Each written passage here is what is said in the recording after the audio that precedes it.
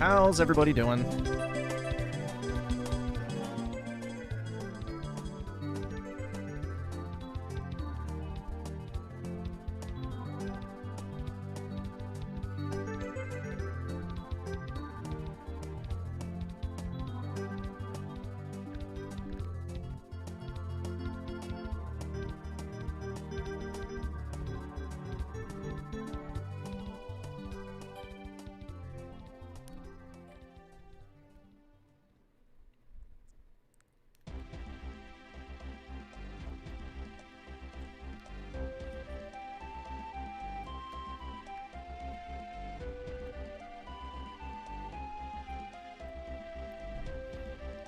My game library equals noob level. I can live with that.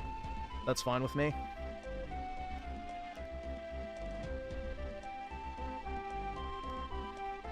After all, I'm not even a real gamer, dude.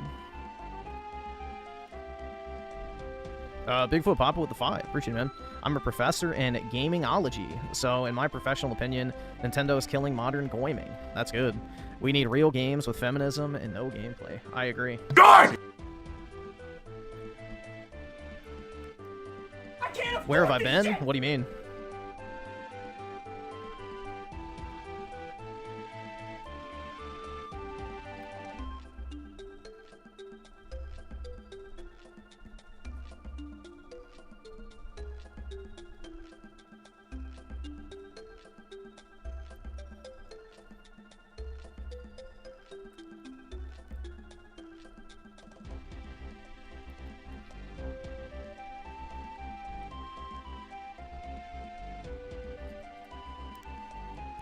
Would I have a threesome with Sydney Sweeney and prime Jessica Simpson? No, women are gross.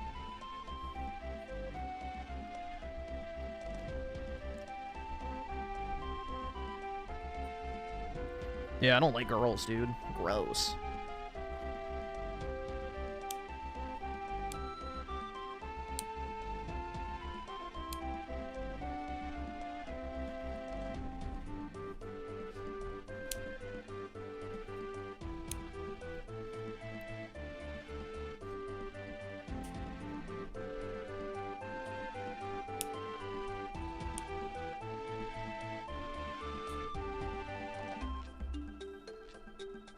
Yeah, I only fuck other men for dominance, bro. It's the ultimate expression of masculinity. Dominating another man and planting your seed in his back soil. Does it get any more masculine than that?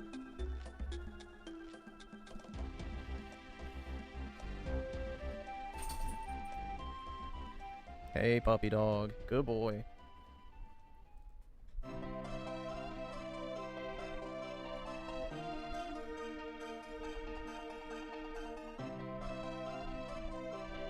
Hey, buddy, I know. You're fine.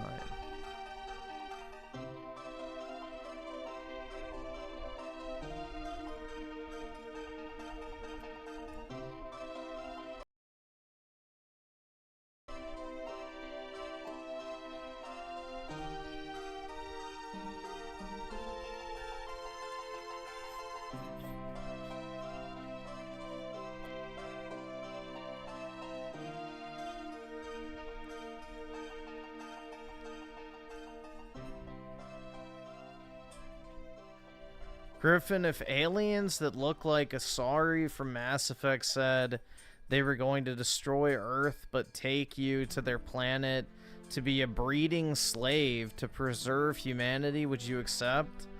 Yeah, I would. Why not? I could reshape the human race quite literally in my image.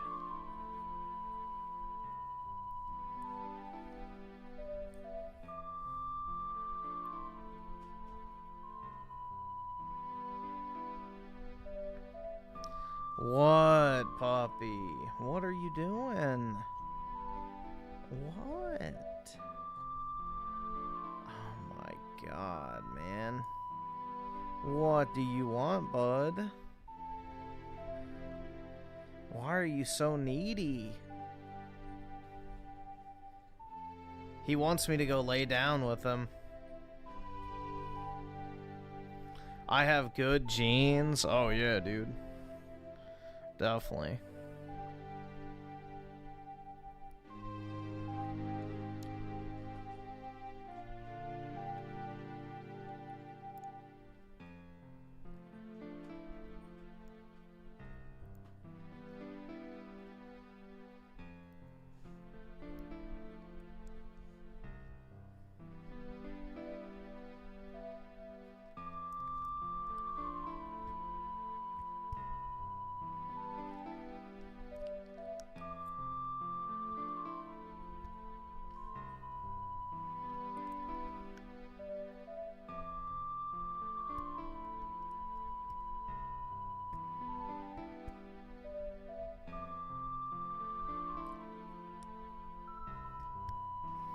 Every PS2 era console was pretty damn good.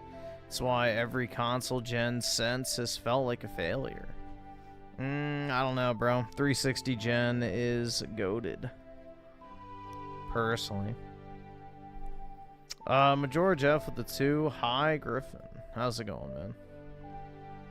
Let's see what this is. Gamers are reaching their breaking point. Nintendo's anti-consumer policies are to blame. Oh, that's right, dude. Yeah, Nintendo is single-handedly destroying gaming.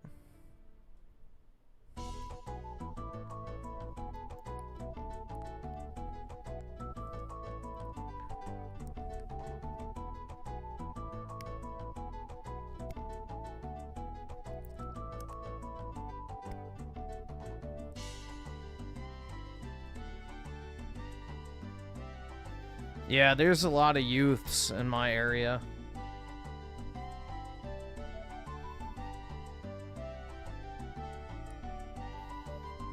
Lots of astronauts and youths.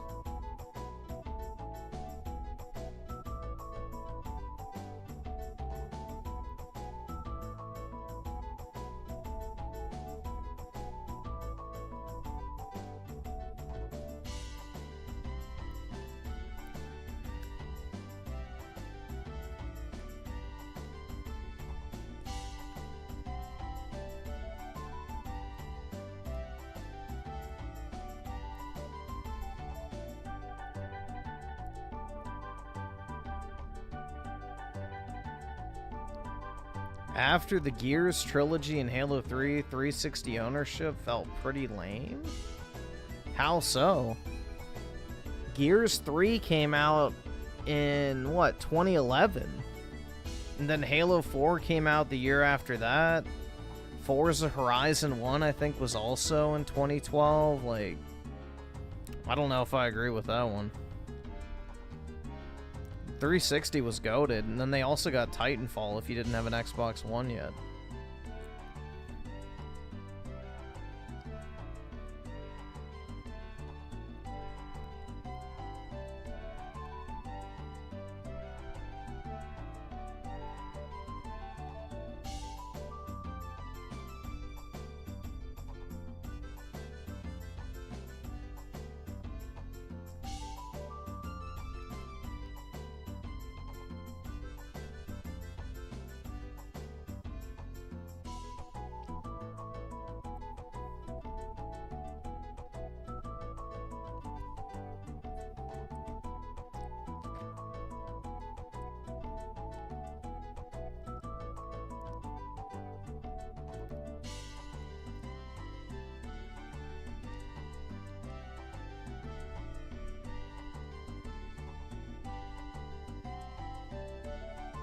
Yeah, I've played Blue Dragon. I never beat it, though. I've played it, like, once.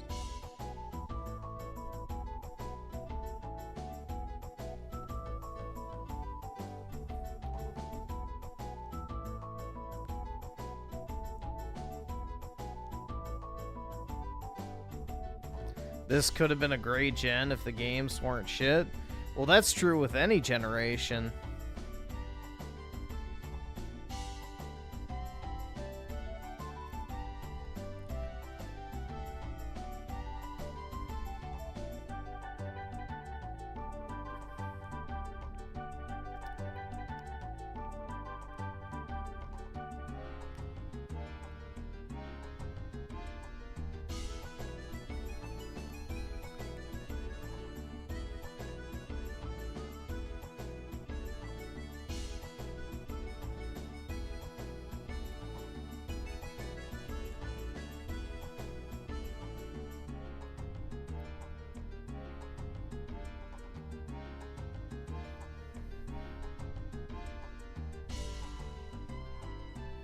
Yeah, I got my 360 rechargeable batteries, so they're 4,800 milliamp hours, so they should last like forever now.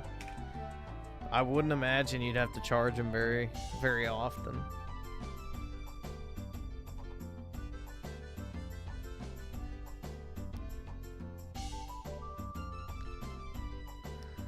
Griffin hates gaming because of his onk status. I guess that and the joy has just been completely stripped from it too.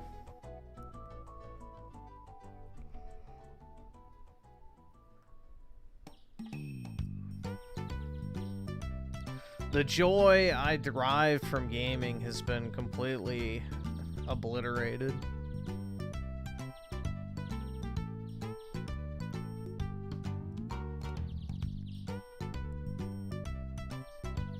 It's kind of sad.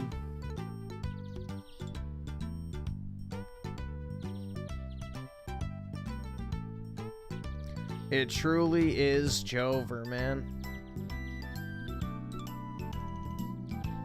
Not a real gamer? Yeah. I wish I enjoyed gaming as much as I used to, but I just feel like it's the games, not me.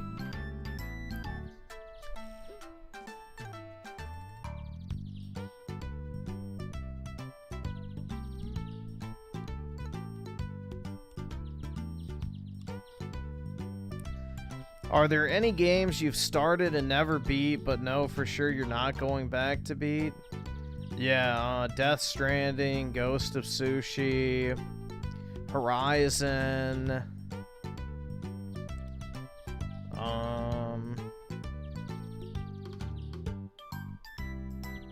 Red Dead Redemption 2.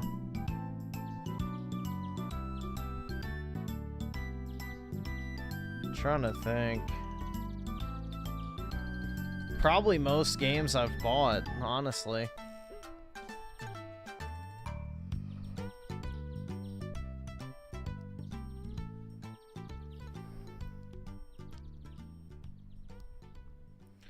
Griffin would be joyful gaming if he didn't replace doing productive stuff with playing video games. If Griffin had a girlfriend and a real meaningful job, he would enjoy a game. I don't think so. I don't understand how having a girlfriend would automatically make me love gaming again. I don't think that's how it works. Because if you had a good girlfriend, then you would care about gaming even less than you did before without one. So I think it would serve the opposite effect of what you're thinking it would.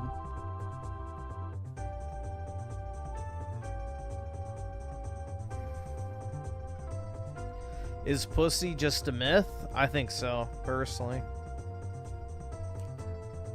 I've never seen it.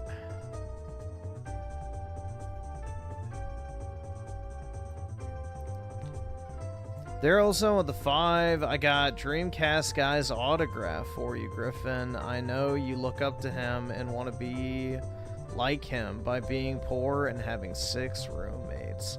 Hey, a man can dream, you know? Maybe someday I too can have it all. If I work hard and pay my taxes.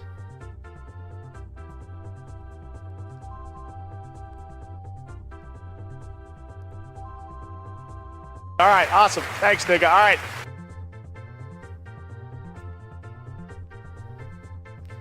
No, I think there's like 3 things mainly. 1, the quality of gaming has gotten worse and worse. I don't think that's deniable. 2, I've probably played too many fucking video games in my life. And 3, doing YouTube kind of ruins your enjoyment for video games. Because you view everything as a way to, you know, monetize your hobby.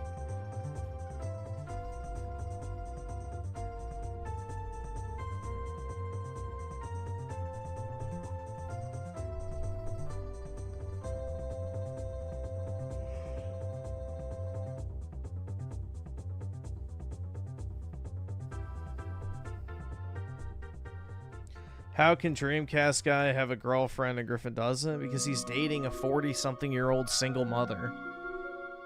Duh. Also, I don't talk to women, so there's also that.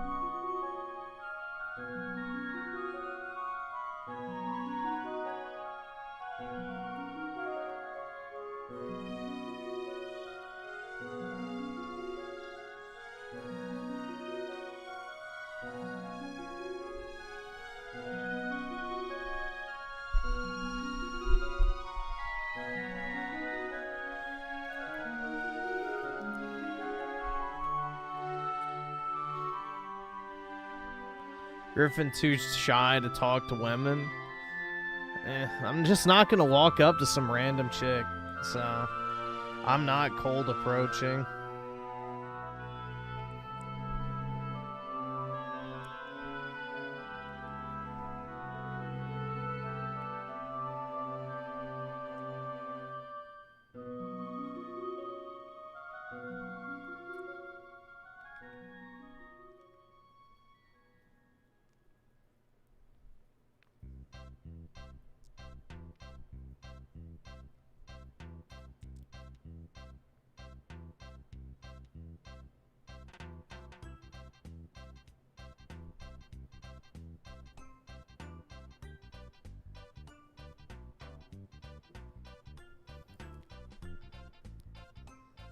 I guess you just like the goon? Oh yeah, constantly.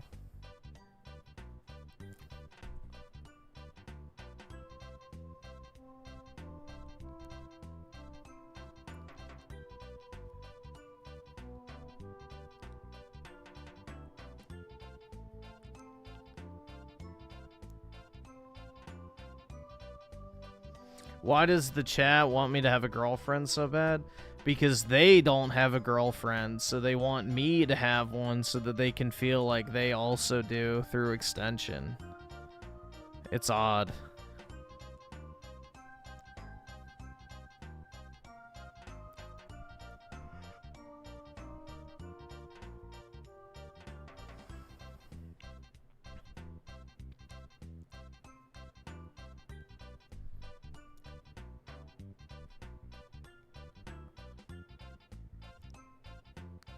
Vicarious visions? Oh yeah, dude. Is college debt good debt? Not necessarily. Unless you are going into a high-paying career field and you didn't go to like a $60,000 a year college, then yeah, it can be.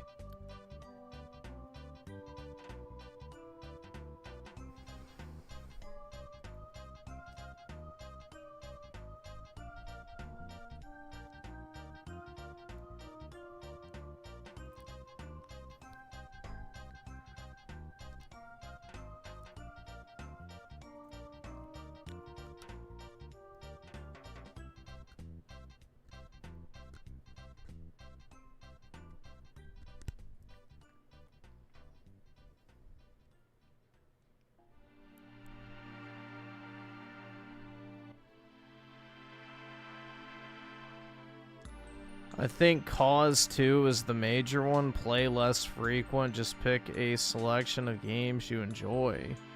Since you're a game reviewer, it's just playing more and sacrifice your enjoyment. Yeah. I don't know. I genuinely don't really enjoy games that much anymore. Kind of sucks. It didn't used to be this way. It didn't always used to be this way.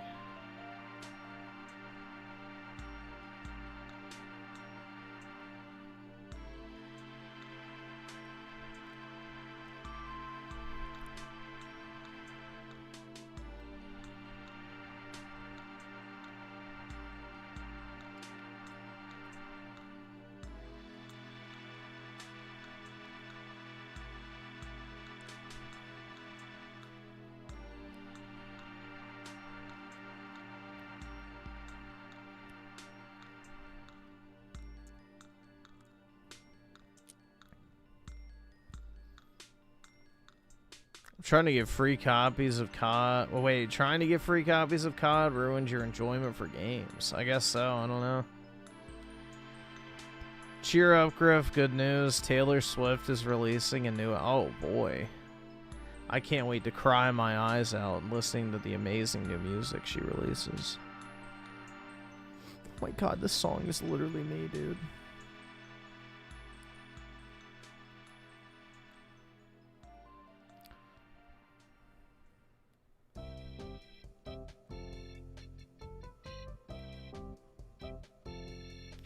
Yeah, anything you do for work, which, you know, you can call YouTube a work if you want, but yeah, anything that becomes work, you start to get sick of, I feel like. Major Jeff with a 5. Did Nintendo remove their R games in a charity event? What is that all about? I have no idea. Yeah, I mean, typically Nintendo doesn't let any of their stuff appear in, like, third-party events. All right, awesome. So Thanks, nigga. All right. it's entirely possible.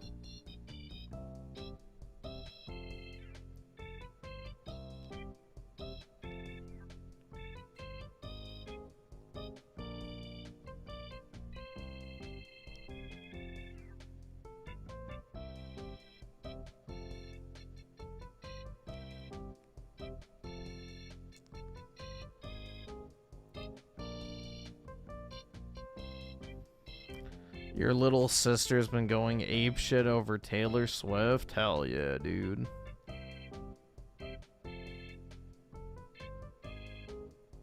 I don't think I get sick often. I've mainly just been having a lot of headaches recently, which is fucking annoying.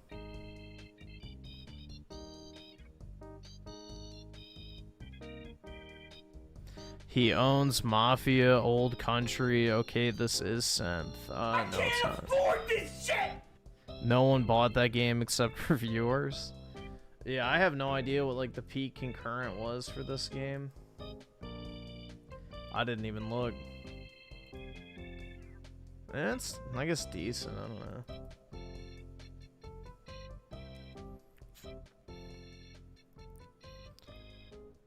Major Jeff with the 2. Let's take a look.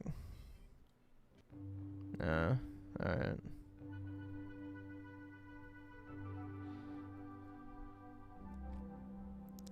Griffin needs to pull Taylor Swift. That's his dream blonde girl anyway. Yeah, I will say I do find Taylor Swift attractive. I will not be gaslit into thinking a tall, blonde, blue-eyed white woman is not hot. Especially back in the day, dude, when she was like 10 years younger, I would say. She was definitely hot.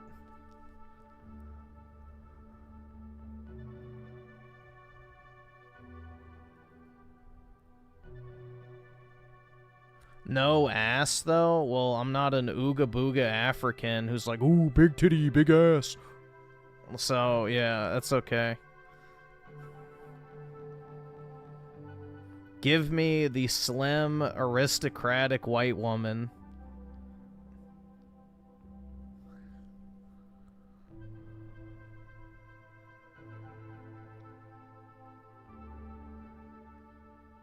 Yeah, I'm not like, damn, she thick. Damn, bro, that girl thick. She, man, she's so thick.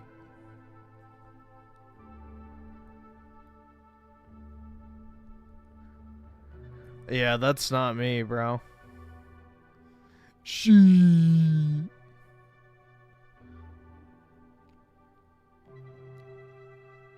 Yeah, I don't need a Carnival cruise. No thanks.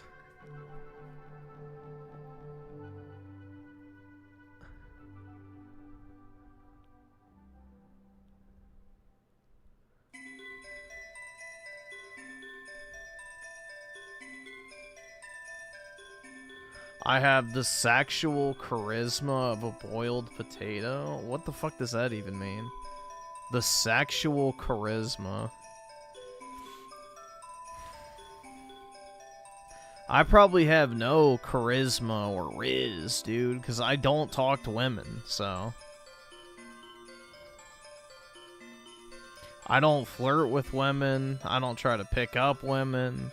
I don't hit on women. So, yeah. I probably have 0 Riz. Do women talk to me? No, and I don't talk to them.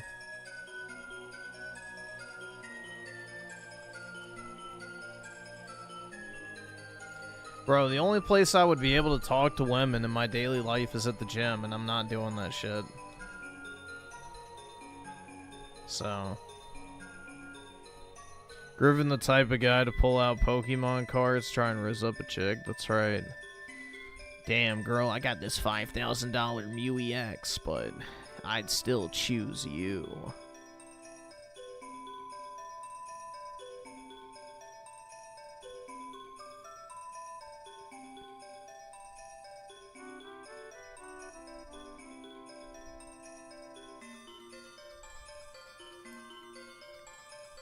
Yeah, I saw the people in Japan fighting over the Pokemon cards.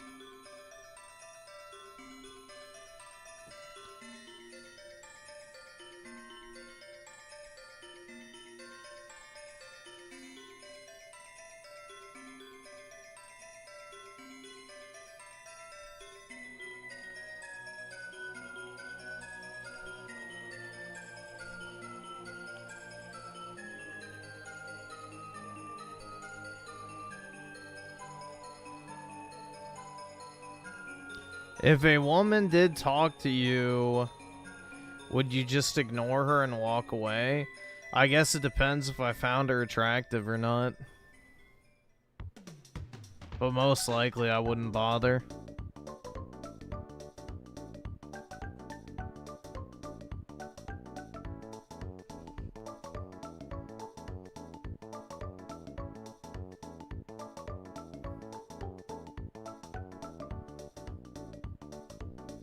I'm not a 6'4" Giga Chad, so if I was at the gym, which is realistically the only place a woman would walk up to me at, the type of woman who would walk up to me, of all people, would probably be one I'm not interested in.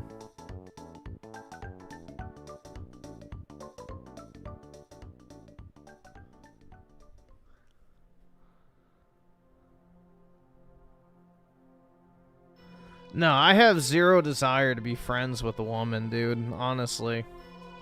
Like, the whole female friend thing is a myth. Every guy is friends with a girl because he wants to have sex with her. That's it. That's the reality.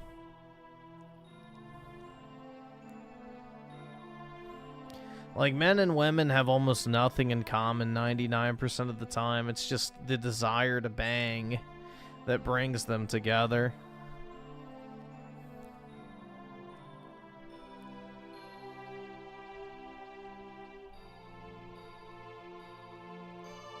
I mean, I have female friends, there's nothing wrong. Yeah, but Majora Jeff, let's say one of them gave you the opportunity to be more than friends. Would you turn it down?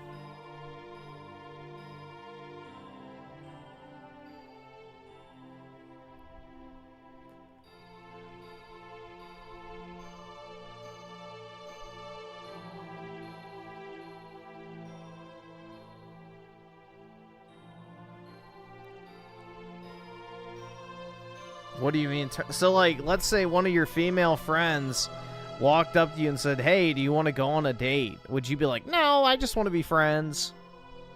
Or would you say, sure? Like, if one of your female friends asked to, like, start dating, would you turn her down?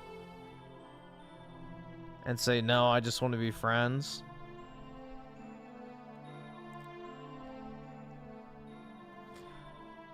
Give me a freaking break. Guys that are friends with women just want to bang. Yeah, exactly.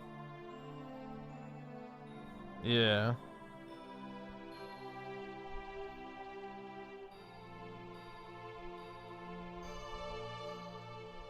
Yeah, but it's not a... It's just a what-if situation. So, the fact that you're saying they already have boyfriends means you thought about it, so... That's an answer in and of itself.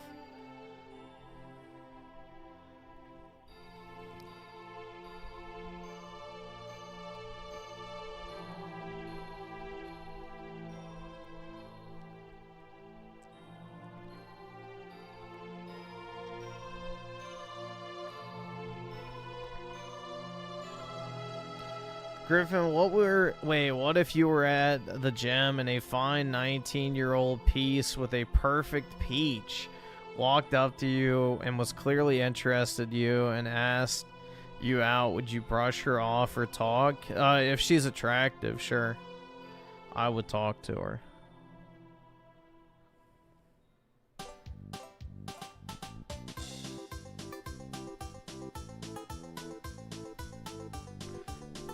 That's the thing, is like, I'm not actively looking to date, so that's my thing. But yeah, let's say the random spawn perfect girlfriend magically appears and she walks up to you and starts a conversation, then sure, maybe. But I'm not actively going out of my way to talk to women.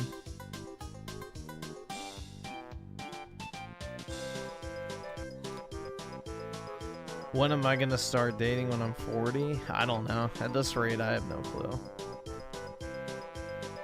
All I want to do in my free time is sleep, man. All I want to do is sleep.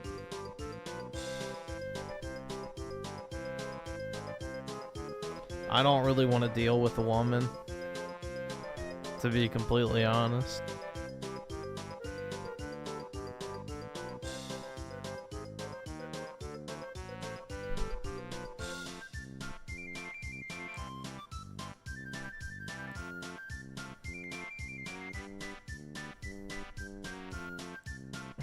I'm not the next Raymond, though, because Raymond's like, I need sex. Like, bro, I don't care. I don't need sex at all. I don't even crave it half the time. Or really at all. I don't know. Maybe I'm just too low T, bro. I have no idea.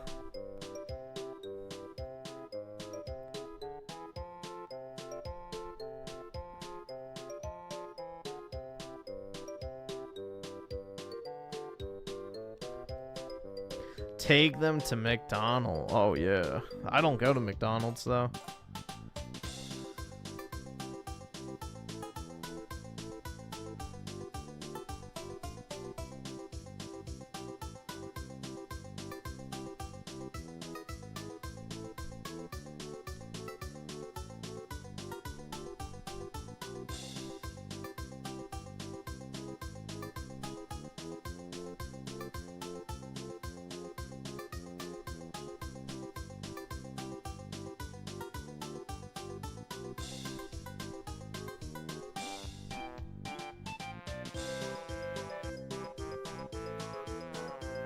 Griffin, you've been coping for so long that you actually believe your own lies about not wanting this. I really, dude, I honestly don't have, like, a super high sex drive. I never have. Like, there are guys that will go out and spend time and money and an effort to get laid. I just don't care, genuinely. It has never been a motivator for me. I would rather have money than get sex.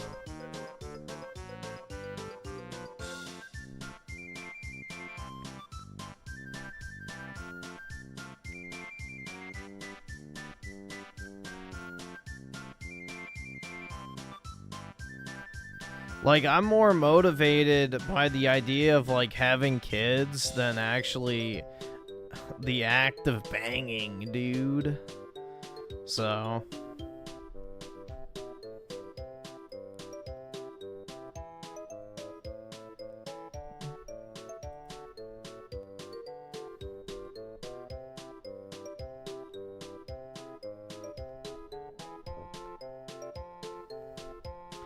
If Aerith, dude, I already said if, like, the perfect girl random spawned in front of me and asked me out, then yeah, sure. But again, that's fantasy land, so.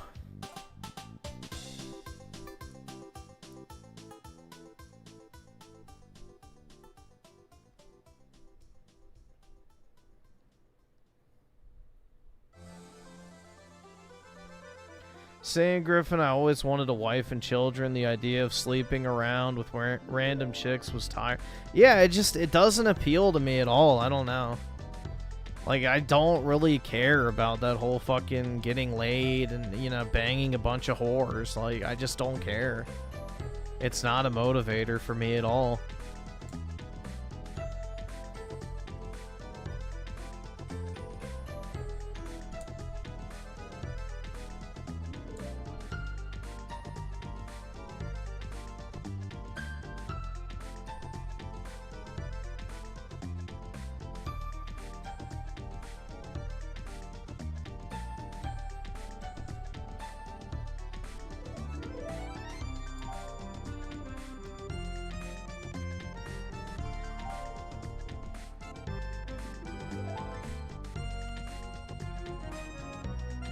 But what about when you're 60 and in your apartment? I won't be in an apartment at 60.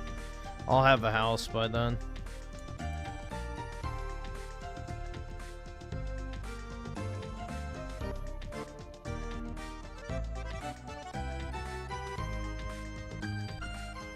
Yeah, exactly. Money opens the door to higher quality women. For sure. But, yeah, I don't know, man. I went on a date with a girl from Tinder. I took her out to a parking lot at night, told her to get out and run back home about 3 miles. I followed behind her in my car without her noticing back. What the fuck? Why? What's the part 2 to that story?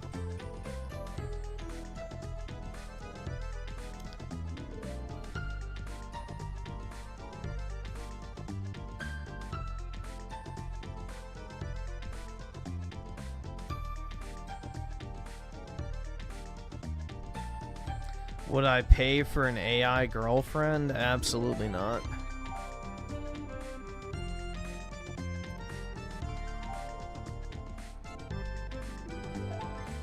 Bro, I don't even like texting real people. Why the fuck would I pay for an AI? It's retarded as fuck, man. I don't like conversating in the first place. Much less with an AI.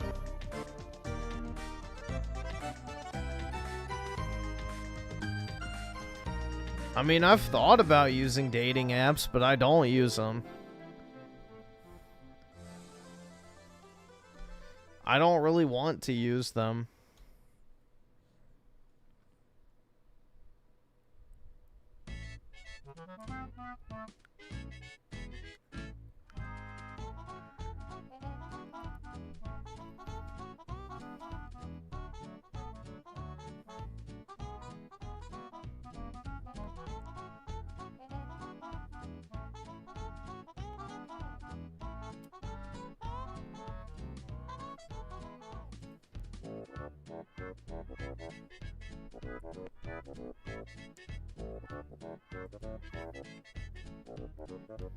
Facebook dating is lit. Just, I don't use Facebook.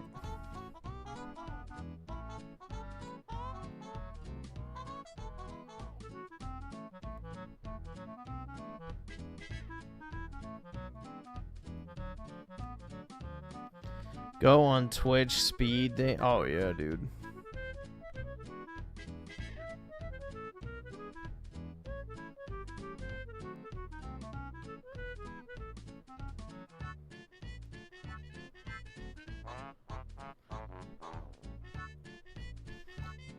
Yeah, I don't know, bro. Recently, I've just been so fucking tired. Like, even right now, all I want to do is just go to sleep.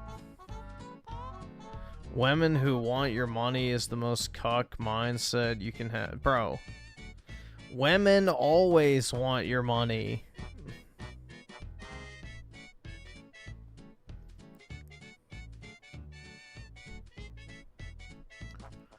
That's basically a thing since the beginning of time.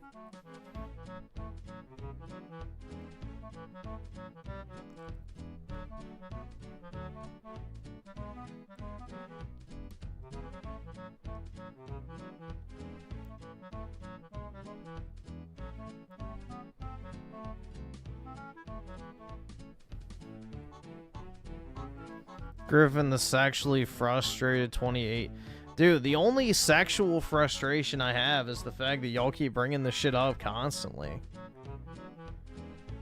Like, I don't bring this shit up. Y'all seem more worried about it than I am.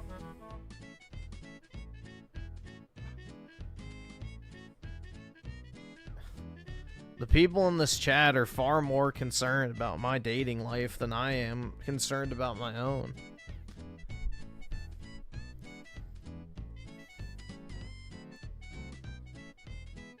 Tired Griffin, isn't that alluding to that one disease I told you develops from sleep deprivation? I have no idea. Nah, I don't know. I'm just tired all the fucking time. I didn't sleep this afternoon, so...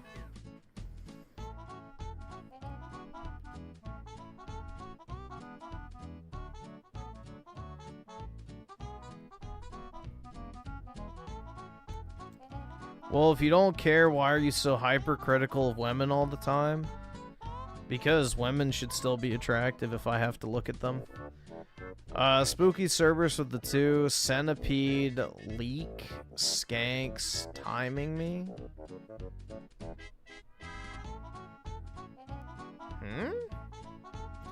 Chuds. I have no idea what centipedes have to do with anything, but thanks for the 2. You should be able to get women without money if you're a real man.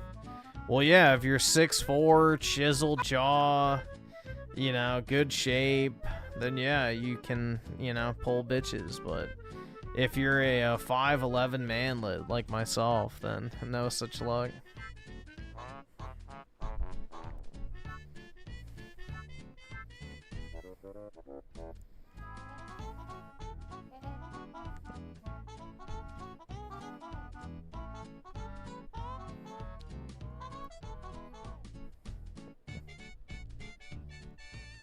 Yeah, height definitely matters.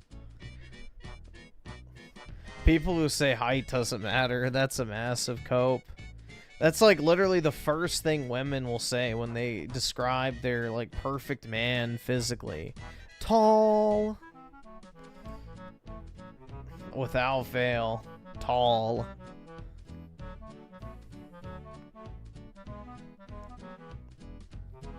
So... I'm not tall.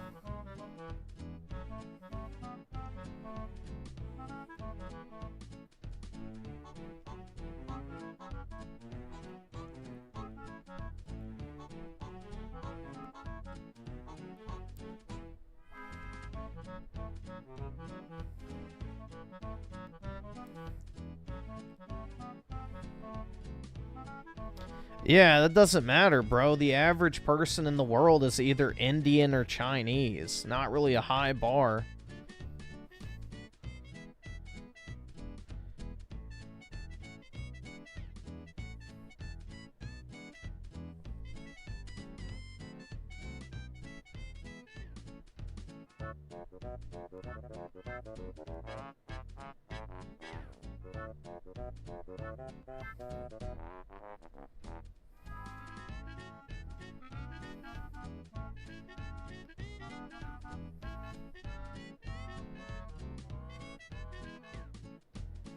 Your brother is 300 pounds and ugly as fuck and he's always had a girlfriend? Yeah, I bet she's also 300 pounds and ugly as fuck, though. Getting a girlfriend is not hard in and of itself. It's finding one that you actually want to date. You can get ugly bitches. Like, obviously.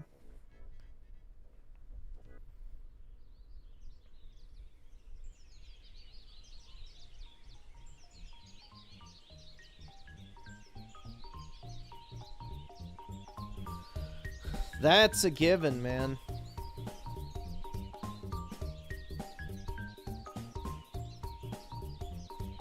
Chad talks about Griffin getting a girlfriend. They don't realize it's over. There's no hot Aryan women for the Chuds till Uncle H awakens from his cryopod. Chuds just need to enter their own cryopod till then. Yeah, exactly.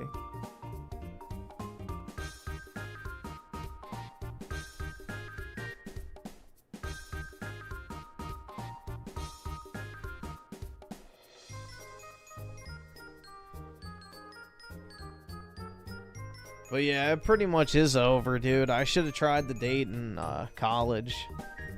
Now it's like almost too late. If you want to meet women, tell your parents to arrange a meetup with a friend's daughter. No.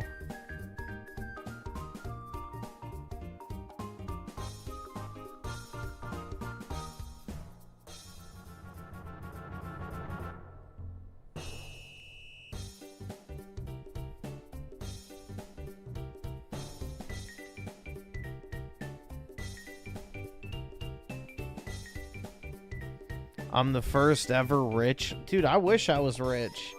I'm not rich.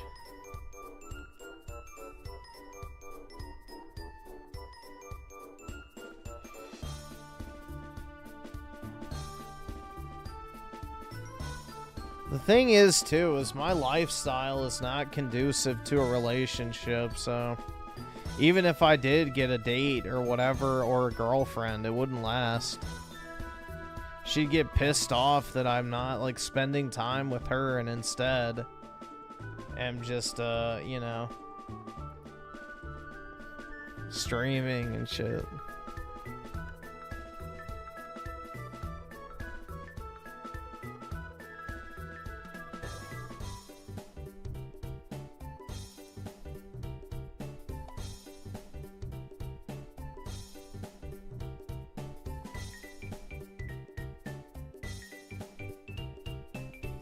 Griffin just doesn't want to get a girlfriend because he knows we'll make fun of her. Why would I care about that? People make fun of me all the time. I don't give a shit.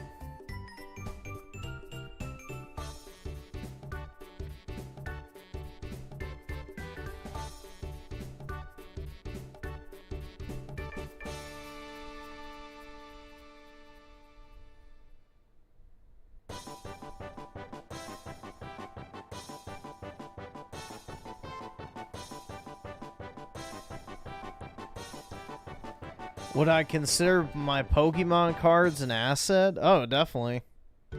Most of my cards have skyrocketed in value, so yeah, definitely. Azerg with the 46 months. Why not take a break from streaming on weekends? I don't know. What else am I gonna do? Lay in my bed and do nothing? I don't know. It's not really a reason to take a break.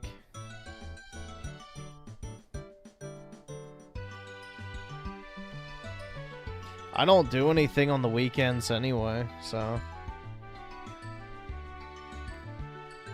Mike TUGC with the 5. The tall thing with women is very true. My cousin's boyfriend has to crouch under doorways. Height was #1 on her list. Oh, yeah.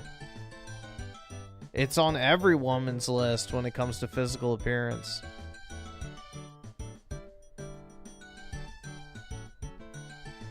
Fuck yeah, Griffin had 120K at least. All right, awesome. Oh, yeah, thanks, nigga. All right.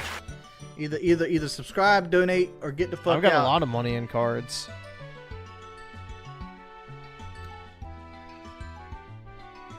Tasty Me with the 14 months cripple cart. Is it out? Maybe we can play that.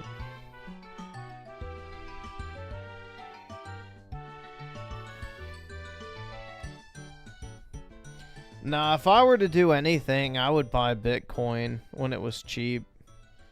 That'd be my thing. Fuck getting a girlfriend, bro. Just give me the money.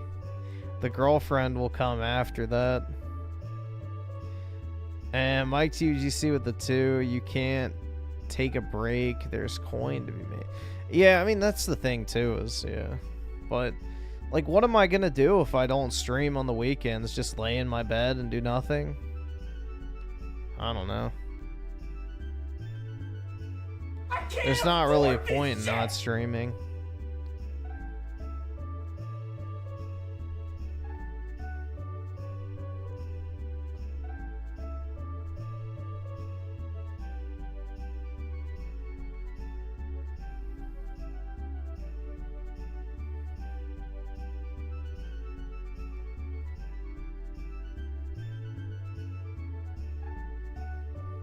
I'm not going to a strip club.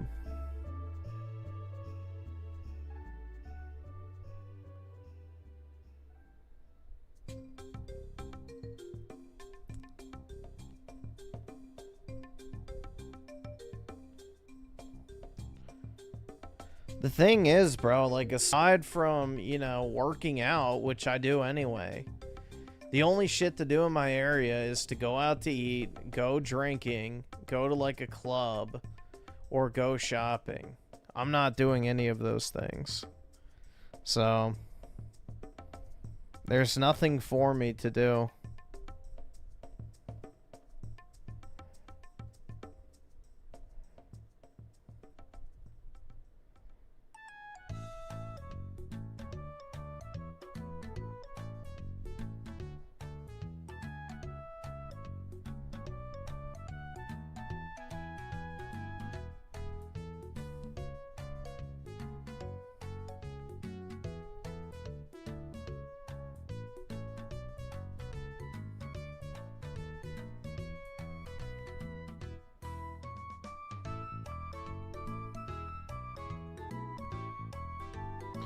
Yeah, those McDonald's cards aren't going to be worth anything, too, which is what's crazy.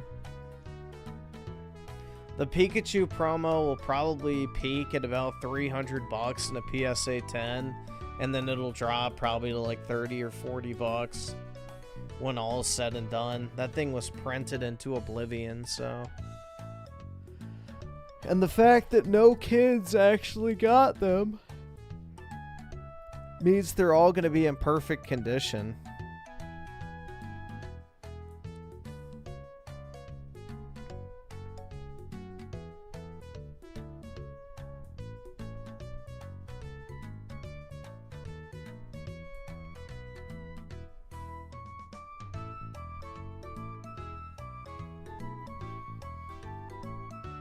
Johnny's with the 5. Go to Dr. Griffin to re-up. Oh, wait, I go to the doctor. Wait, fuck. I go to Dr. Griffin. It keeps moving on me. To re-up my black pill prescription. Best on the market, hands down. That's right, man. All right, awesome. Thanks, Exactly. nigga. All right.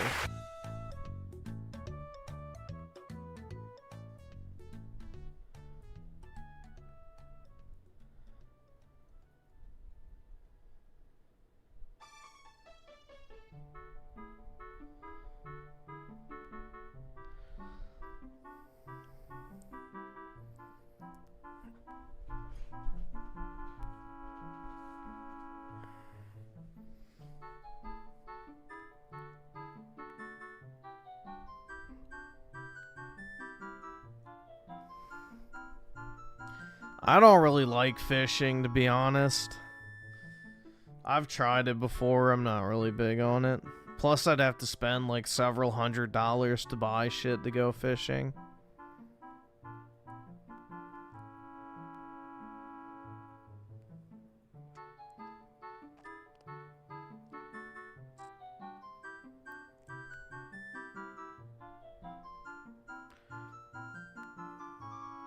Yeah, I don't have any friends. But I don't really care about that.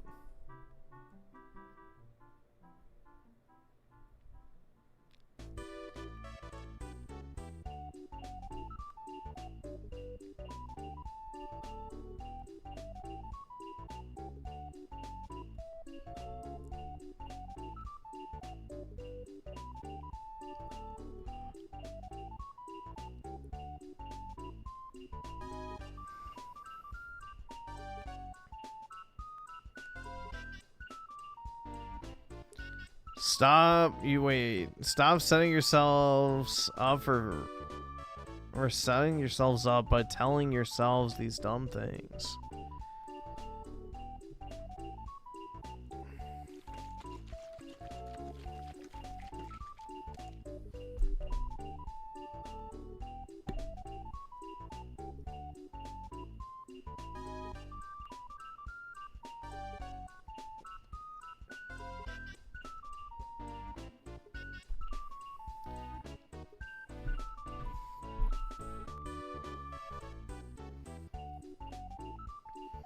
How to pick up chicks in college? Go to parties.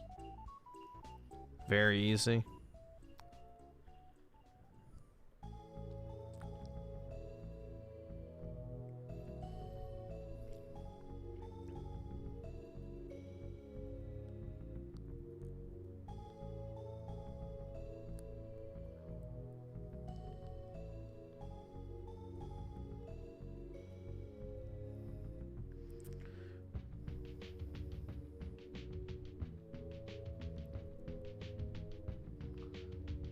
I'm not excited about GTA 6 at all, bro. I genuinely hope that game gets canceled.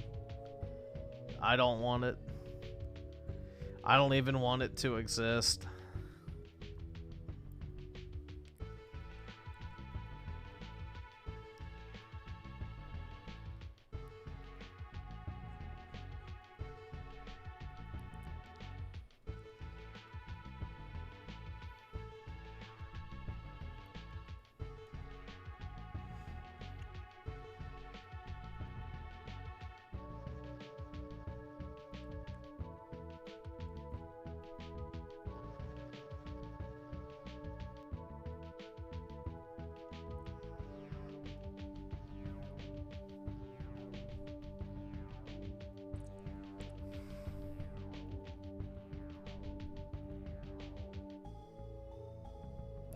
If Griffin made a black pill channel, it would blow up. But what would I even talk about? Would every video just be titled, "You don't know how bad it really is"? Fuck. I don't even know. Like, I wouldn't even know how to make a black pill channel, to be honest.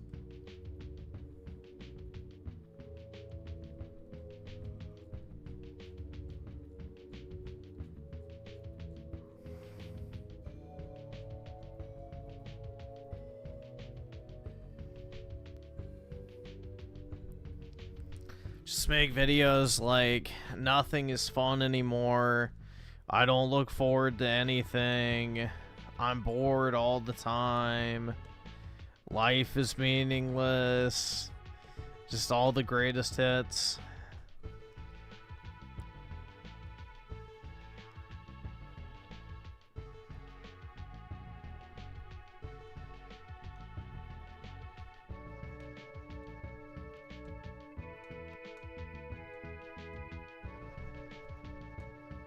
I don't have any, like, trauma or anything, though, so I can't truly become a black pill channel.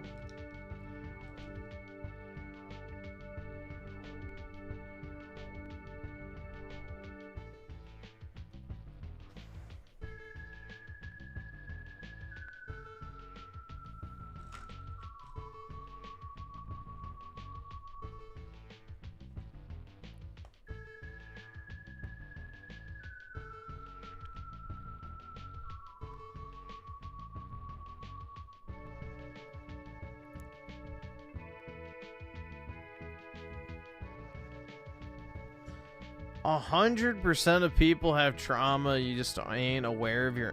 Nothing really bad has ever happened to me, though. So... I've never really had anything that bad happen to me. I don't really have trauma from anything at all.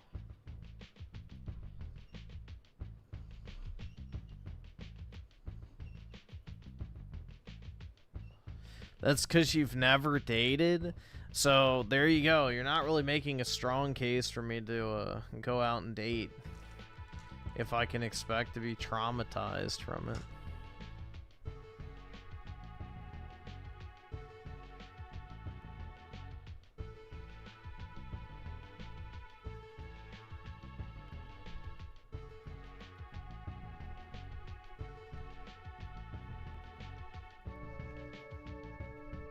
All right, awesome. Thanks, nigga. All right. I don't have childhood trauma. I had a very normal childhood, so... Again, nothing bad happened to me.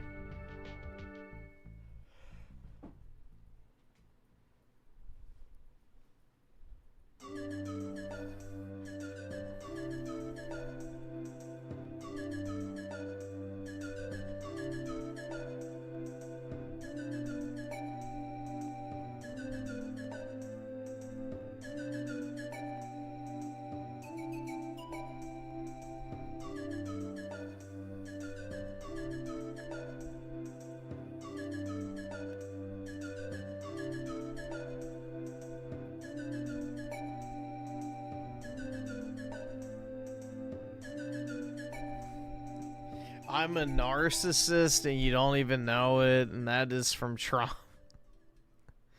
Oh my god. The woman word. You're a narcissist.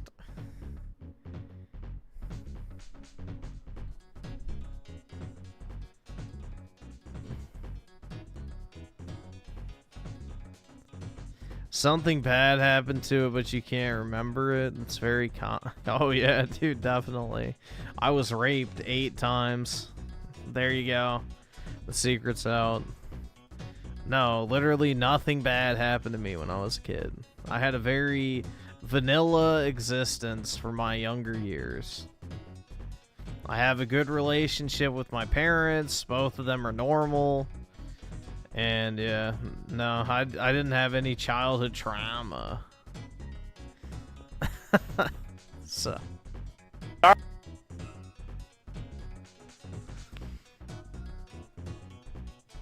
Vendetta with the 5 just remembered this old communist justice where they would prosecute law-abiding citizens while protecting low-level criminals. Sound familiar? Yeah, the UK. The UK is doing that shit right now, and a lot of other European countries still. Gotta get rid of those pesky whites. I can't afford this shit! And Tejas Ranger with the 10. Please mute Chris the player. Alright.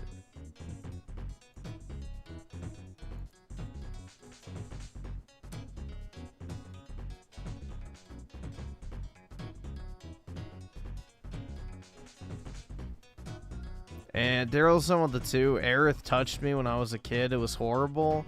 Gee, man. I wish I could experience some of that trauma. E-Man with the 5. Alright, I'll play the song. So I became a Nazi, yeah, bitch, I'm the villain. Nigger Hall Hitler. Nigger Hall Hitler.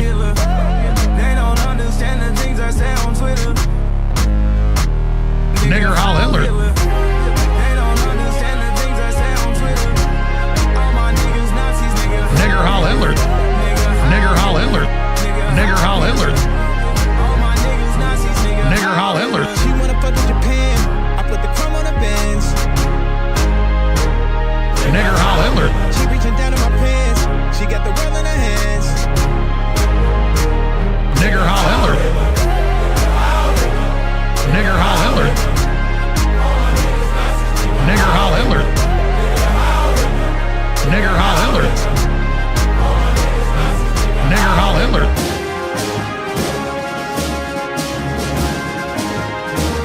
Nigger Hall Hitler.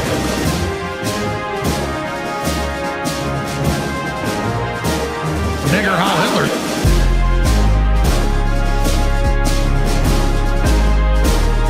Nigger Hall Hitler.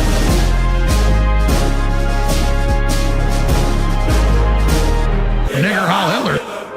Meine Arbeit für richtig Geld. Ob du glaubst, dass ich fleißig gewesen bin, dass ich gearbeitet habe, dass ich mich in diesen Jahren für dich eingesetzt habe, dass ich anständig meine Zeit verwendet habe im Dienste deines Volkes. Gib du jetzt deine Stimme ab. Wenn ja, dann tritt für mich ein, so wie ich es bin. Wenn ja. Nigger Hall Hitler. There you go. No, that's not AI. He actually said that live on the air. So, nah, it's not AI.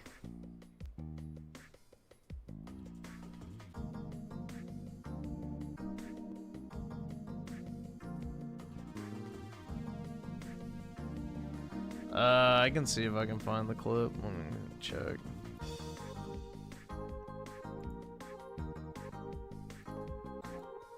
Here it is.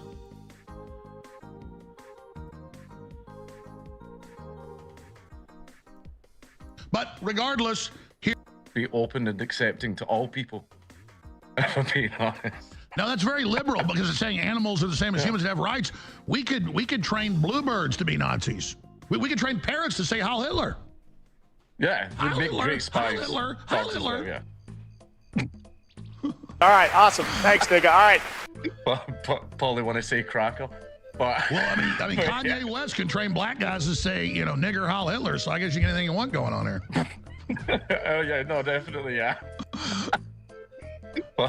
Probably want to say cracker. But Well, I mean, Kanye West can train black guys to say, you know, nigger, Heil Hitler. So I guess you get anything you want going on here. Oh yeah, no, definitely, yeah. Yeah, there you go. It's not AI.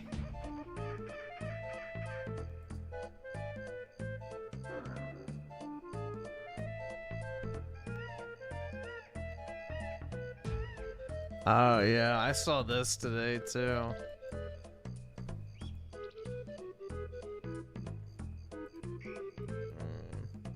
So my girlfriend though is Colombian, and she's like really fine and stuff, but also I'm like, what do I do? What do you do? Is it worth it? It's a challenge, but I guarantee you Hashem's going to give you something a lot greater. Before I was religious, I was in the exact same situation as that guy. I was dating a girl who was not Jewish, and everything seemed okay. The only problem was I knew that if I married her, my children would not be Jewish. And I did one of the hardest things that I ever had to do in my entire life, which was break up with her. But I could tell you today that I'm so happy with my decision because I have a beautiful Jewish wife. I have 5 beautiful Jewish children. Today in the Jewish community, intermarriage is becoming a plague, and we have to stop it. We have to be strong with our friends, with our family, and encourage them to marry. Intermarriages is becoming a plague. Bro just said that race mixing is a plague. He's not wrong. Based, amen, preach. I totally agree. But I have a feeling that because I'm white, you're going to tell me I'm a bad guy for saying that, okay? And fuck you for that. Yeah, it is. Yeah, the Jews are becoming worried about that, especially over in Israel.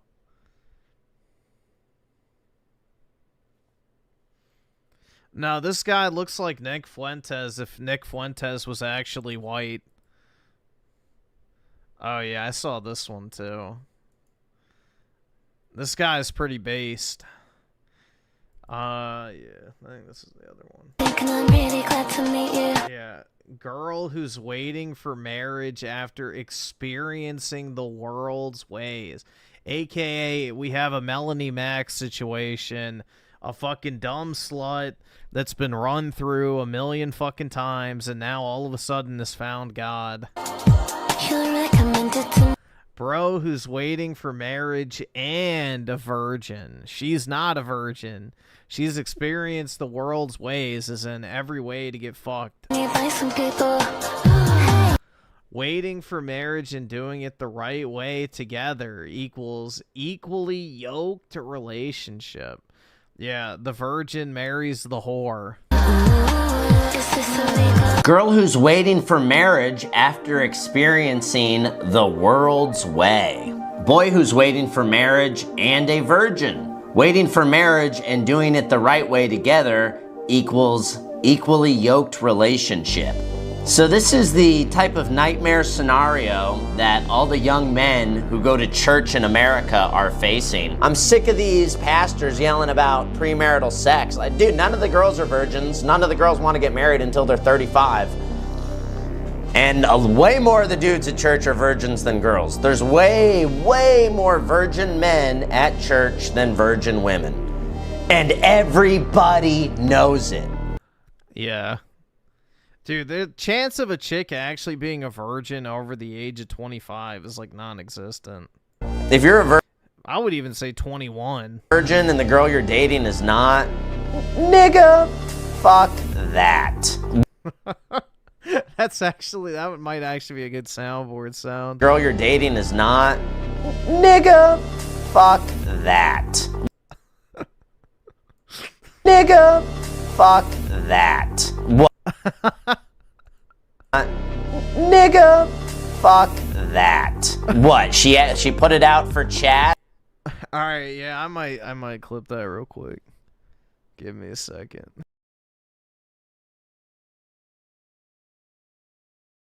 If you're a virgin and the girl you're dating is not, nigga, fuck that. What, she put it out for Chad and then she's gonna make you wait? Do you guys understand the predicament here? Yeah, alright, I just got it. You got this guy from me? No, I did not, PK. He's on Twitter. I think you sent a reaction video from him before, but... No, this is the Twitter stuff I saw. Yeah, here's another one. When I wanted a divorce, I walked myself through the logistics of where would I live, how would we split the time with the kids, who gets the dog. I feel like I have been searching for something in my relationship that we don't have for the whole time we've been married, which has been 10 years. There Big black cock. is not a single thing about my husband in and of himself that I do not love. He So everything about her husband she loves. is the most self-disciplined, loyal, hardworking, good person that you could meet on this planet. Our relationship and what my expectations are for my marriage and what they always have been are not met. I AKA he doesn't make enough money. can't be myself with my Yep, she doesn't have enough money. husband. And it's really confusing because I'm 32 years old. I am a Roasty. mom of 3. Yeah, run through. And Nope, good luck, bitch. I still don't know who I am. Yeah, that's a great idea though. Get divorced, be a 32-year-old single mom re-entering the dating market. You're really cooking here. That's a bright idea, lady. This could all be solved if you just shut up. And if your husband was stronger, he would tell you to shut the fuck up. Horrible woman. Disgusting.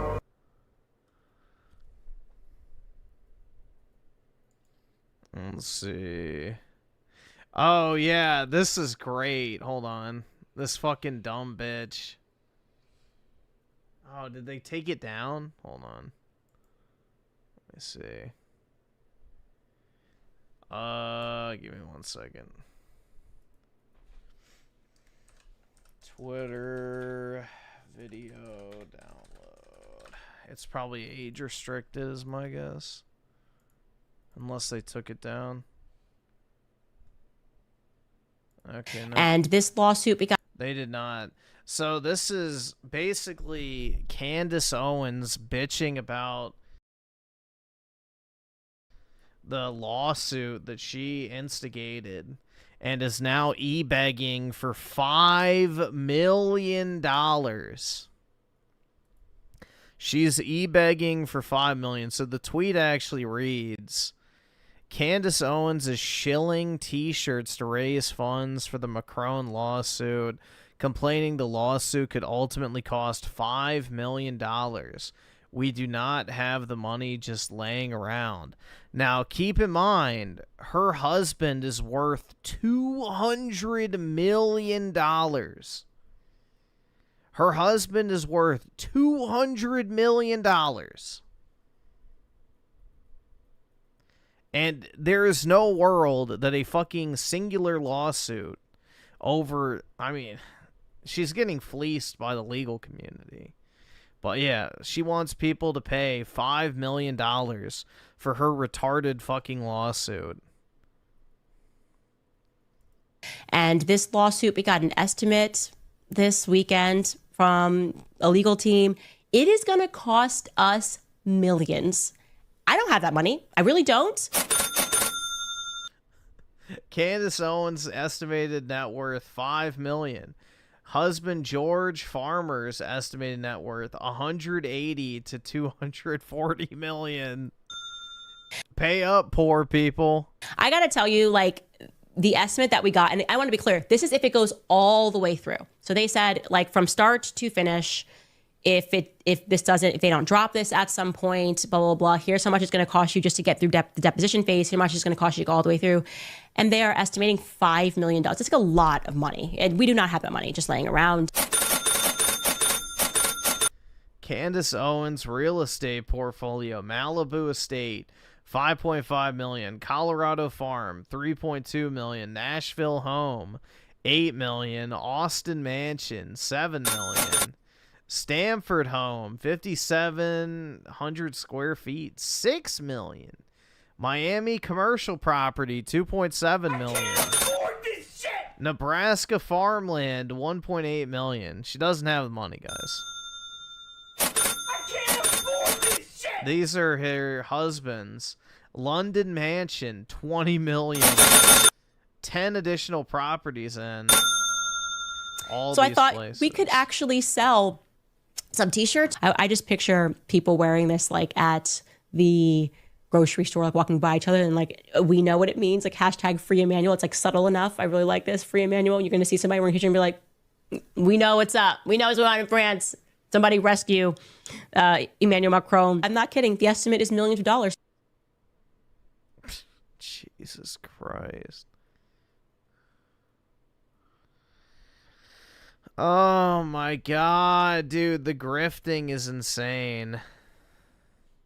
The grifting is absolutely insane. Yet another educated black woman that everybody needs to listen to because, you know, an intelligent black woman, dude. Totally not a grifter. Oh, this is just random. But has anyone else noticed this shit on Twitter? Where it's like random Browns will literally say, the beauty of physics. Like all these fucking Browns from third world shitholes obsess over the word physics. And it's like the biggest tell that they're just pseudo-intellectual fucking retards from street shitter country of your choice. Like, this is the most Brown posting on the internet. Like, without fail. They go, oh, physics, dude. This is not physics.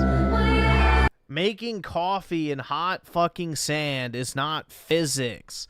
Like, it's just so retarded. This is Brown posting to the highest degree. I don't know. I just wanted to rant about that because it pisses me off. Whenever I see the word physics on Twitter, it's like literally the most Brown shit ever. And without fail is like just Brown posting. Speaking of Brown posting, zero toilets, exquisite farmhouse in whatever New Delhi, India, 6 beds, 6 baths, 0 toilets for $10 million. Hell yeah, dude.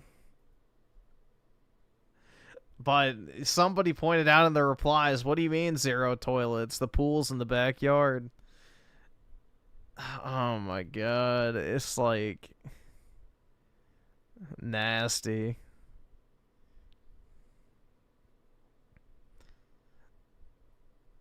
Yeah, I guess they could waffle stomp the shit down the shower too.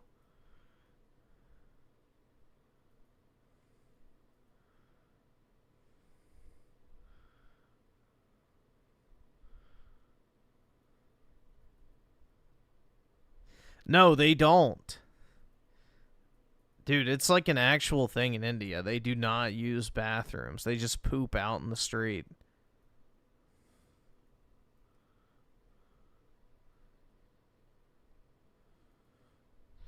My 2GC with a 5. How can I send you a YouTube link? Just give me the title of the video. For some, yeah, nobody. The only people that can send links are mods. You just need to tell me the title. And TH Wolf with the 2. Dinosaurs are fake and gay. Candace Owens. Yeah, her whatever semblance of intellect is fake and gay. I thought this was kind of interesting. Apparently this is real, but it says young members of the Osmanoglu family, rulers of the Ottoman Empire. I thought this was kind of interesting. So this is what your ancient Ottoman sultans used to look like. Notice anything? Notice anything about these Ottoman rulers?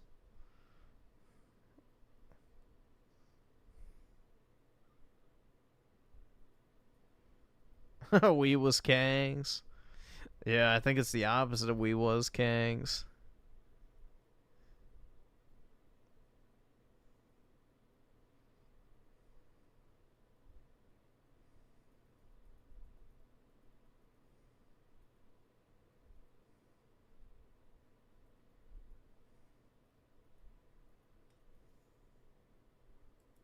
But yeah, there you go.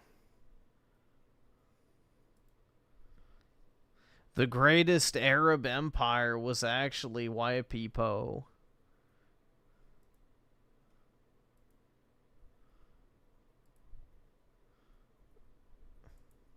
Nigga, fuck that.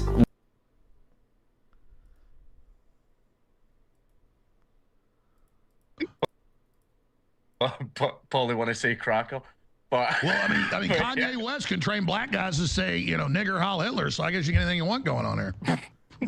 Oh yeah, no, definitely. I can't afford this shit! Let's see. Mike TUGC with the 2. Title, not a vlog. Well, sort of. Okay, by Dreamcast guy. Let's see if I can find it.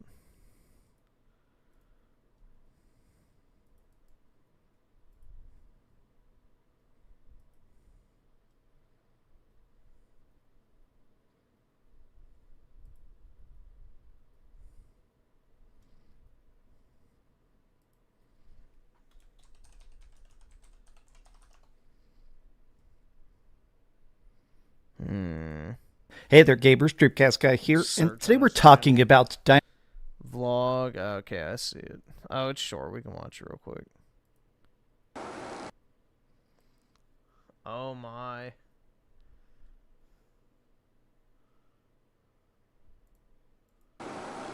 Hey guys, Dreamcast guy here. I'm not really the vlogging type, but just wanted to mention something. People have been asking why I haven't been posting videos, and I haven't been doing my bi-weekly posts on scattermindcentral.com.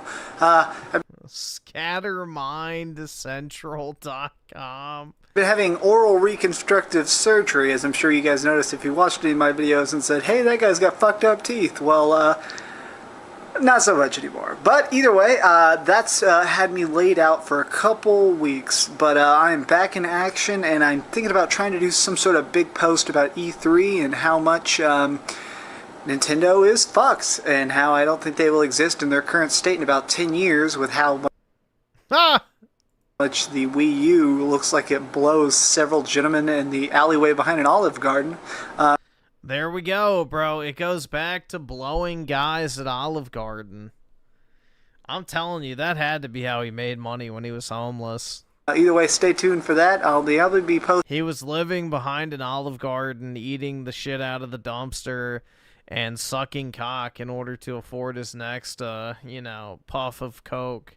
Or I guess not coke, fuck, what was it? Meth, that's it. Again, and we have been filming some stuff, Scattermind's team and some other collaborative people, so expect a post on Sunday. Keep dreaming.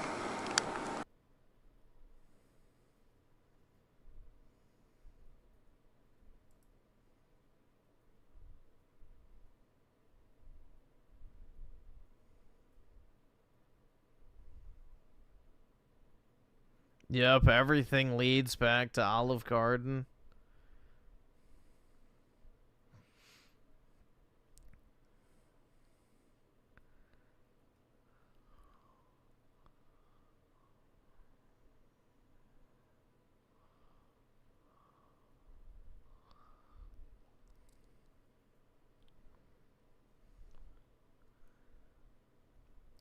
PayPal banning Steam. If you've tried to buy a game on Steam recently, you might have seen this message. Valve has announced the removal of PayPal as a payment option in many countries. This is not a It better not be the US. Bug or a mistake. It's part of a bigger problem. The biggest question is, why is this only happening in certain countries? Now, because they're broke.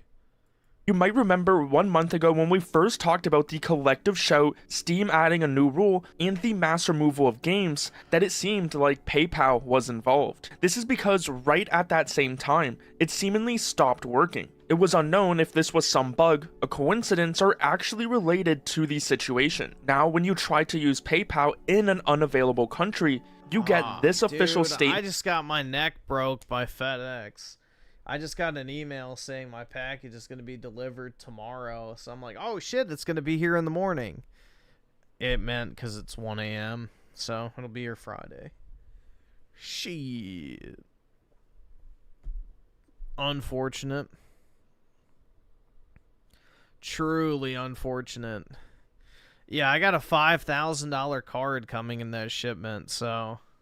Well, it's probably worth closer to $6,000 to $7,000, but I paid $5,000 for it, so I'm anxious for it to arrive. Statement from Valve. Steam stated in early July 2025, PayPal notified Valve that the requiring bank for payment transactions in certain currencies was immediately terminating the process of any transactions related to Steam. This is important because an acquiring bank is the bank that handles payments on a company's side. Think of it as the bank that collects the money for Steam. They go on to say this affects currencies other than Euro, Canadian dollar, British pound, Japanese yen, Australian dollar, and the United States dollar. This means... Oh, currencies other than... I was about to say, bro, USD's removed. That for every other currency in the world, PayPal is no longer a payment option to buy Steam games. They continue by saying, we hope to offer PayPal as an option for these currencies in the future, but the Can't believe you paid $5,000 for a Happy Meal? Oh yeah, dude. Timeline is uncertain. We're also evaluating adding additional payment methods on Steam for the customers affected by this. In the meantime, Alright, nobody cares. That's not a big deal.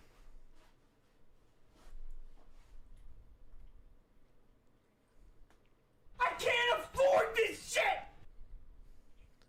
Yeah, if you live in a third world country, it affects you. Otherwise, it doesn't. Juan with the 2, what's this?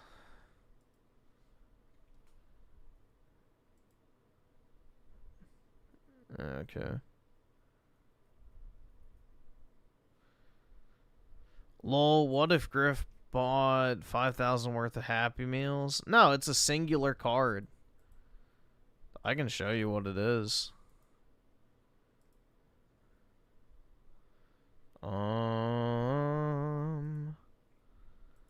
Let's see. Send it to myself real quick.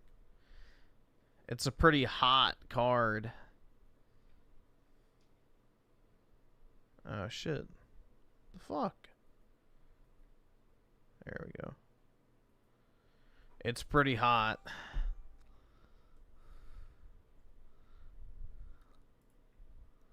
There it is.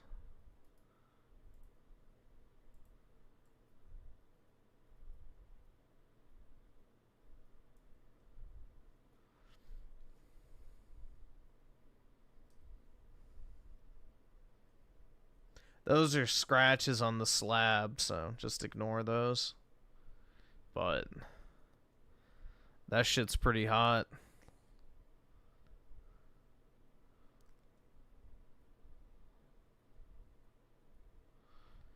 Mew, more like ew. Yeah, nah, this thing's pretty fire. It was 5,000 bucks. Look at that. Perfect. Literally perfect. I can't afford this shit! And then also the swirl right there, too.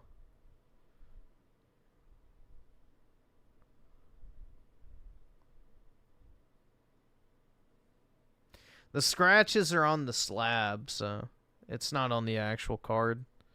These are very common with, like, older PSA certs, so...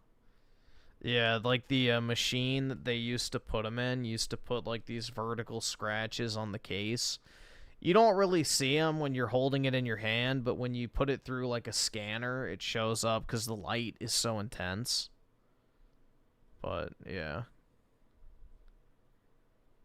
Because you can see it goes all the way up and down. It's just from the encapsulation machine.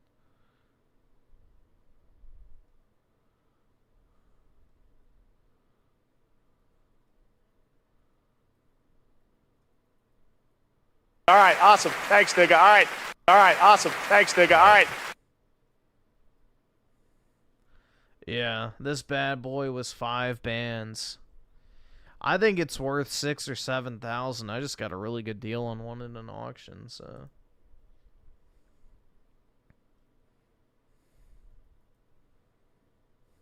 There's only 77 10s, which is really, really low. So, plus it's a god tier popular Pokemon. You know, most people really like Mew.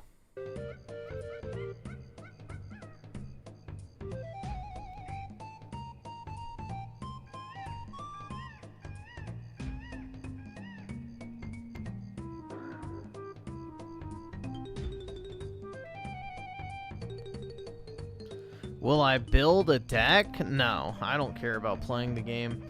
The Pokemon TCG sucks.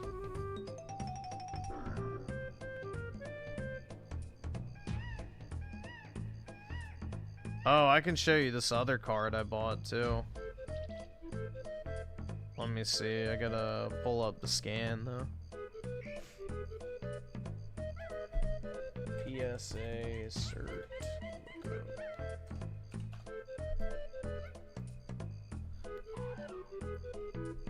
Just see if I can find one, and then I'll just look up somebody else's cert. Here's one on eBay. So 117167388.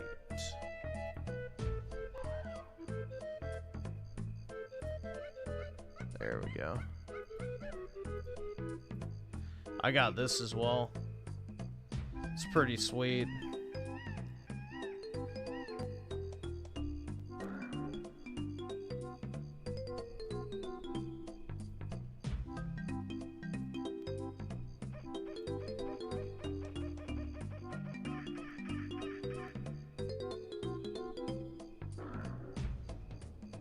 And then let me see if I can find my other one I have too. This is non-Pokemon, so give me a second.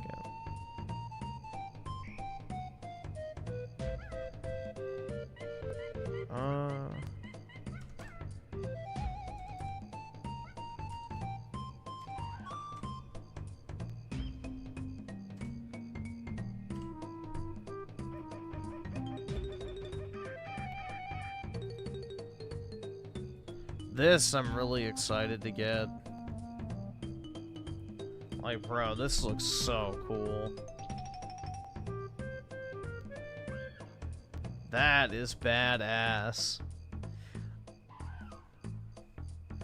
It's like one of the best looking TCG cards ever. Of all time. Dark Paladin is goated. So I have this on the way too.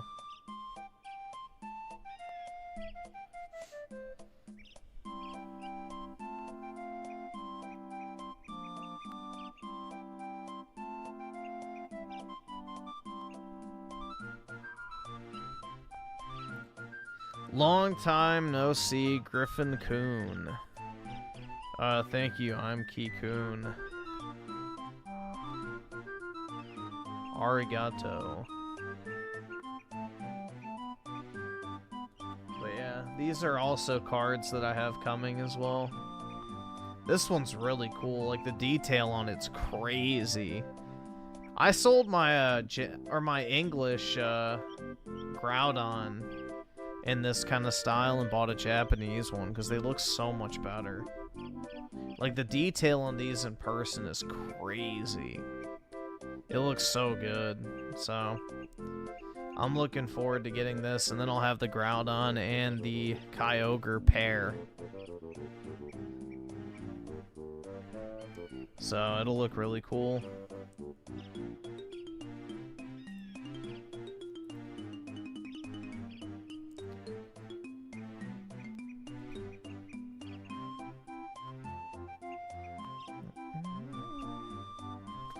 Oh shit, let me pull up the other one too.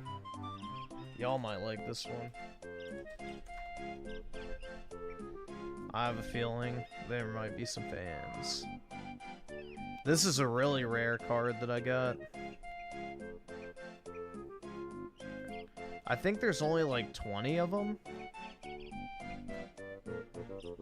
So this is actually a really low pop card that I think I got for a steal, personally. Like, the first edition version of this card is less rare than the one I have, which means it's probably undervalued.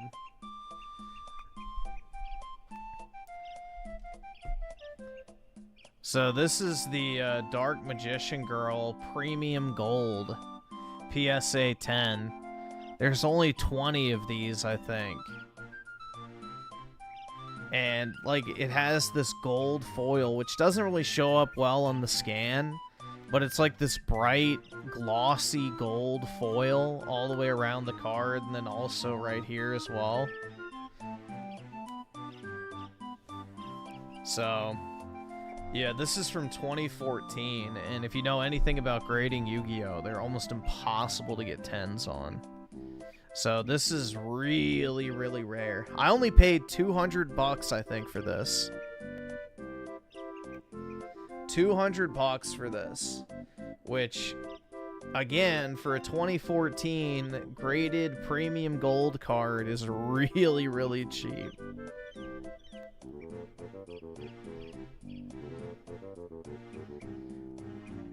So, I think it's a steal, personally. Long term, I think it's going to be worth a hell of a lot more than 200 bucks. I don't know. They don't pop up. Like, if you look for them on eBay, I don't know if there's one listed. I can check real quick. 2014 Dark Magician Girl Premium Gold. Someone has a 9 listed for 190. Any other 10? Hold on, let me see if I can filter real quick. Filter. Graded, yes. By 10. Nope, there's no 10s listed. I'll see if one's sold recently. Nope, nothing. None have sold recently, so no listed, no sold. I could basically list this for, you know, $1,000 if I wanted to and just see if somebody bought.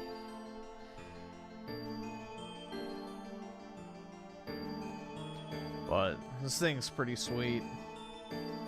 The premium gold cards in person look really nice. So, the OG waifu.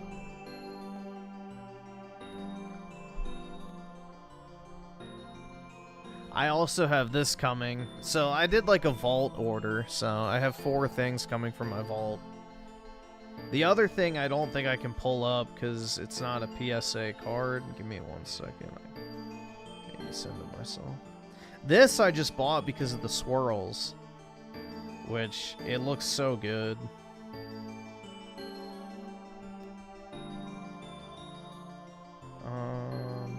Let's see, where's Gmail?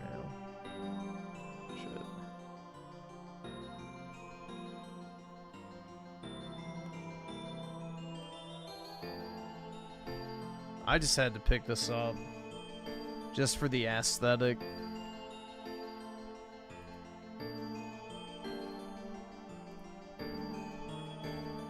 Check this out. That looks so good, but it's got a swirl right here, right here, right here, and right here. So it's a CGC card, but I think it was like 250 bucks. So a PSA 9 of this card is worth, I think, 600. So for less than half of a PSA 9, and having like 4 swirls on the card, which is super hard to get, I just had to pick it up because it looks so fucking cool, man. This is one of my favorite EXs. the flame effects on the old EX is really just pop. In person, like, it's really, really nice. So this is another thing I have coming from my vault. So this is just one of those cards I bought just purely for the aesthetic.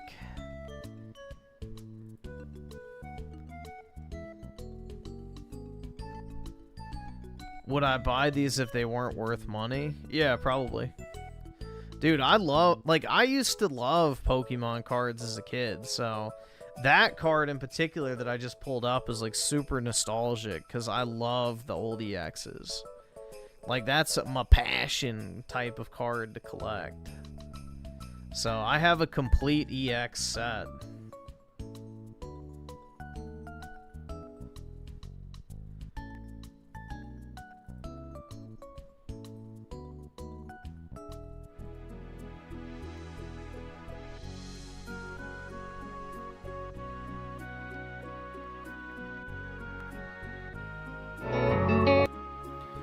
Like, I have a, here, on my other channel. This is my personal collection that I have.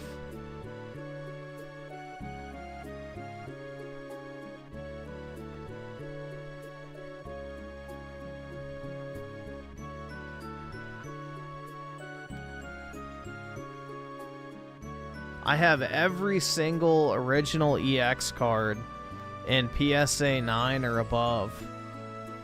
So this is worth insane money now. Like, a lot of these cards are $4,000 in some cases.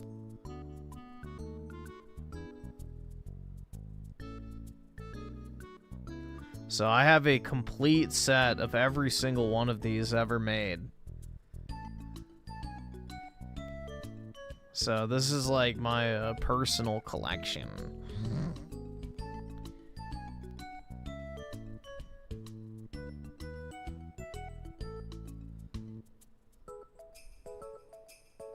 But yeah, really, really nice stuff.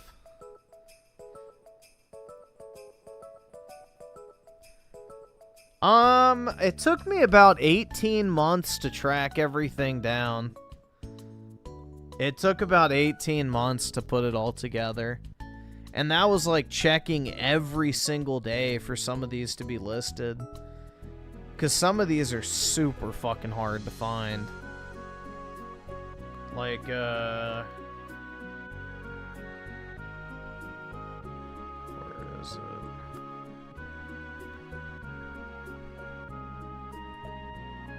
Why is that not working?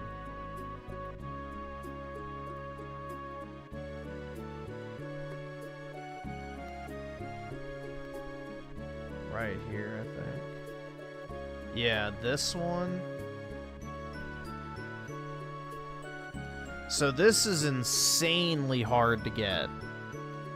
Like, I checked probably every day for like 8 months in order to find one of these. It took me forever to track it down. And then this card too. This one took a long time to find. And then these Latioses and Latiases were kind of hard to find.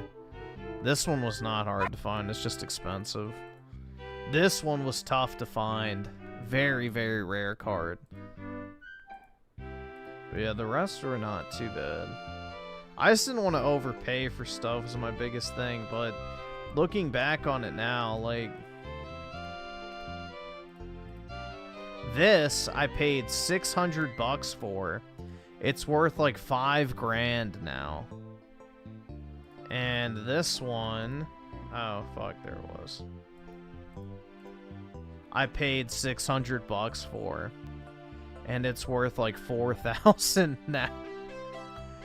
And then Lugia, I paid like I think like 700 for, and it's worth like 3,000 I think now, like 2,500 to 3,000. Like, some of this stuff has just gotten retarded. Oh yeah, that Celebi's worth a lot of money too now. This I paid $250. This is the 10 I just got, so I have this in the 10 now. But I paid, I think, $250 for these. These are worth like $1,000 now. Where's Vaporeon? Oh, I just passed it.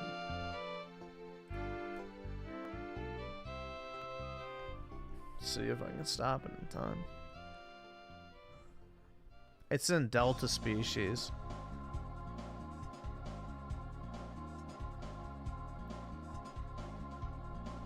Maybe I didn't pass it. There it is. Fuck! Shit. There it is. There's Vaporeon.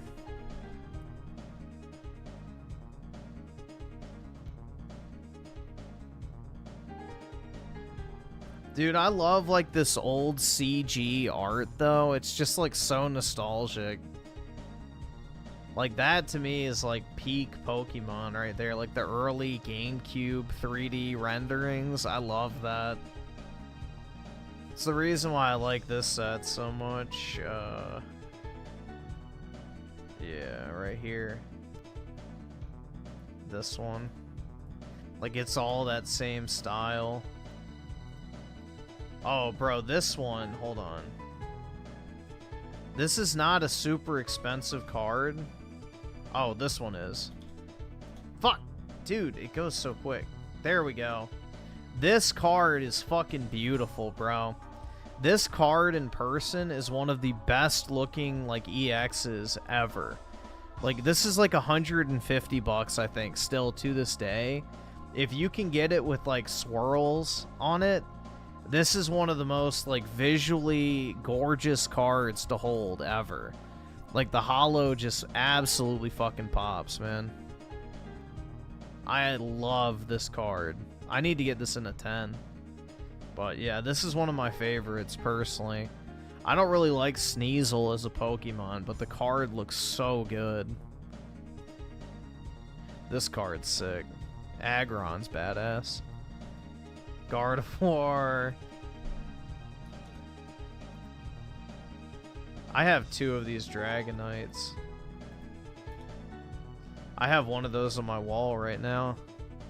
But yeah, this has a swirl right there, and right there, and right there. That Kingdra's cool.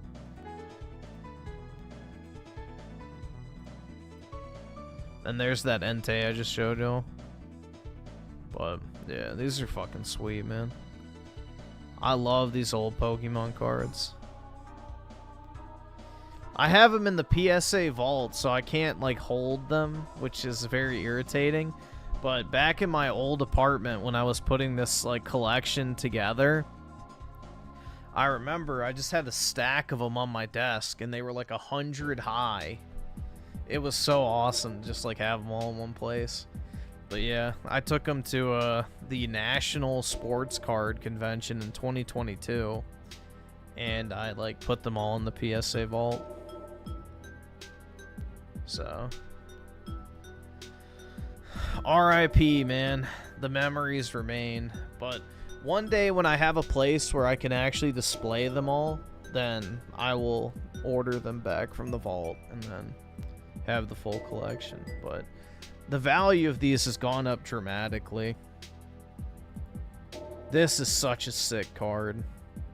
I have this in a Japanese 10, but it doesn't have this like e-reader border, but such a beautiful card.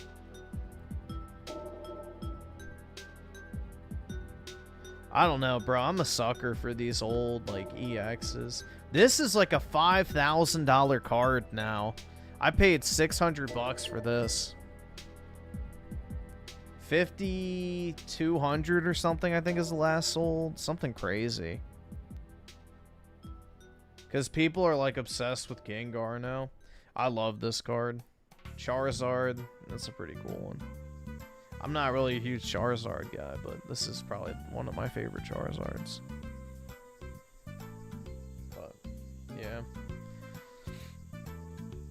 Those I'll probably never sell, but if I did, I'd make a very nice return.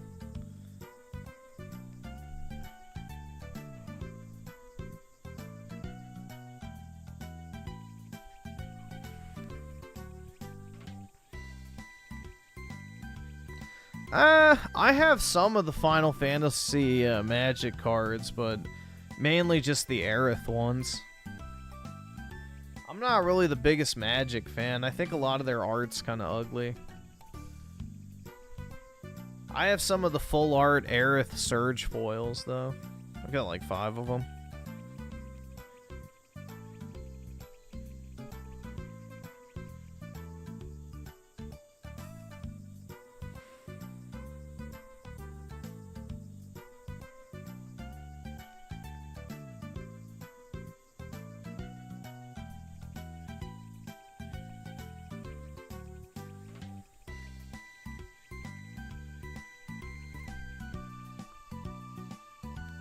Yeah, PSA will store your cards for you for free. The only thing is when you withdraw them, you have to pay a $2 withdrawal fee and then $5 shipping per 50 cards. So if you put in 200 cards, let's say, you would have to pay $2 for each of the cards, so $400, and then you'd have to pay $20 in shipping. So it's really not a bad deal. So if you're looking for a secure way to store your cards, it's way like more cost effective than getting a safety deposit box or buying like a gun safe or something like that.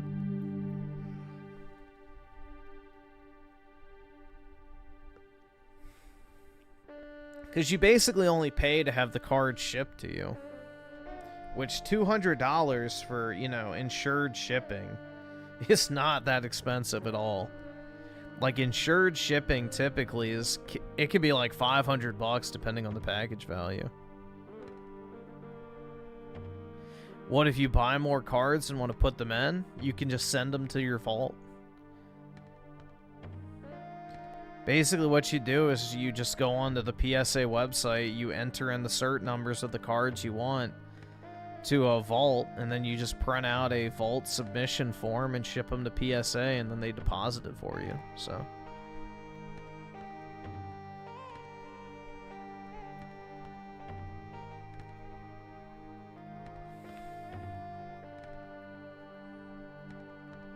yeah, I don't think PSA is gonna scam my you know, peon Pokemon cards, bro. They hold on to $1 million sports cards. I think they'd fake those before my Pokemon. Personally. But who knows?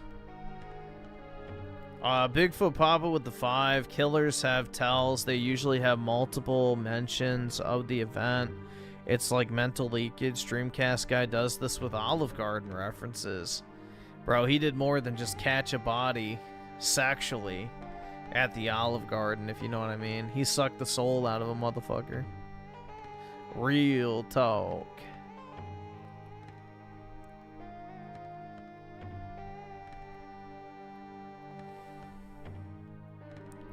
And Diego Hernandez with the 5. Watch the man who bought...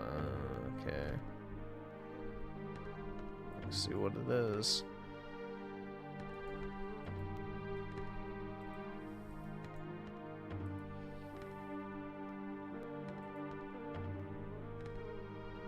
$50 minutes. We can see how it goes. I'm not promising we're gonna watch that entire thing.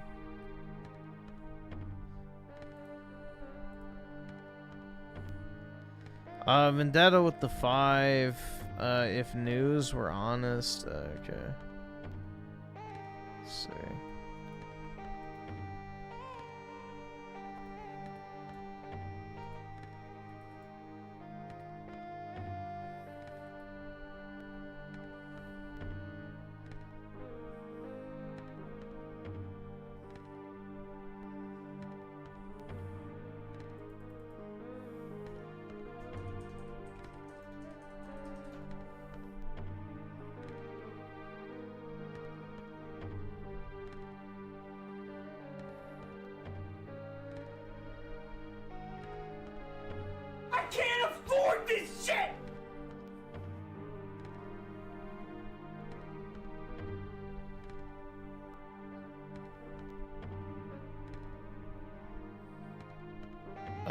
Spooky Cerberus with the 2, so like how much you have in total of money.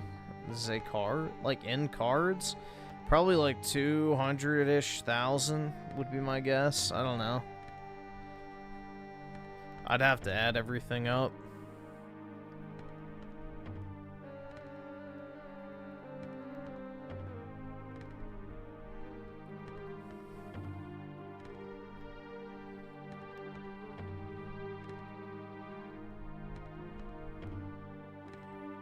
And Mike TUGC with the 10. I've been working on getting a full set of Skylander figures. I have most commons. The chase variants are a pain because they're expensive, rare, and I want them still in the box. Oh, yeah. Anything in the box is definitely harder to find, so I wish you luck, man. Hopefully you can lock down the full collection.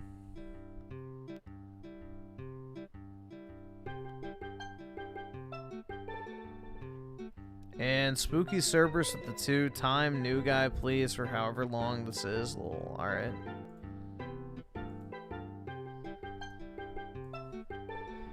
And Fancy Leo with the 15. Yo, Griff, long time no see. I think the importer of Pokemon cards here brought too many black and white products. Got 2 ETB cases for pre-order prices. Yeah, Gen 5 Pokemon is like the least popular generation, believe it or not. So, yeah, black and white is not a super popular set. Now, if you can get stuff for MSRP, then that's pretty good. I got 12 binder collections tonight off of Walmart. I didn't get any ETBs, unfortunately, but yeah, I've just been trying to replenish my sealed collection after I sold those Evolving Skies ETBs, but yeah, black and white I've been able to get a decent amount of, but I think it'll do well over time. You know, the black and white rare cards look really good. The illustration rares for Zekrom and Reshiram are really good as well. Also, you have the waifu with Hilda, which people will definitely want. So I think overall it's a pretty good set. I think that Hilda card's going to be worth quite a bit long term. She's definitely a pokey waifu, dude.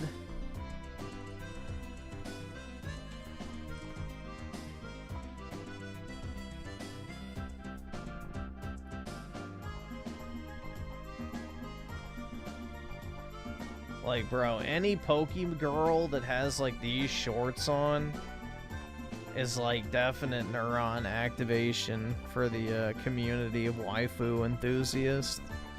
So that will definitely be a collectible card. And then the variant version, too.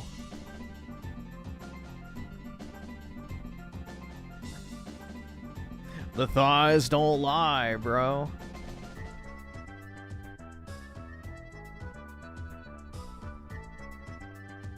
She's 14, Griffin. Well, luckily she's Japanese, so legal. But yeah, I think these two cards will do really well over time. I like this one better. This one's a little too busy for me, but both will probably do very, very well.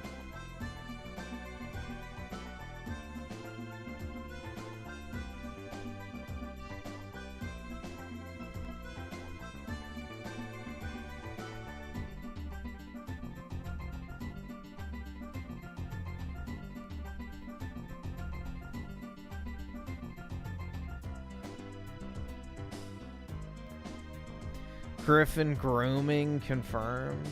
No, dude.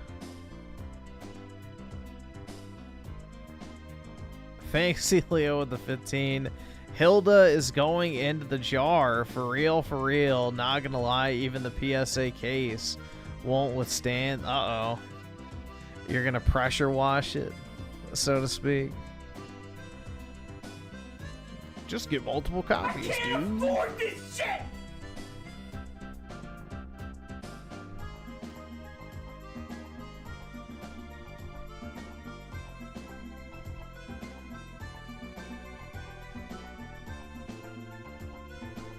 But yeah, never underestimate the Coomer audience and the Pokey community.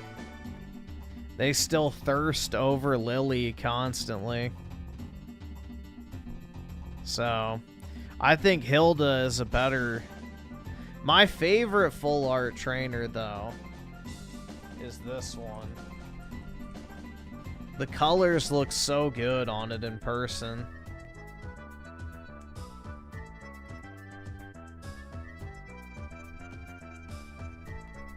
This is a super underrated card.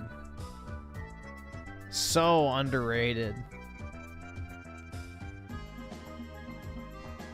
Like, I'm telling, this is like the best looking full art trainer card on the market. It looks so good in person.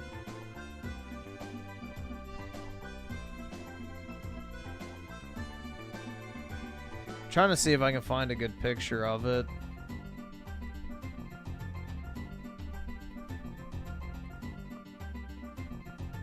Here's a Japanese one. Get the point across. Too small.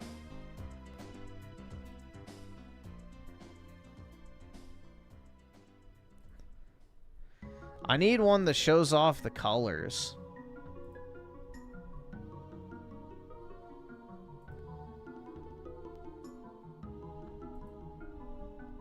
There we go.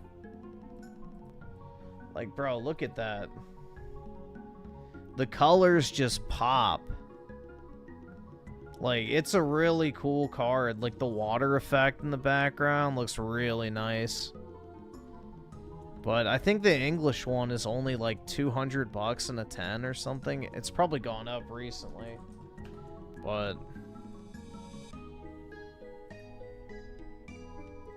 it's a really, really visually appealing card to look at.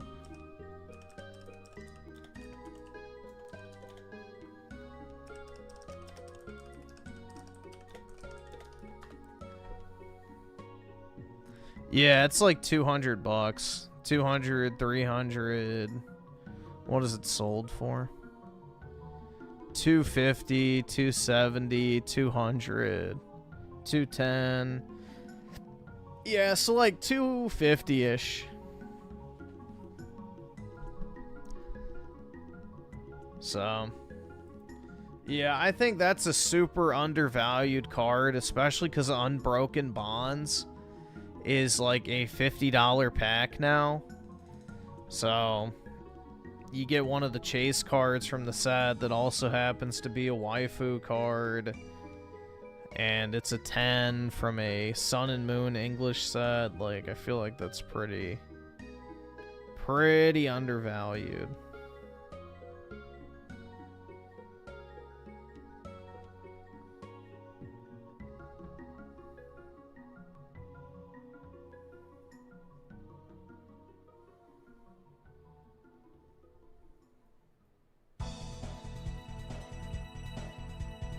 If I were a betting man, I would say that's going to go up in price.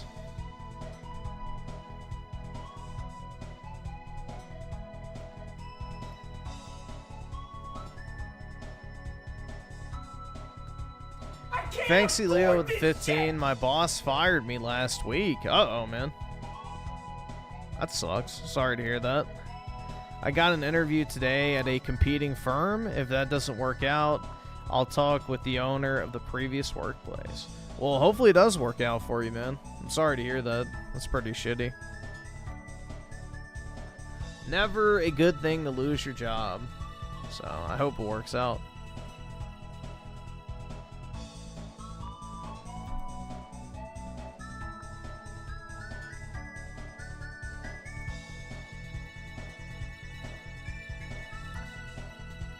And thanks to Leo with the 15, I have a pretty good relationship with the daughter of his business partner and the big money guy that put in most of the money so I can get back. Oh, nice. Well, it's not what you know, but who you know, so. Yeah, I hope everything works out for you, man. Sending the positive vibes.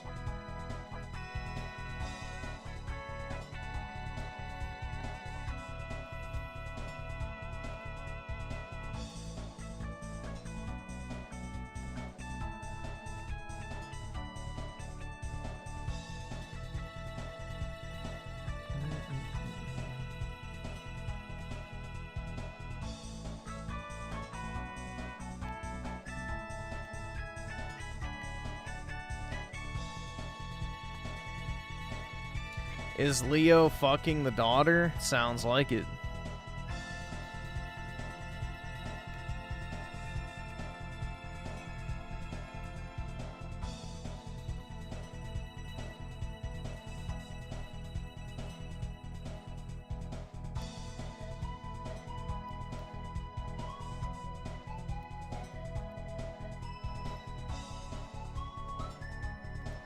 The waifu craze died in Pokemon? Nope. Hold on. Do I need to bring up Exhibit A?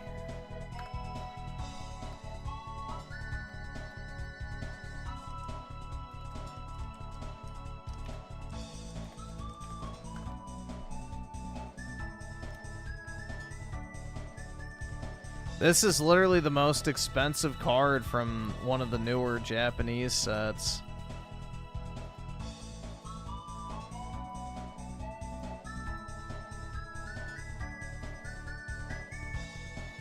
It's like a $300 to $400 card.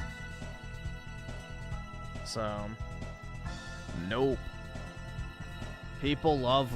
It's only certain waifus that they like. Like, Lily is a fan favorite. People love Lily.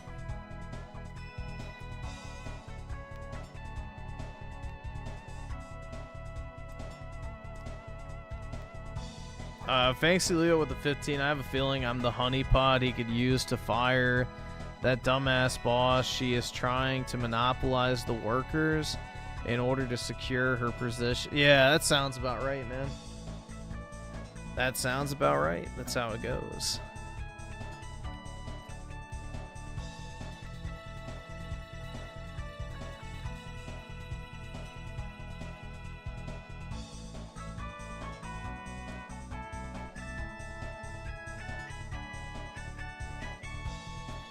But yeah, hopefully it works out for you, man. And at the very least, you can get a new job, if not your old one back.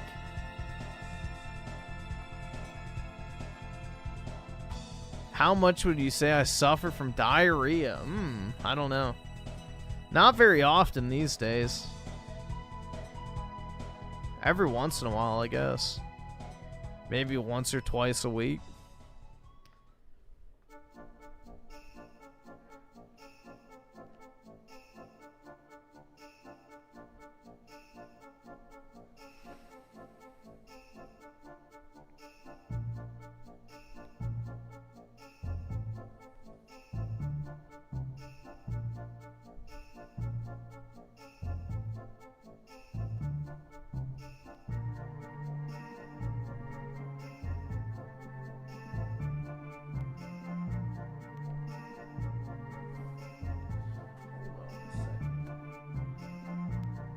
Go see if I can find something real quick. I need to check.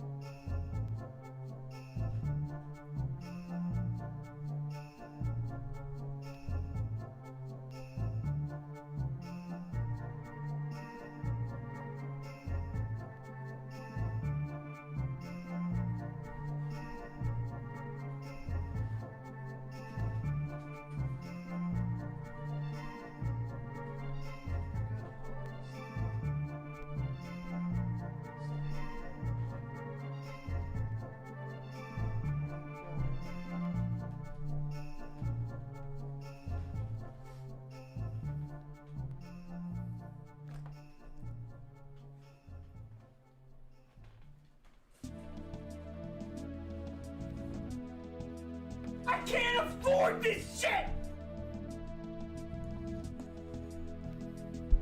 There we go.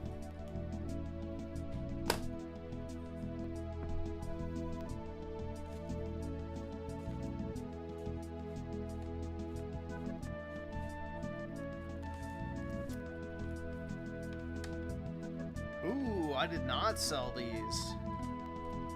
Nice. I still have my full art Dawn's Piplup.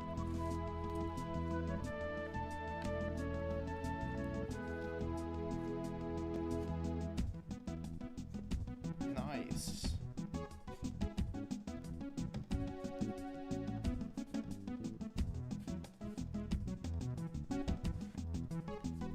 Alright, sweet.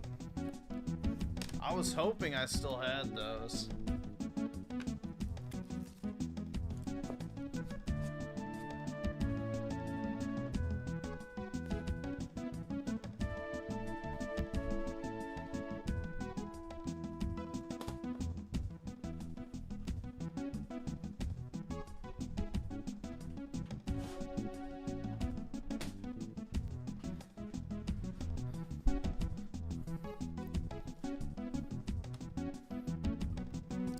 And Fancy Leo with the 15. Appreciate it, man. Even EDP and Diddy agree that blondes are superior. Just like leftoids hate Sydney and the funny stash ad. Yeah.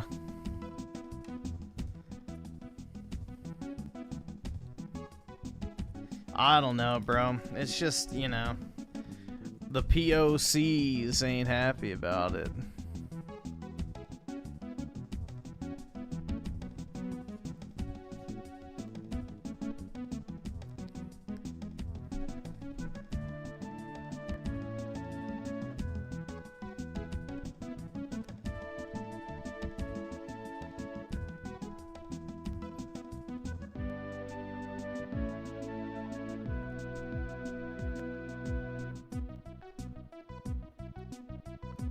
Trying to see.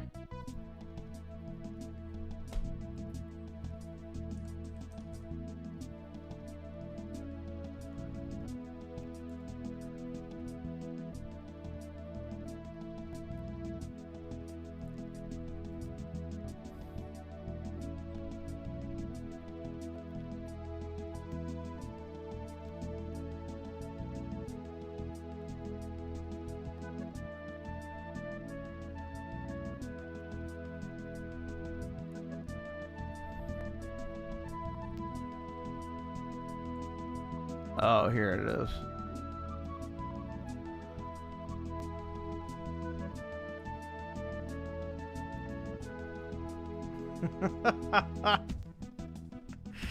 Bruh. Look at that shit. Look at that queen. Black women have good genes. We the blueprint. Remember that, you ash-filled buckets. That's right! That's right! Yeah, try, white boy! Nigger Heil Hitler.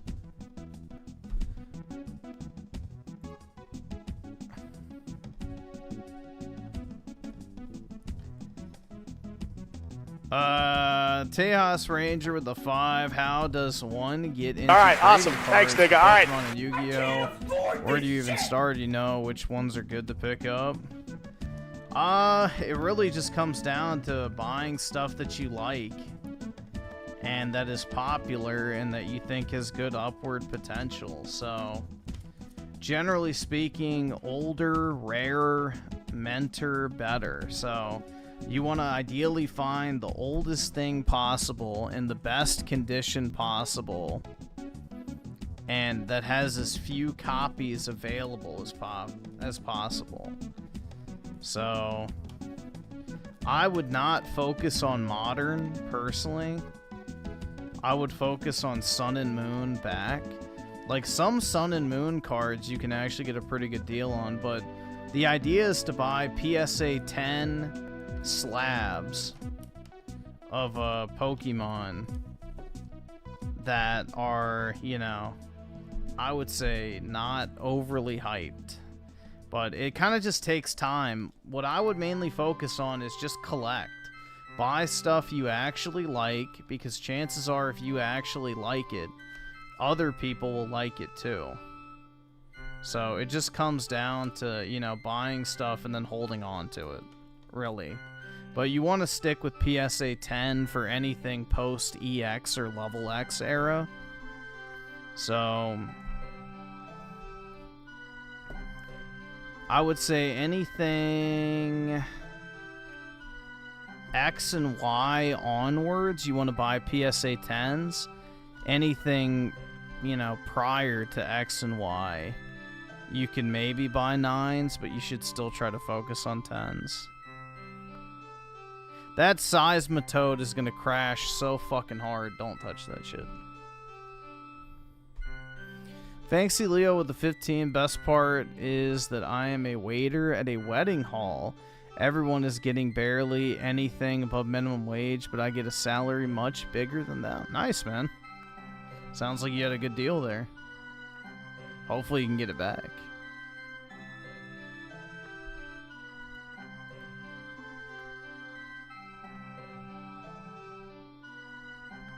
Yeah, I heard about the ID verification thing. I mean, I already had to put my ID into YouTube because of my monetization status, but yeah, it's pretty shitty. Just more ways to create a list of people that watch troublesome content.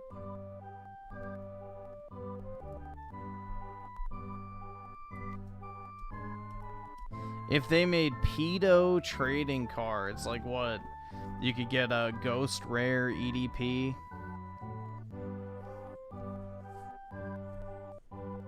Like, are you talking about, like, pedo trading cards in the sense that they have, like, half-naked anime girls on them? Or pedo trading cards and prolific pedophiles are on the cards?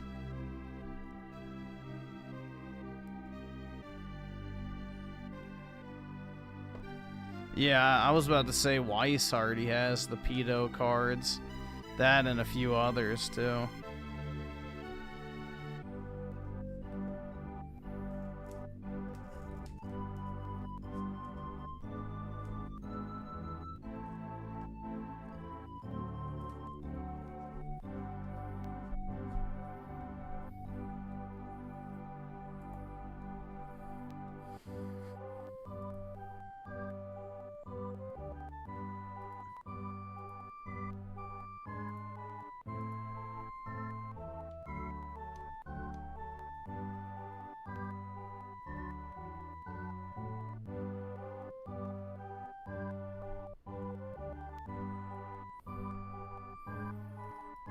But yeah, generally speaking, my entire thought process when it comes to trading cards is if I can make money from The fact that they were charging less, I'll buy it, but it just depends.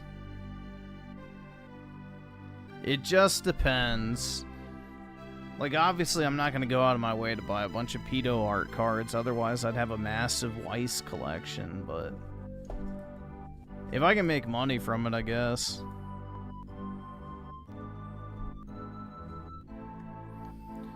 Fancy Leo with the 30. Appreciate it, man. My work consists of arranging the plates and stuff on the table, getting 3 meals on the house, along with the shower. I take food from the main kitchen to the buffet 7 inches? for 6 hours. That's pretty big. And then I go home. Easy. Yeah, it doesn't sound too bad at all. Shit, that ain't too bad.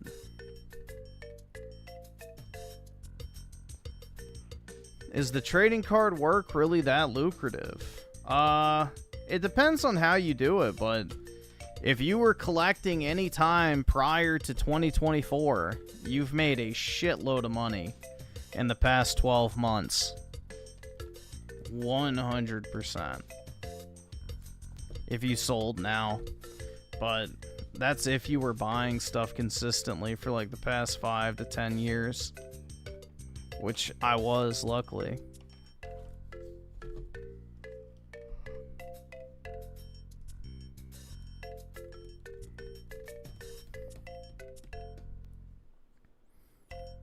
I can't afford this shit!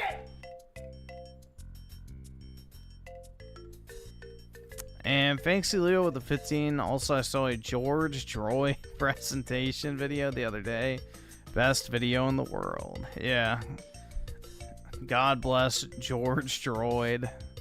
Soon we'll all have George Droids, and we can truly remember him as the pillar of the community that he was.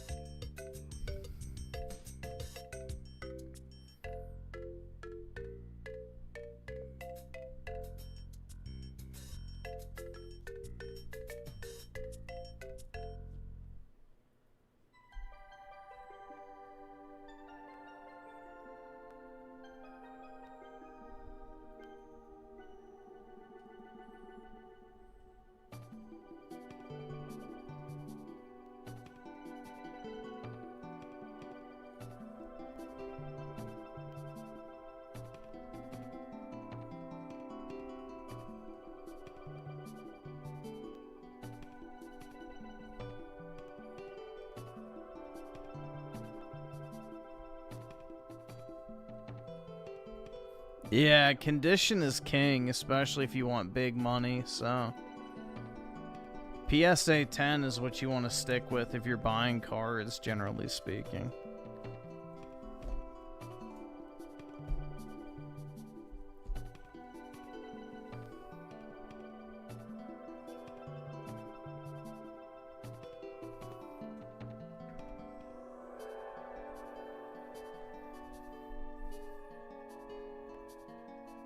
In Japan than everywhere else, despite still needing to import the console from another country, is blatant favoritism, because it's not just America that is getting the higher prices.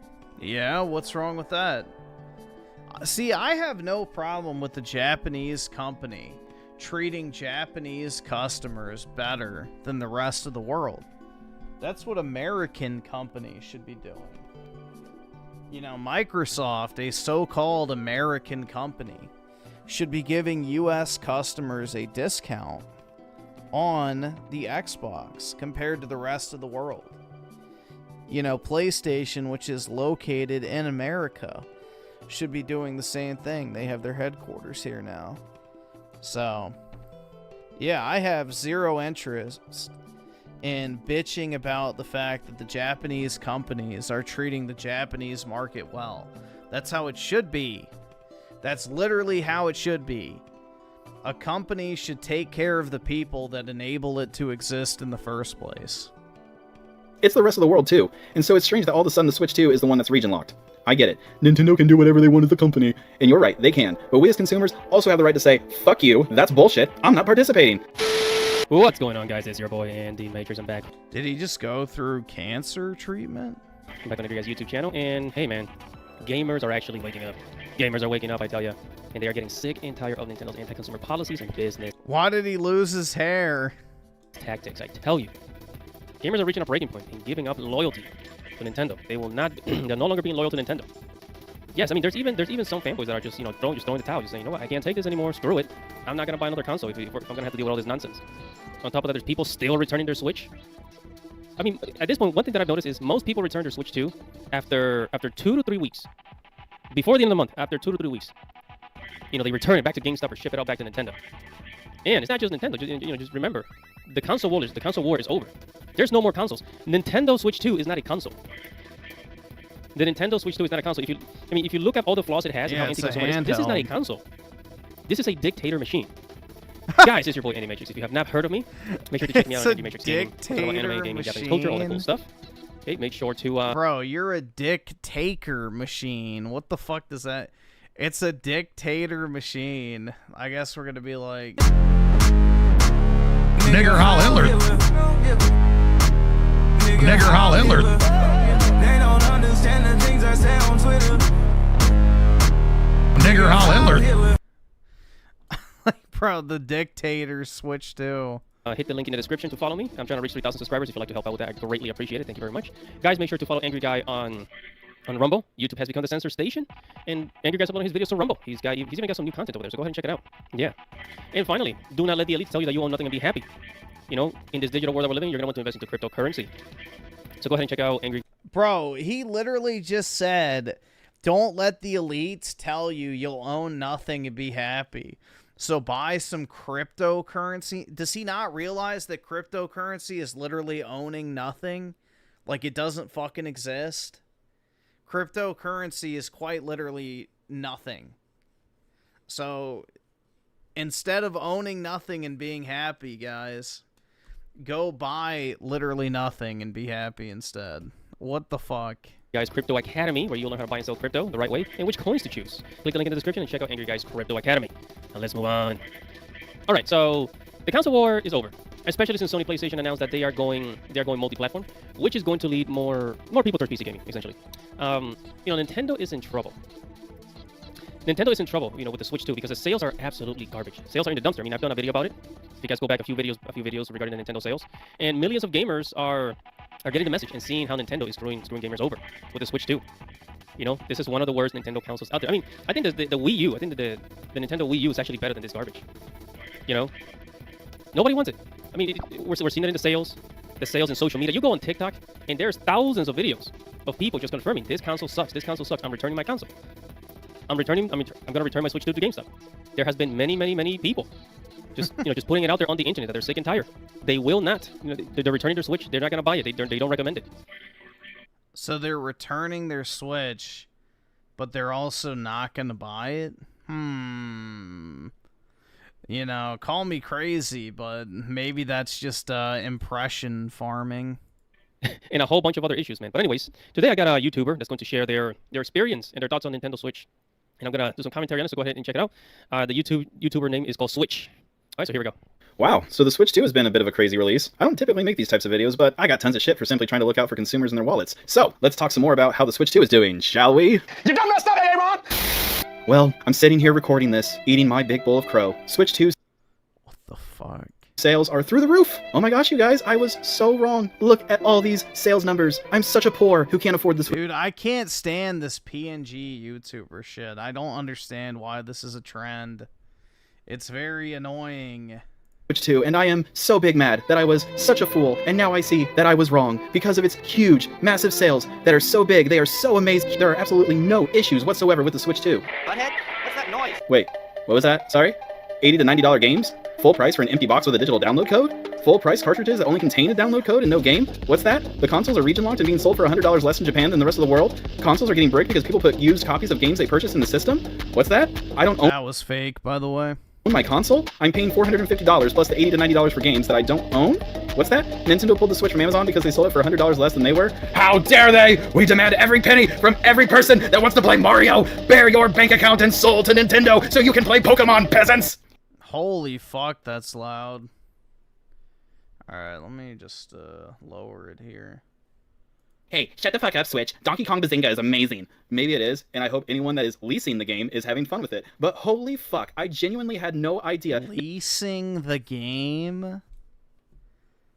Oh my god, this isn't Goy Pass, bro. Nintendo would go so scorched earth on the consumer. Everyone has heard of the Power World debacle. And yes, there have been years and years of evidence of Nintendo shutting down consumers who dare put Breath of the Wild on PC and run it at a higher frame rate than an Amazon Kindle, and how they go scorched earth on any creator that sees a picture of an upcoming product before it's released. But in my mind, I was like, okay, it's been a rough couple of years living through the super anti-consumer Nintendo, but I really didn't think they would get worse than that, but holy shit, they did. Is anyone else that is old enough to remember getting flashbacks to Xbox in 2013? Microsoft still hasn't recovered from that, and I feel like Nintendo is heading in that same direction. Don't get me wrong, Nintendo is older and has a larger and more passionate fan base than Xbox does, so I don't think it's going to get as bad as that. But I think this has made any gamer who liked Nintendo but wasn't a diehard fan go, that's okay, I got other stuff, I don't need this right now. There still are only 2 new games that are released for the system at the time of this video being made. It's Mario Kart World and Donkey Kong Bazooka. Fancy Leo with the 30. RIP to the CS2 skin flipping on Gabma sites. Steam did us dirty by introducing trade reversals. I have to wait 7 days for payout and 7 days from acquisition to listing time. If someone reverses the trade, I lose money. Yeah, that's shitty, man. I mean, I understand why Steam doesn't like the whole gambling thing, because they don't get a cut of it, but still, that is kind of gay. I agree. Again, I've seen the videos, they look like fun games, and I hope anybody that paid the $80 to rent the games from Nintendo are having fun with it. But unless you're a diehard Nintendo fan that will let them lube you up and tear into you like Heath Ledger and Jake Gyllenhaal in a mountain, I feel like your reaction to all of this is, yeah, I don't need it. Again, if you aren't a blind Nintendo fan, I feel like rational gamers will say, I've got my PC, I got my Steam Deck, I've got my ROG Ally, I got my PS5, I've got my Xbox. Yeah, I'm good. And shoot, I even forgot about this one. Most people are going, I still got my original Switch. So yeah, I'm good. Like, we're eating good this year with non-Nintendo releases, ladies and gents, and they-thems. We got South of Midnight this year. Final Fantasy VII Rebirth and Stellar Blade have been peeled away from their exclusivity, and we have Silent Hill F and Chronos: The New Dawn coming later this year, which both look fantastic. Did this dumb fuck really just say South of Midnight? God damn, bro. Really? South of fucking Midnight is eating good? Jeez. Yeah, that's an L of a take for sure. And apparently, Bloober Team just announced a remake of the first Silent Hill. Also, Xbox is releasing its standalone handheld later this year that will not only let you play the purchased Xbox games library that you have, but Game Pass and Steam as well. Yep, you'll be able to play PS5 games that have been released on Steam on Xbox. That is right, and as we're moving into the all-digital future, you're going to want to invest into the Crypto Academy. And you guys, Crypto Academy, you know how to buy and sell crypto. Is this a fucking ad for crypto? He just jacked other people's videos and then just plugs crypto in as quote-unquote fair use? What the fuck is this shit, man? Is that this guy's entire fucking channel is just plugging crypto slop?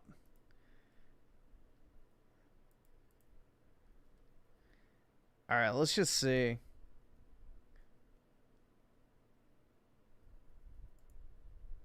Yep, buy crypto. So all he does is just steals other people's videos, adds minimal fucking commentary, and then tries to get people to buy fucking crypto with his link. Crypto, know how to day trade crypto, make a profit, and which coins to choose. Out of 1,000 coins, only 10 or 20 are actually worth investing in, and Angry Guy is going to show you which ones to buy.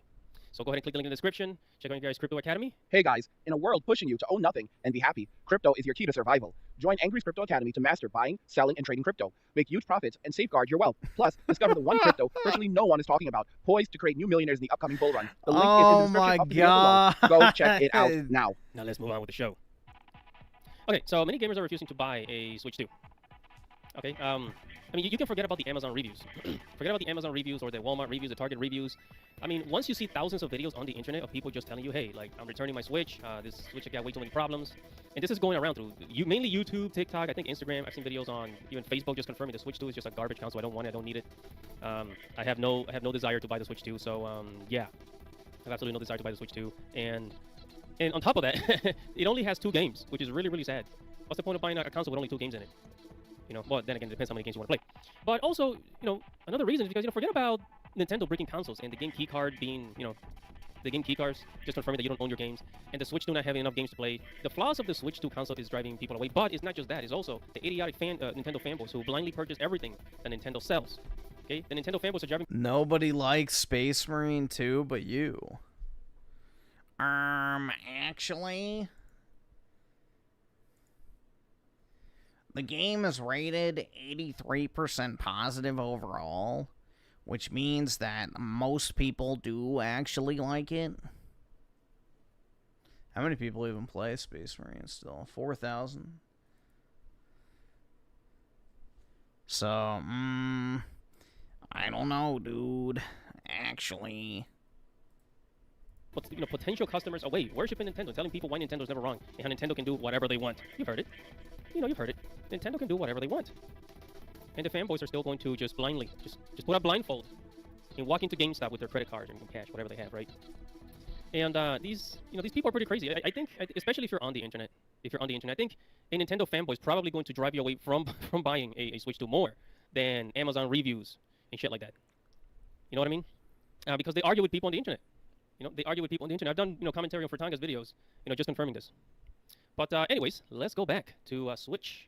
I am so pumped for that console, and I will absolutely buy that. But the Switch 2 just doesn't have it. Not only do they not have the games, but the company's handling the region lock and the price drop in their country but nowhere else makes no sense. The Switch 2 isn't even made in Japan. It's assembled in Vietnam, so it's not like they are saving money making it at home and then selling it. They still gotta import the console. I even understand, despite my ethical disagreements with the philosophy, technically that piracy is considered stealing under the law. Now yes, I 100% fall into the camp of, if I don't own anything I buy, then pirating isn't stealing. But that's not what the law says right now, so it is technically illegal. Hopefully Stop Killing Games can do something about this, but we will see. So I understand technically why Nintendo would brick... What? That has nothing to do with Stop Killing Games. Consoles that play pirated games, despite me personally disagreeing with it. But holy fuck, used games? They are bricking over used games now. Fuck that nonsense. I purchased used games... No, they aren't. That was fake news.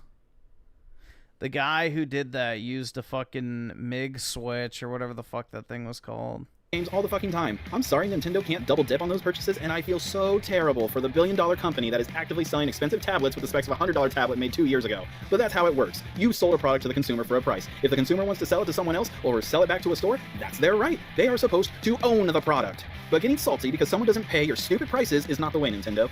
Yeah, PlayStation, Steam, and Xbox will brick your consoles if you play pirated games on it. Yes, they will. Again, see what I said about hopefully Stop Killing Games can help that. But I can still go to a fucking flea market and find used Xbox, 360, Xbox One, and even Series X games, and as long as it's a legit copy, it fucking plays in the console. And the console's being region locked? What the fuck is that? Holy shit, when I went to Japan last summer, I almost bought a custom OLED when we were in the Tokyo Nintendo store, but I remembered I got the Pokemon Scarlet and Violet Switch and decided against it. Which I'm glad I did, because if you haven't tried the food in Japan, holy shit, y'all, that's where you want to spend your money. And, well, also... But now, I wouldn't have the option. What? For the Switch 2. I would have to go to fucking California. Dude, go spend the money on the Japanese cuddle cafes where you can get a busty maid woman to hug you and let you cry into her shoulder as she presses her abnormally large bazooms against your chest, coddling you, whispering in your ear that everything will be all right.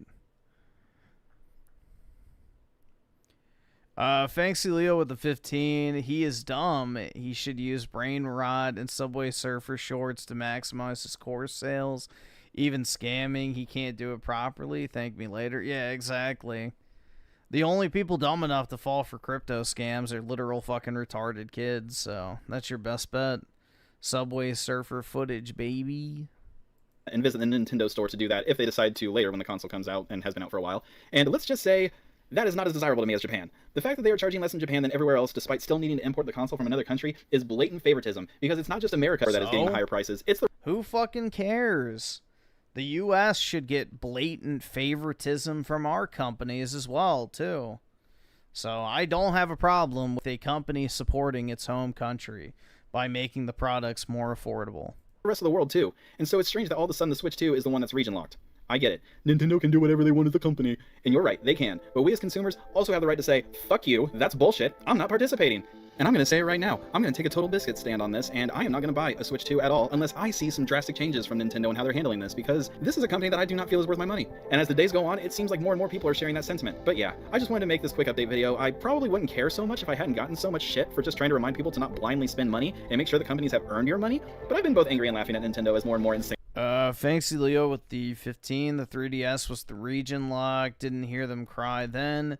Didn't hear them cry when the new 3DS got announced and got limited games. Nintendo bad. Yeah, it's basically the new trend because of how popular the Switch 1 was. You can make a bunch of money shitting on the Switch 2. So, and so it goes, man. With any new product nowadays, it's just very easy to shit on it blindly.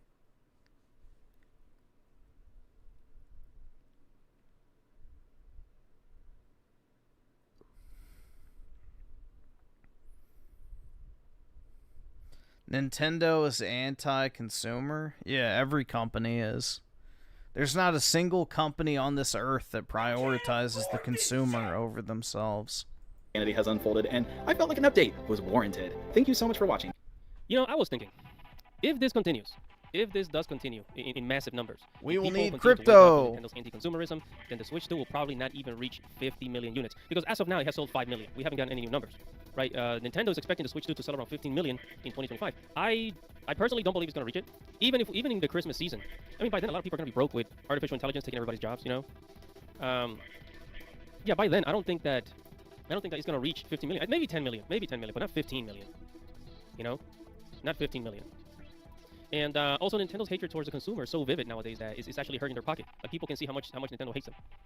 Yeah, kind of like Hollywood. Basically, what happened with Hollywood for the last 5-6 years. You know, how much more can a company shoot themselves in the foot? You know, I thought Disney was bad, but Nintendo's on another level. Nintendo's on another level. Or maybe it's just me. Maybe I'm just, being biased towards Nintendo. You think Nintendo's worse than Disney?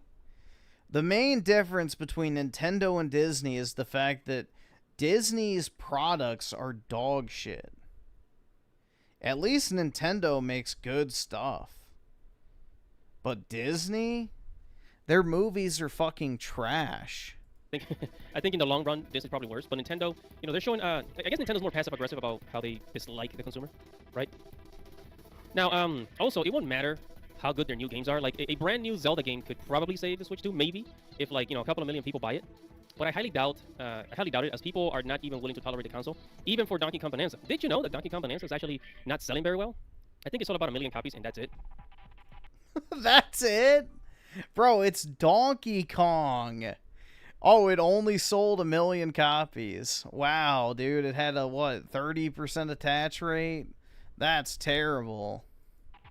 But if a game doesn't even reach, like, 5 million sales, like Donkey Kong should reach 5 million in sales.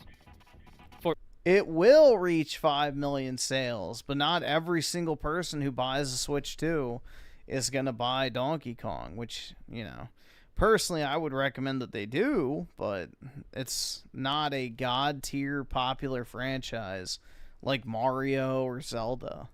For every person that bought a Switch 2 at this point, which is $5 million according to Nintendo, right? They should buy Mario Kart World and Donkey Kong Bonanza, because what else is there to play?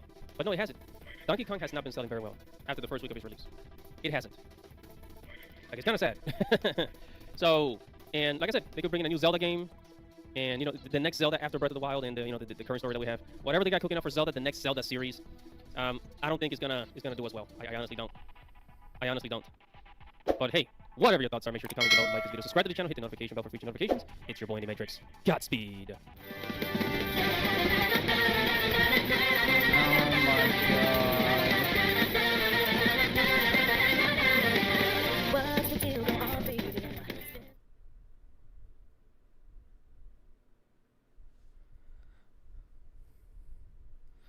New Griffin ending song? I don't think so. I don't think so, man.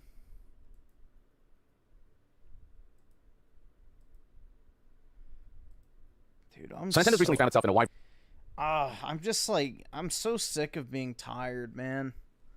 I really am. Shit sucks. All I want to do these days is fucking sleep. Especially these past few weeks, man. It's been rough. It's been brutal, dude. Brutal. I can't afford this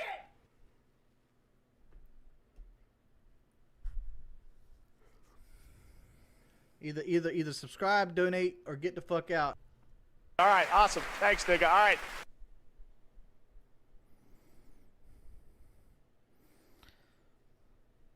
Let's see. Thanks, Leo, with the 30. Appreciate it, man. I'm not going to shill for a corpo unless they're paying for me. Yeah, same here. They want money like everyone else. No one wants the customer's interest. It's a stunt that gets stupid people to buy the product based on feel. Yeah, it's all just marketing. So, companies are legally obligated to serve their shareholders above the customer. So, just know what you're dealing with, and then you can't be surprised. But most people want to live in fantasy land and act like big companies are their friends. It's crazy. What game did I play today? None. I'm trying to finish up Bravely Default in my own time, and even that, I'm just like not motivated to play video games right now. I don't know.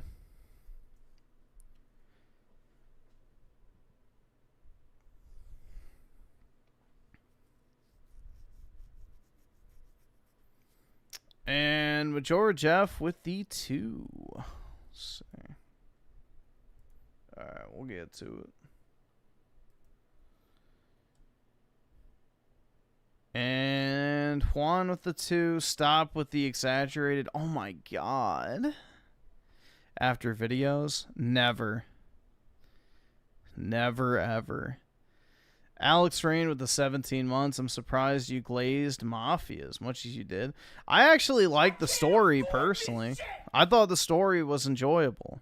But the game, as a game, was not good.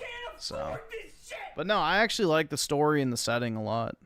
I'm a sucker for, like, the old Mafia-type movies. So, that's one of my favorite genres of, like, movies and stories and stuff to watch. So, I don't know. I like the generic Mafia-type storylines. They're entertaining to me. Not to mention, they really did a good job with the setting. Majora Jeff with the 5. I don't think he understands how big Zelda really is. Yeah, Zelda, Mario, Mario Kart, Smash Brothers, Animal Crossing, all of those games are fucking huge. And thanks to Leo with the 15. Join the energy drink gang. You are either awake or dead. No sleep for the uncaffeinated. Well, I have caffeine. I have my cup of G Fuel right here. It doesn't do anything for me if I'm already tired. Caffeine kind of evens me out to where it's like, okay, I'm not getting more tired, but I also don't feel more awake. So therein lies the problem. If I'm already tired when I start drinking caffeine, it literally does nothing. It just makes me feel basically the same. I just don't get more tired.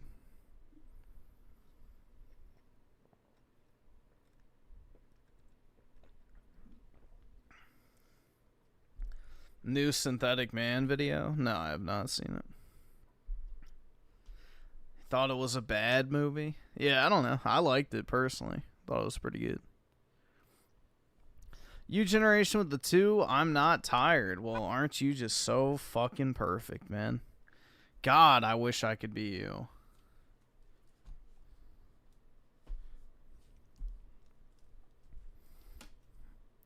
And Brit with the 2, I'm not tired either.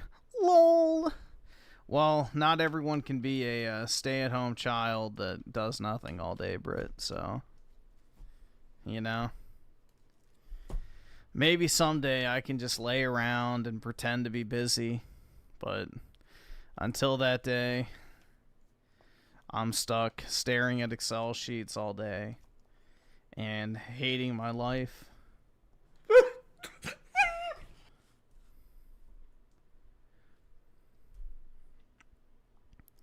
Majora Jeff with the oh god, the dog. No. But I appreciate it, man.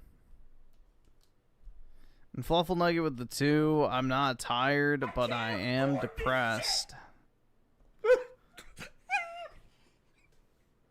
I just can't do it. I can't take this shit no more, man. For real, though.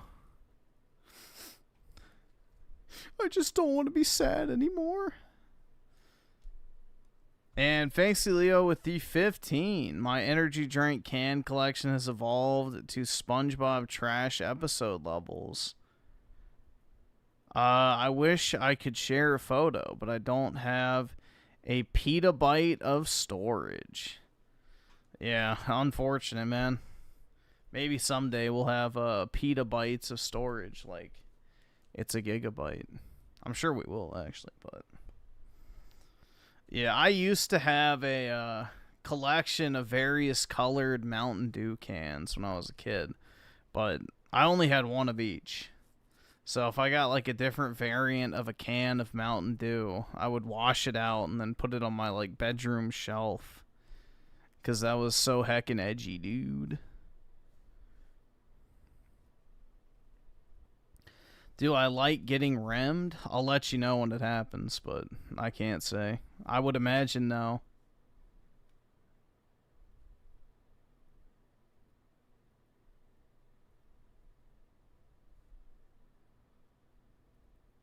I would imagine the answer to that would be no. Gunt bottle.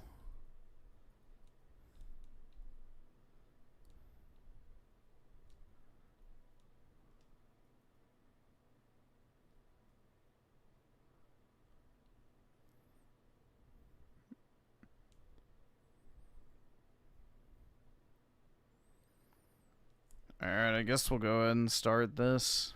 Wide variety of controversy, starting with the way they set the standard for $80 games when they released Mario Kart World for $80, which basically gave other companies permission and inspiration to be like, well, do the same thing. The game keycard situation, where you've got physical media that doesn't house all the game files and data in them, requiring a digital download. You've got the recent price increase for the Nintendo Switch. The prices for the original Switch have gone up significantly. And then Mario Kart recently also saw a controversy revolving around online play and the way Nintendo stripped players the choice of being able to pick the more traditional lap courses rather than being forced to play those intermission courses, the highway courses. They're not as preferred. And then them coming out with patch notes that imply they fixed it or they adjusted it only for players to find that the patch pretty much made no difference. And now Nintendo's embroiled in a controversy surrounding charity, specifically an event called RTA that takes place in Japan. It's a speedrunning event, and how much to skip this? $5.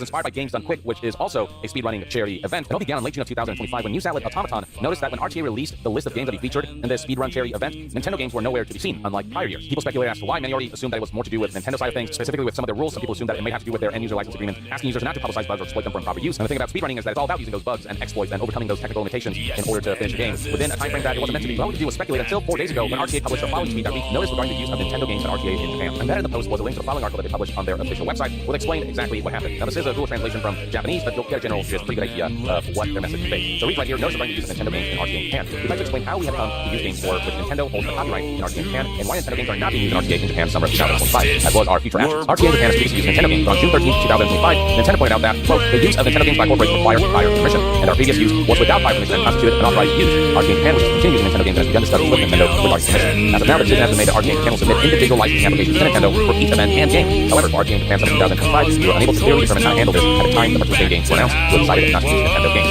For events held at RTA in Japan after RTA in Japan summer 2025, it is expected that permission will be submitted in advance to Nintendo, and the permission will be granted before the event can be used. Basically, Nintendo said that by law, we're allowed to mandate that even if you are a charity event, as long as you're a corporation, you're required to ask permission of us in order to use your games for your cause. RTA is a non-profit organization, but it is worth noting that while they did start as kind of a small entity, they did eventually incorporate back in 2020, and the event has grown in size quite significantly since its inception. So I'll eventually caught the attention of Nintendo. Unfortunately, all right, awesome. So Thanks, nigga. All right. A company used Nintendo's games without their permission, refused to get permission from Nintendo, and Nintendo said no. I can't afford there we go. Thank you, Young. What could have been explained in 50 seconds took you 4 minutes.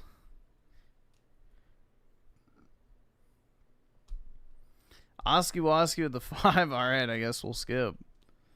And Fancy Leo with the 15. Disappointed. I wanted to hear the Alex Jones remix album featuring classics like Gay Frogs.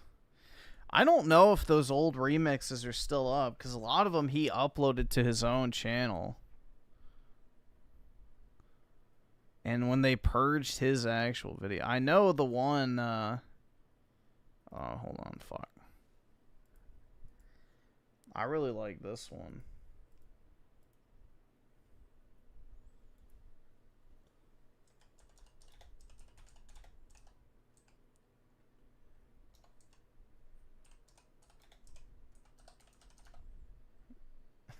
This one. Why is it muted?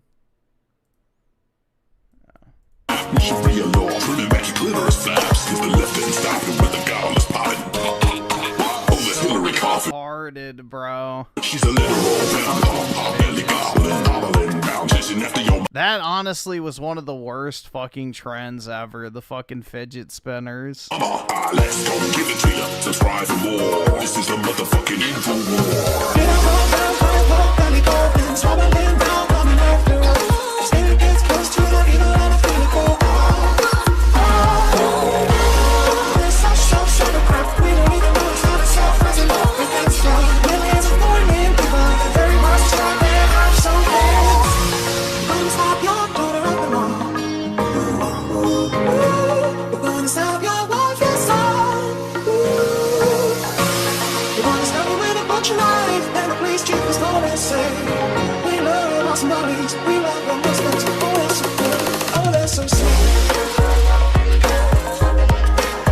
Yeah, a lot of the Alex Jones remixes got nuked back in the day, unfortunately.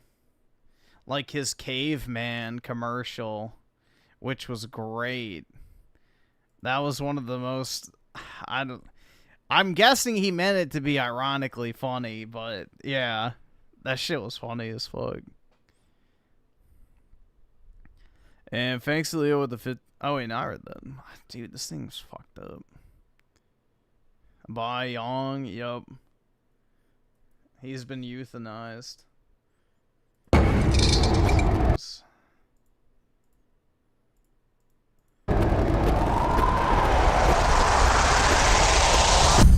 Today we're going to be pulling up on Mr. Levi Garrett. He coaches a boys volleyball team. There were some messages between you and a 10-year-old boy.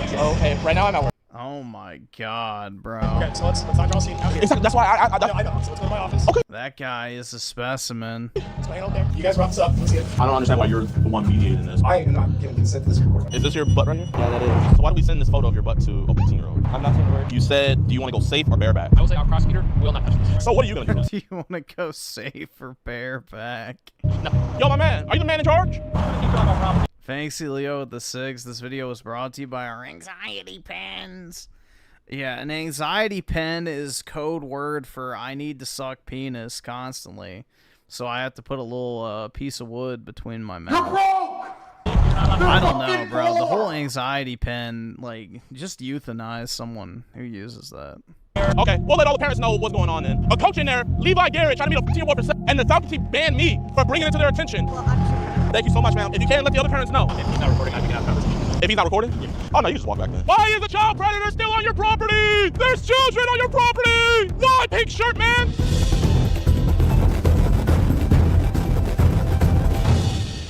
Hey, what's good, YouTube, man? Welcome back to a brand new episode of EDP Watch. And today, we're in Indianapolis, Indiana, and we got a very disgusting guy. But the thing that makes him even more disgusting is his profession. Today, we're going to be pulling up on Mr. Levi Garrett. Levi Garrett is a 30... Bro! That looks like one of those freak show characters you make in, like, the fucking Xbox Avatar creator. Holy fuck, man. Yeah, dude, this is every, like, 15-year-old's dream. 30-year-old gay man, and you know, hey, do as I will. But the thing is I would not let you do what it's always gay, man. Well, when it comes to the children, he coaches a boys volleyball team. The age range that he is attracted to, that is actually the age range he coaches. So right now, what we're about to go do is we're gonna go pull up on him. They're doing a tryout today. I want to try to find out why he's talking to two little boys like this on Grindr. You guys are probably like, why don't you just get him at his house? When you go to these big cities, the chances of him getting arrested just goes. So I feel like with confrontation at his job, with him being around kids, I'm gonna put the ball in the court of the Indianapolis Police Department. So man, I really don't got anything else to say. Let's go get this freak. All right, y'all, we just made it here. There was a lot of kids here, and I already know they're gonna recognize me off rip. Knock this out. Hold on, let's pray real quick. Dear Lord Jesus, we just ask for your grace and your mercy today, Lord. We ask that when we go in there, we can find him. And Lord, just ask for grace and mercy. I ask that we get all the information that we need. We ask that the police department come in, our hearts be softened. And Lord, we just all be protected, including the predator himself and the kid. We say all this in Jesus' name. Amen. Hey, how you guys doing? I was wondering, is Coach Garrett here? I have no idea. Oh, that's all good then. No, I appreciate y'all. I think that's him. Is that him right there? Hey, Coach Garrett? How you doing, my man? Good. Garrett, right? Yeah. You're fucking bull! Do you want to watch EDP Watch episodes early and completely uncensored? Do you want to listen in for our mission? Can I just talk to you outside real quick? Yeah, give me just a second. Yeah. I just got a package here. Package? Yeah. You got some messages online. I mean, I don't want to talk about it in front of everybody. Do you want to just like kind of maybe step outside to talk about it? Okay. Okay, appreciate that. Like, I'm literally at work right now. Yeah, man, I understand. Dude, look at this thing. Yeah, it's just really important, you know what I mean? Because I don't think you're back. Wait, right now I'm at work. So I'm literally on the clock. Okay, I feel that. I mean, I think maybe stepping out 5 minutes should be good. Oh my god. Totally up to you though. Right now, I'm literally on the clock. When do you think we could talk? Right now, I don't know who you are. Okay, well, my name is DeMarcus, That's man. fine. And right now, I'm at work. There was a big leak on Grindr, and there were some messages between you and a 15-year-old boy. Okay, right now I'm at work. I understand that, but it's kind of like where you work at. That's the problem why I got to talk to you. Where I work at? With there being boys around the same age. I don't think you're a bad guy. It's just... Right now I'm at work, and I have to work. Okay, I mean, can I just talk to you about it? Andrew! I mean, I don't think you want your coworkers finding out about... This is my boss right now. I mean, do you want him... Do attendance. I don't think you want Andrew knowing about this. Can you step away for a Oh, second? I don't want any problems. Hey, how you doing, Andrew, man? My name is DeMarcus.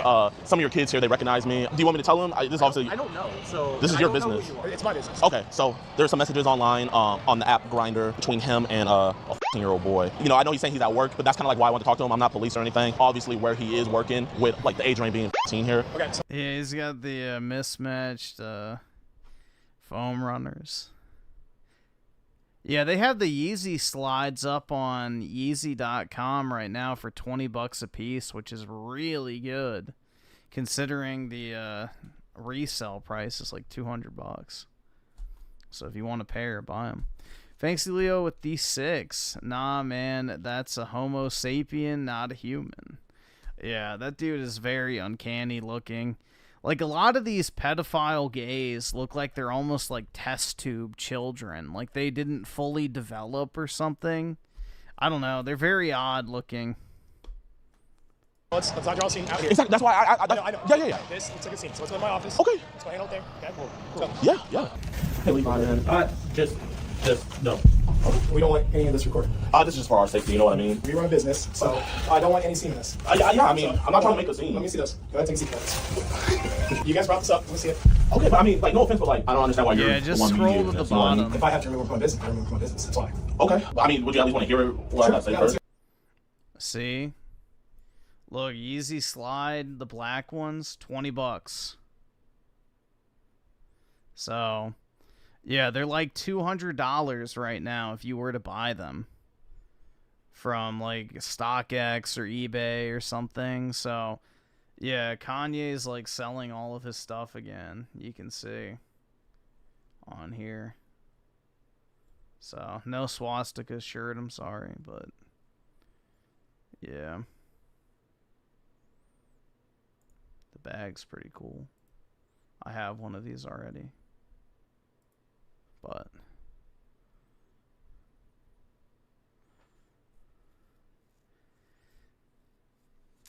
thanks to Leo with the 15. While gamers have to touch grass and secure the bag, hope it's no Destiny casting. Yeah, I hope so, man.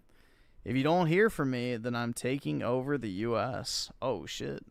A true Israeli invasion. But, well, good luck, man. Hopefully things work out with your employment situation. But appreciate it, and have a good one, dude. Did you get the other shoes? No, well, I already have some of the slipper things, but the other ones are women's shoes, I'm pretty sure. I don't know if you know who I am or anything. Okay. I don't even know who you are. Yeah, so, you know, a lot of your kids out there recognize me. We have an organization called EDP Watch where pretty much we report individuals that are talking to underage people online. I see this? Yeah, I will warn you, there is very graphic images sent on his end. It is illegal for kids under that age to be on there. You know, but when he told you that he was 15, I guess, why'd you put the fire emoji on it? I don't remember. Hell yeah, dude. That part, so. It was back in April, man. You know, obviously. Yeah, that's April. You know. Yeah. The major problem I have. Okay. Please, like. Oh man, listen. I know I'm a black guy, but just okay. like. Are you recording? I'm not putting camera on you at all, but I have to record. So yeah, this is. Okay, I want to be adults about this. Absolutely. Okay, yeah. I mean, there shouldn't be nothing wrong with transparency. I know. Obviously, I understand what you're doing. So you understand the severity of it. Yeah, absolutely. So you know, obviously, you realize you don't want to be on the wrong side of this, especially with you being. There is no wrong side. There is a wrong side of. Oh, no, you gotta hear what I'm saying. Okay. I am not giving consent to this recording. I'm giving consent to hear what you guys are doing. Yeah. As his boss, this is serious stuff. And I mean, I'm glad you wanted to get you involved with this, man. I think it just shows the transparency. No, my problem is the fact that I don't know you. You show up at my job. Levi, you're not in a position to have a conversation. Oh, it's a mediated conversation. Since he's the party that was sending this stuff, I wanted to do it with him. But throughout the messages, he talks about him coaching, and while he was talking to the 15-year-old boy, you used to do girls coaching? Yeah. Okay, yeah. So. Okay, yeah.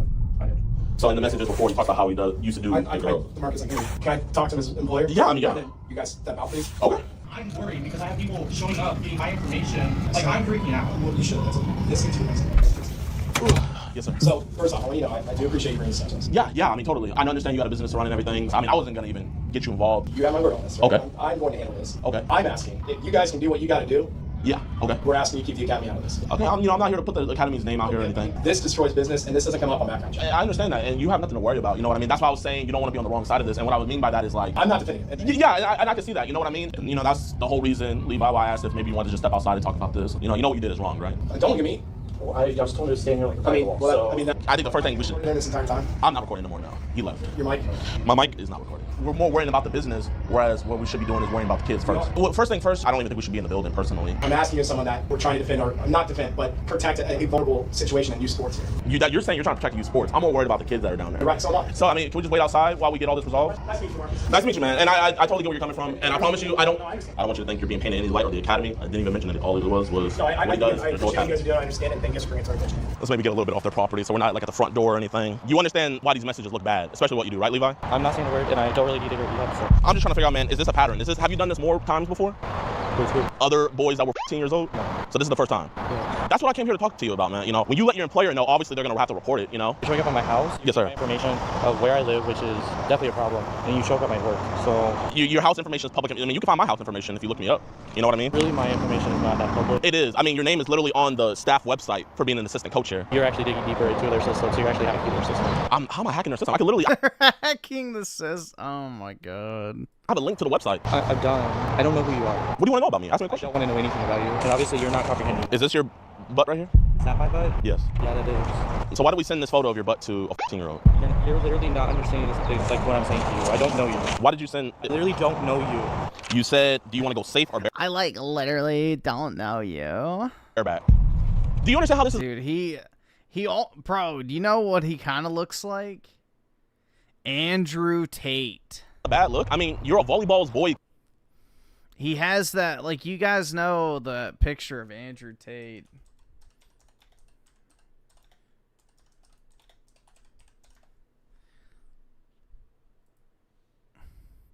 See if I can find it.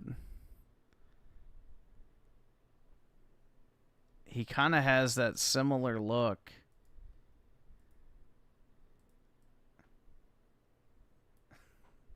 Like, his face is obviously a little fatter, but, bro, they kind of have, like, a similar look to them. You know what I mean? Like, the eyes are kind of similar, the mouth and the chin.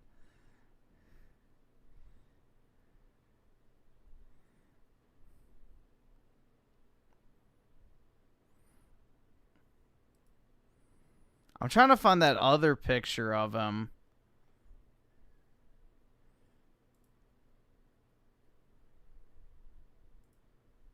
Yeah, this one. That one. Kind of has that same kind of look to him. Like, obviously he's fatter, but he has, like, kind of that same uncanny, like, Gollum kind of look. I don't know, bro. It's hard to put into words, but it has, like, that similar kind of aura to it. Coach, you literally snitched on yourself. I use my boss for protection. Okay, so, hey, boss, there's this guy that came up to me. Oh, no, trust me, I'm not coming close to you, man. I mean, you're sending pictures of your booty hole. I don't want what you got. I'm good. Wow, yeah, exactly, wow. Hey, officer, this is my friend Levi here. Levi, we're not gonna talk to 15-year-old boys again, right? Okay, so just tell us what's going on. Okay. I know we're doing this thing. Levi, he admitted on camera, we have it all recorded, that he was talking to what he believed to be a 15-year-old boy on Grindr. He sent multiple pictures of his asshole. I have run into this before. Yeah. I will say our prosecutor will not touch this. Okay, oh, I love that. Wait, can you give me the name of your prosecutor? If you go to Indianapolis, go to Google and search it up. Can you at least call in and let your prosecutor... direct contact with the prosecutor. Do you have to call a DA to get an arrest here? I don't know how Indianapolis works. So I need probable cause that a crime's been committed. Yeah, okay, well, I'm asking, are you ever gonna do this again? I'm not doing it again, but... So this is your last time sending these pictures to a 15-year-old boy, you promise? Correct, yeah. Can you tell the officer, I promise I'll never do this again? Yeah, I promise not to do it again. This is your last time. You'll never send a picture of your asshole to a 14-year-old boy. Just send a picture. I'm trying to do the right thing, and I get what you're doing. Yeah. But our prosecutor and our sex crime... So what are you gonna do? Nothing. Nothing, okay, so I love that. Can I get your name and badge number? Yeah, last name's Keith, 46175. I literally have arrests here in Indiana. Was it in Marion County? It was actually Marion, Indiana. That's why. So I'm gonna tell you right now, Marion County is not the place to be doing this. They Yeah. consider it tainted evidence. Oh, tainted evidence. Okay, so, but I have arrests in Indiana. Whatever happened here doesn't seem right, but I have to enforce the laws that I'm allowed to enforce. Does Marion, Indiana follow different rule sets than Indianapolis when it comes to the law? Yeah. So there's different laws in the same state. Well, here, I want to tell you, today's your lucky day. You can as many 15-year-old boys as you want, man. Go back in there, and you have a whole buffet in there, man. Hey, Officer Keith, would you like to see some probable cause evidence? Yeah, I can take a look. Oh, you can't take a look? I'm not gonna. Oh, you're not going to. Since you can't look at any of the evidence, I'm going to just read it. The decoy says, you mind? I'm kind of young. No, I don't mind. Any pics? And he said, cool, because I'm 15. And then right after... Lady cop, yummy. I don't know about that, bro. After he learned the age, you know, he sent a picture of him in a thong, admitted on camera that this was him. Oh, this is him getting by a dildo. This is his butthole right here. Even if you can't do anything, I totally understand that, but it's just the optics of it, you know. You can at least pretend to want to do something about it. What do you mean pretend to do something about it? Like, you can be like, yeah, let me look at that evidence, man. Oh, okay, you know, maybe we can question them. It's like, hey, is what they're saying false or is it true? Based upon previous experiences, I'm telling you it doesn't go anywhere. So there's laws. So you can't enforce the law? I can enforce laws that are within our policy. So, okay, so is it a crime for a grown man to send pictures of his butthole to an underage kid? Yes or no? Of course it's a crime. Did he not send pictures of his butthole to a 15-year-old boy? With also we have the generation stuff and AI stuff like that. Photos, we can't prove that it was not somehow edited. But all I ask is, can you ask him? I mean, you got a body cam. It still wouldn't matter. Why would it not matter? It's called fruit from the poisonous tree. Right, so say if I did talk to him, technically, due to you showing me this evidence, now I'm questioning him due to that evidence, that's still fruit from the poisonous tree. So if he just wanted to leave right now, what would stop him? Nothing. Is he going back inside where kids are? No, I think he's getting stuff. Yo, my man, are you the man in charge? Okay, we'll let all the parents know what's going on then. Yeah. No, you can't be here. No, okay, yeah. We're gonna get off your property. I'm gonna just wait right over there, and then when these parents walk out, so that building right there is yours? This whole lot. The whole thing, top to bottom. Oh. Are you gonna inform the parents what's going on? I'm gonna handle the situation. The crazy thing about it is Michael Ortman is the overseer and the director of the Volleyball Academy Club, and he was already caught up to speed on what was all going on. But he wasn't too happy that the parents were about to come outside and see this whole fiasco. So as a director and protector of children, he had to clean up the mess before the parents came out. I'm gonna need you to remove yourself from the property. Okay, but is it ongoing police investigation? So I'm gonna send over by the police. Yeah, let's go. I mean, there's no way you can tell me that that's your building right there. All on one property. It's all one property. So instead of wanting to work with me with a predator coach that you guys hired, I have zero information to give you any appropriate. Well, do you want me to give you the information? Right now he's asking you guys to leave. Okay, but can you? I mean, I need to figure out. All one property. There's no way this is your property. This is all one property. Yeah, you're pointing this way and this way. We're over here. Yo, Eric, come over here. Okay. We're not on your property no more. How about you show the zoning law? I have to show you anything you want. Show the officer, because he has to issue a trespass. He can't just take your word that this whole thing is your property. If he's saying he's paying for the property, then that's... I'm paying for the property. That's not how that works. I mean, obviously it is. Do you even know his name? How can you even confirm that this is his property? You guys don't talk to him and get his name. So you're going to kick me off first, then talk to him? He's asking you guys to leave. If you confirm that this is his property, I'll leave. But until then, I'm standing right here. And I'm going to let every single parent know what the you guys are doing. You're a worse piece of shit than him. Mom, I just want to let you know that one of the coaches, he was talking to a 15-year-old boy sexually online, and we reported him to the police, and now they're banning us from the property. If you guys don't leave, that's a arrestable offense. I don't want you guys to have to do that, right? Okay. Do you know the name of the coach? Yeah, it's Levi Garrett. He's right over there. Okay. Yes, ma'am. And they're banning me from the property for exposing the truth. He came to meet a 15-year-old boy, and they're banning... I'm leaving. He came to meet a 14-year-old boy, Levi Garrett, and the academy owners are banning me from the premises.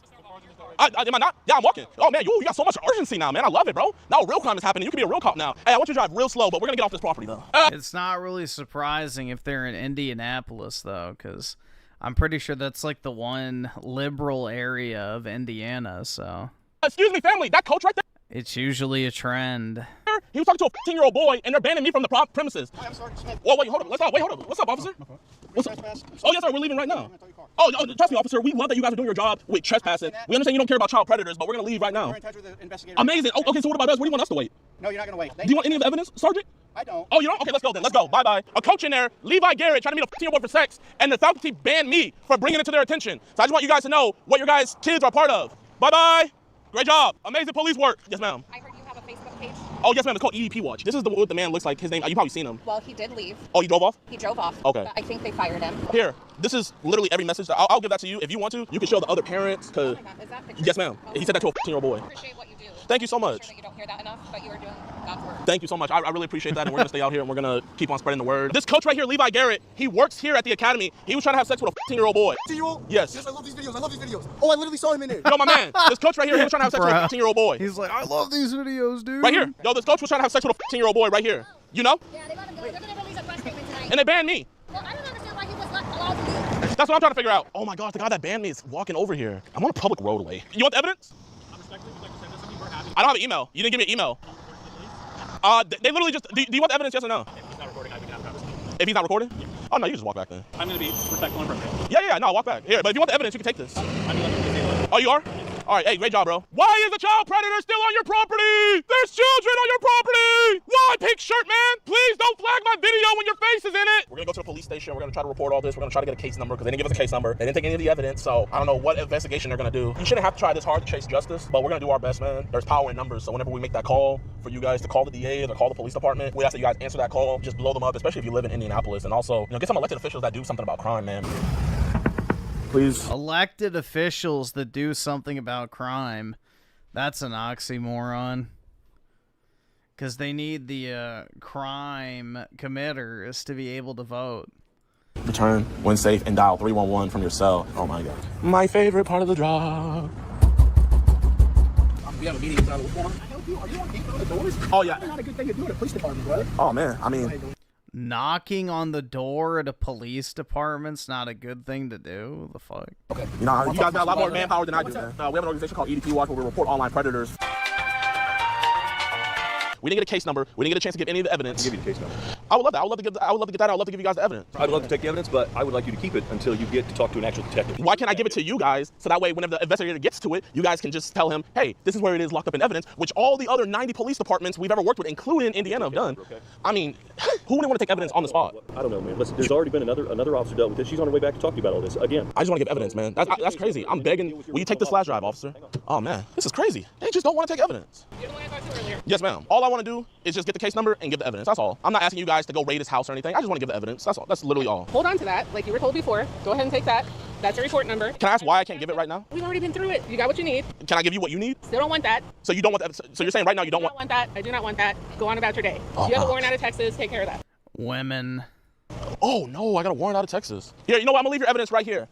So I did my job. I called the sergeant. I called the detective. Did I get a case number on scene? You left before I could give it to you. They kicked me off. They kicked me out. You were disrupting their business. I never disrupted. You were provided with a case number, correct? Yeah, I was. And you're provided with the evidence. Do you want it? Still don't want it. Okay. That's your evidence. That's my evidence. Okay. Do you guys do like amateur catch a predator or something? Amateur catch a predator. Okay, yeah, I'll show you amateur. Here, how about this? I didn't mean to disrespect. No, I mean, it's fine. Like, I mean, you don't know who I am. On NBC, that's all. Believe it or not, we get more views than NBC. I believe you. I'm not questioning your guys' skills. I just never heard of it. I just never heard of a police department not taking evidence on scene. That's all I've never heard. This is the first time this happened. Here's the thing. You guys are from Houston, right? We're from Houston, yes, sir. You're gonna have to come back no matter what. Yeah, for court. But how can we get to court if they don't have the evidence? Hey, can I get another case report number? Whoever wrote this, they're handwriting shit. Like, I'm not even trying to be rude. I cannot read this at all. If I could get somebody that doesn't have Tourette's to write another one, that would help. I'm not even trying to be a dickhead. Look at this. This is actually horrible. Still got that drunk driving thing? I do. Thank you. I appreciate that. No problem. Thank you. I can read this. All right, man. So we're getting straight into the outro because we have a lot to talk about because we got to get this dude arrested, right? And I've learned from past experience, you don't just complain about the police department. Yeah, Indianapolis Police Department sucks, but the people that can make them do their job is the Indianapolis Prosecuting Office or the Marion County Prosecuting Office. The head prosecutor for Marion County, where this incident took place, is Ryan Mears. So this is all his information, and this is all the information to the DA's office, their email, their phone number, and this is the case number that the police reluctantly gave to me. So if you guys want to see immediate action happen, please contact all these information things right here, give them the case number, and let them know what happened and that you want to see this prosecuted. This is the best surefire way to make sure that justice prevails. I'm telling you guys, we've done this so many times before where I will never hear anything from the police or anything. Then after we post a video and we do it like this, a couple days later, we get a call from the detective. Also, we have multiple convictions and arrests in the state of Indiana. The crazy thing about it is it's always Marion County where we have the worst issue. There's literally a county that's about 10 minutes away from Marion, Indiana, where we can get an arrest and a conviction like that. But for some reason, Marion County loves protecting chomos. So, Ryan Mears, let's see if you could change the narrative on that and finally protect people in your community and actually prosecute crimes. So, what's it called? Marion County? Let's just see.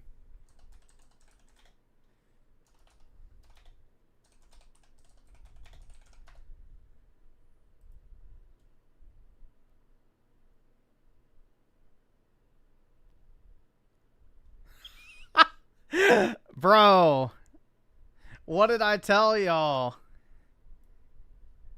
Anyone gonna take a guess which one's Marion County? Anyone want to take a guess which one's Marion County? Can anyone take a guess? Right here. Wowie zowie, dude.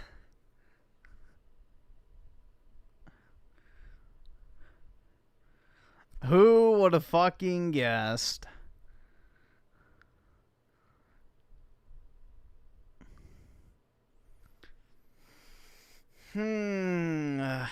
You know,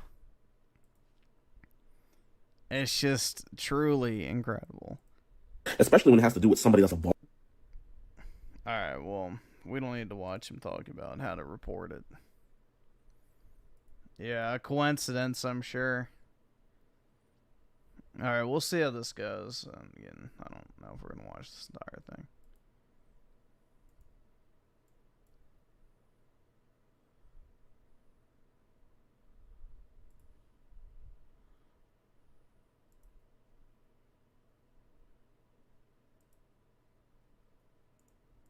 Say to a new business owner. A new business owner? Stick with it. Oh, God damn it. Stick with it. There's going to be ups and downs, and the ups are the great part, and the downs not so great, but if you can survive those downs... It's Griffin? This? Bro, this looks like a mixture of that fucking, Bro, what was that David DeFranco guy? He looks like that. Mixed with, like, that one Fanuc that does the, I don't remember his YouTube channel. The green guy. You know, over the long run, success doesn't happen overnight. But, yeah, I'm done with Pine Bluff. I'm done with Pine Bluff. Another Slop Ray video? We're not watching Raymond. Dear Murphy user, unfortunately, Murphy has ceased operations. The senior debt holders of the company will determine the process by which you may retrieve any physical media that you may have stored at Murphy and will be in contact regarding it. Let's see. Raymond with the 2. This kills your Alright, I'll take a look what it is. Thank you for your support over the years. The Murphy team. This was the message thousands of disappointed Murphy users received when the company went under. Murphy was a startup based out of Madison, Wisconsin, whose business was to store and digitize physical media collections and then offer them for streaming on the cloud. Now, I know what you're thinking. Why the fuck would somebody who already owns a piece of physical media pay another person to keep that physical media and play it for them? That just sounds like having a DJ with a bunch of unnecessary and overly expensive steps. Well, try and picture it like this for a minute. You're a collector of an ancient form of media called physical music. You single-handedly keep your... Dude, collecting shoes like this is such a Brown thing. This for a minute. This is such a Brown hobby. You're a collector of an ancient form of media called physical... I gotta display my shoes and shit. Music. You single-handedly keep your local record store afloat by buying whole rolls of classic records, CDs, and cassette tapes in bulk. Walmart still sells... How is it Brown obsessing over fucking Jordans? Is that like an actual serious question? Worshipping basketball shoes? You're asking how that's a Brown thing? CDs in 2023 specifically to cater to your antique taste. And let's be real, bro, that's exactly what you're collecting. Antiques. Shit, you might not even own a record player. Now, is that going to stop you from impulse buying every Pink Floyd vinyl you come across? No. Is that going to stop you from buying physical... Yeah, but those are, Wig-ers. that are, you know, doing that.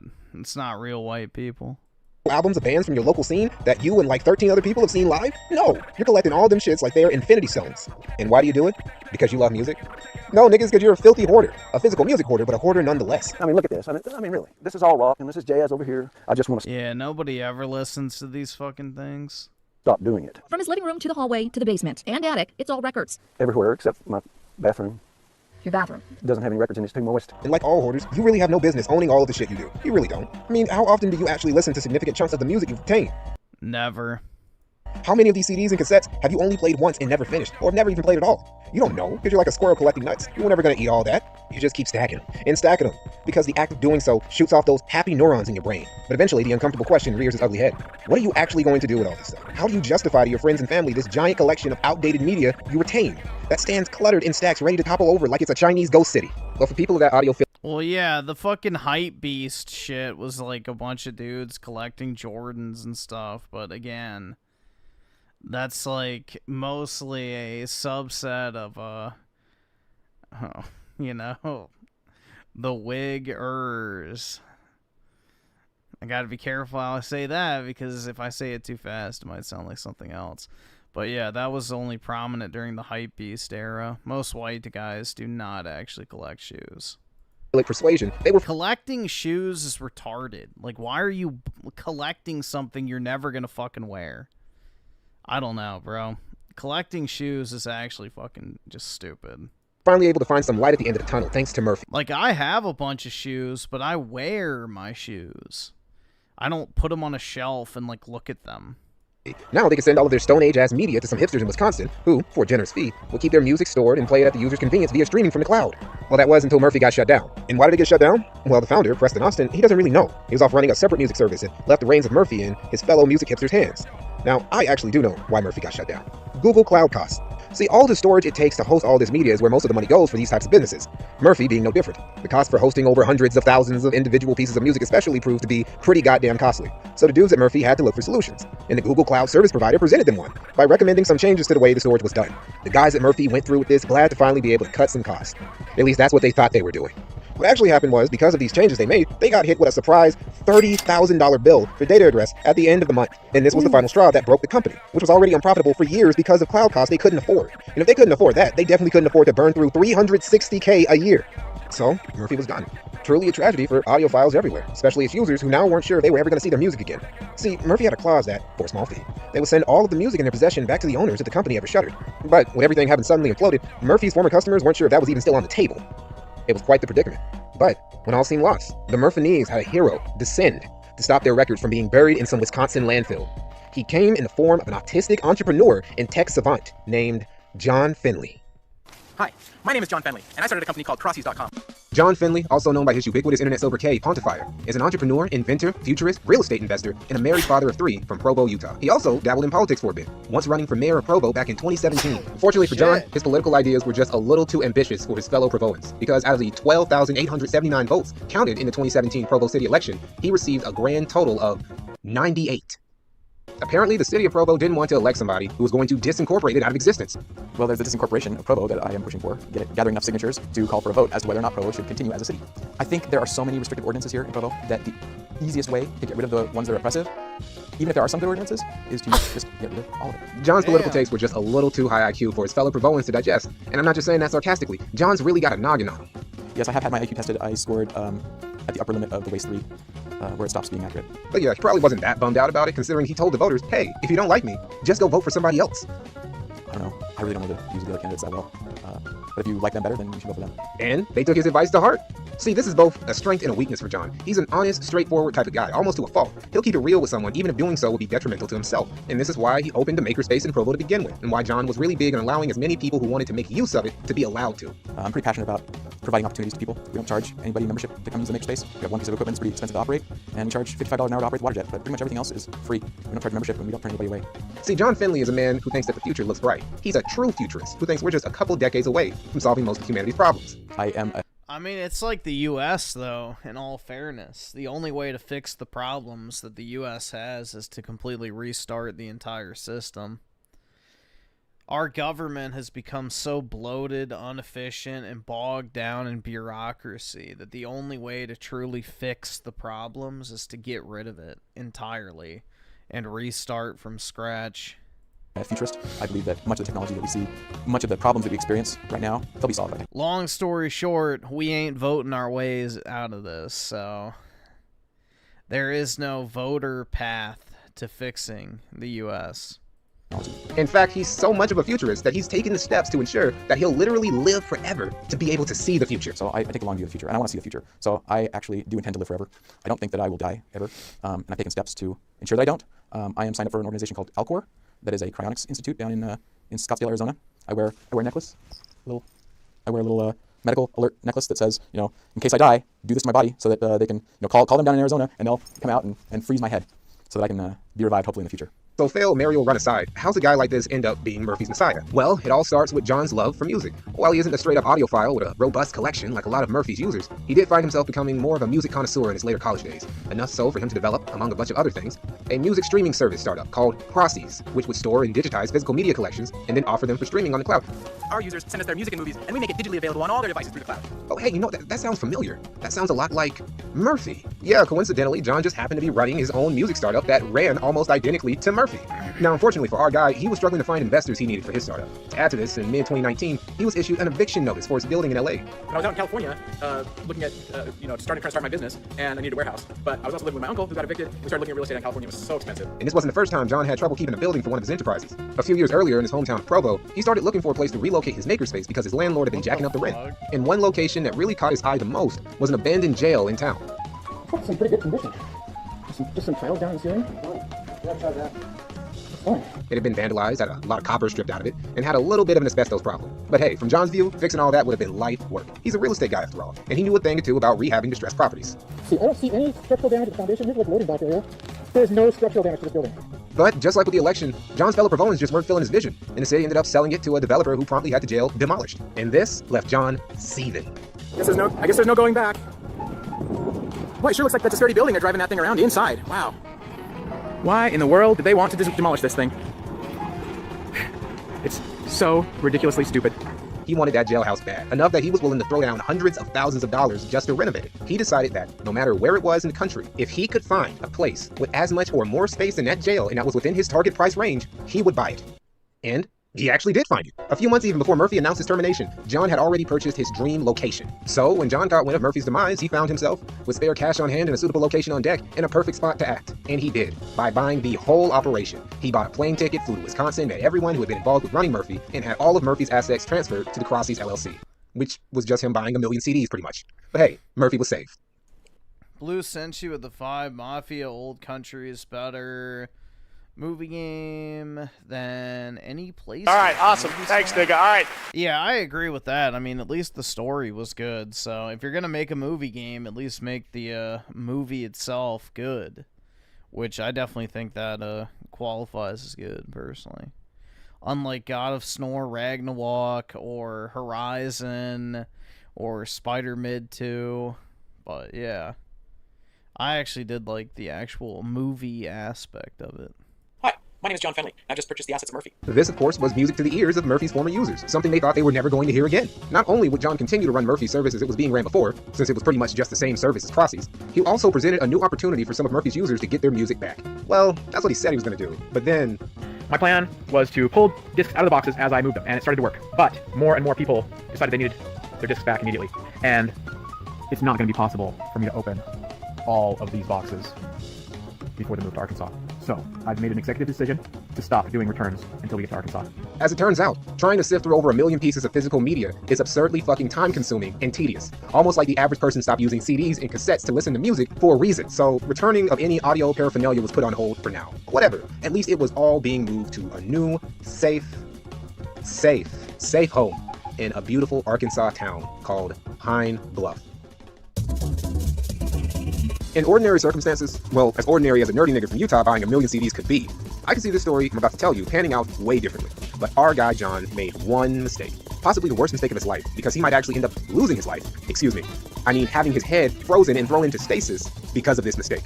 And that mistake is that he obviously didn't do the due diligence he should have done before setting up shop in Pine Bluff, Arkansas. So I did a nationwide search for the largest square footage, lowest price, and found this place. Look at Pine Bluff, that. Arkansas. That's amazing. It's like the large building I've ever seen, and it was so cheap, and that's what brought me here. It's so obvious that he just looked at the size of the building, and then looked at the price listing, and then said, I'm in that hole. But like, bro, you don't need to be inside of every hoe. Just like you don't trust a big butt and a smile, you don't trust a warehouse complex with a low price tag. And initially, it's hard to blame bro. Just look at this bitch. It's a monstrous 220,000 square feet metal warehouse with an office complex on 17 acres. Could you believe that John was literally cruising through one of them in a golf cart going at 20 miles per hour without even worrying about having to hit anything? It's ridiculous. Could you believe he bought all of this for only $375K? Well, if you did, you would be wrong. He actually bought it for 3/4 of that price. The previous owners of this property were really eager, for some reason, to get this thing off their hands. John, naturally, didn't find anything weird about this auspiciously good bargain. No, instead, his plan started to grow in proportion to the buildings he had just purchased. He now had plans, besides just storing a bunch of CDs in there. He wanted to make another makerspace, just like the one he had in Provo, but bigger. Way bigger. We're talking John wants to build the biggest makerspace in the US. But wait, John didn't just stop at wanting to make a new makerspace. He also wanted to make a science museum. Let me just go ahead and spoil this for you now. None, and I mean none, of these plans of John Finley have come to fruition in between the time he bought Murphy and me making this video. Literally none of them. And it's not on any sort of shiesty behavior on John. He's not a scammer. He's not lazy. What he is just kind of naive and maybe a little autistic. Well, maybe more than a little, but you get what I'm saying. Had John known what he was getting into when he bought this building, this might have all been prevented. But some people just gotta learn things the hard way. Really, John should have known something was up when he first arrived in town and found a 7-Eleven that was closed. Have you ever seen a closed 7-Eleven before? Because I haven't. Yep. It's just like a Waffle House. They don't shut down unless something really, really bad is going down. The second clue John should have picked up on was that filling up your gas tank in Pine Bluff cost a little bit more than buying a variety pack of Capri Suns. It's like the city was telling him, here you go, bro. Your gas tank's full. You got a full trip's worth. Now turn around and go back to fucking Utah. But no, our man John persisted. While you could just feel the giddiness, the optimism radiating from this man in every video and photo he posted during this time, you could already start to see the omens, the black clouds forming in the background. Like when John found evidence of a failed arson attempt in one of his new offices. This is one of the things that I found that really makes me think someone was trying to burn this place down. Down here. And near the lighter, this pile of burned papers. This looks like somebody was trying to make it look like the place burned down just by accident, but they couldn't get it to work. This was close. Like they burned something hoping that it would catch some stuff that was like piled up against the door here. They were hoping this place would go up, and it didn't. So this was a failed arson attempt. Boy, that's just crazy. Like, that's insane. You know what would actually be crazier? You know what would actually be more absurd than buying a new building and then coming in to find that somebody had tried and failed to set it on fire? You know what would be actually more insane than that? This is a high crime area, but it can be secured. The media will be secure here. It's just this place has been abandoned for so long that the people have been scrapping metal out of this place. Like the walls here. The walls here, somebody actually stole the walls. They stole his walls. Somebody stole my nigga's walls. Somebody literally broke into his fucking warehouse before he had even set up shop and stole this dude's walls. Like, where do you go from here? How could you possibly see a future in a city where niggas are stealing walls? Even in Detroit, they don't steal walls. Your wall is the only thing Detroit niggas won't steal. This was the last omen that flew over John's head. He still persisted. He had no electricity, he had no running water, and he was already having to deal with thieves that stole everything that wasn't pinned down and stole some of the shit that was. But hey, in John's mind, it would all work out in the end once the city finally allowed him to use his building.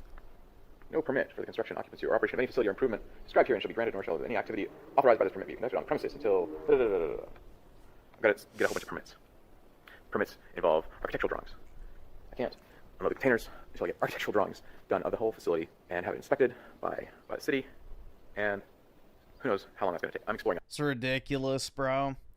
I absolutely hate fucking construction regulation. It's like, why is that even a thing? You know, who the fuck is the city, the state, the government in general to tell you whether or not you can use a building or not? Like, fuck off. It's just more government overreach. Other options. It should have been around this time that John finally started to realize that maybe he made a mistake getting invested in Pine Bluff. But it wasn't. It wasn't this specific moment that made this clear to him. It was this moment. I'm out here trying to protect these containers, and I'm not allowed to go in the buildings because of the stupid red tape. I'm out here totally exposed, and yeah, someone had a gun in my face. My nigga got the burner shoved in his face in broad fucking daylight. This right here. This is when John finally realized I probably should have did a bit more research before buying this building. Because it's obvious he didn't. It's obvious he didn't do any research.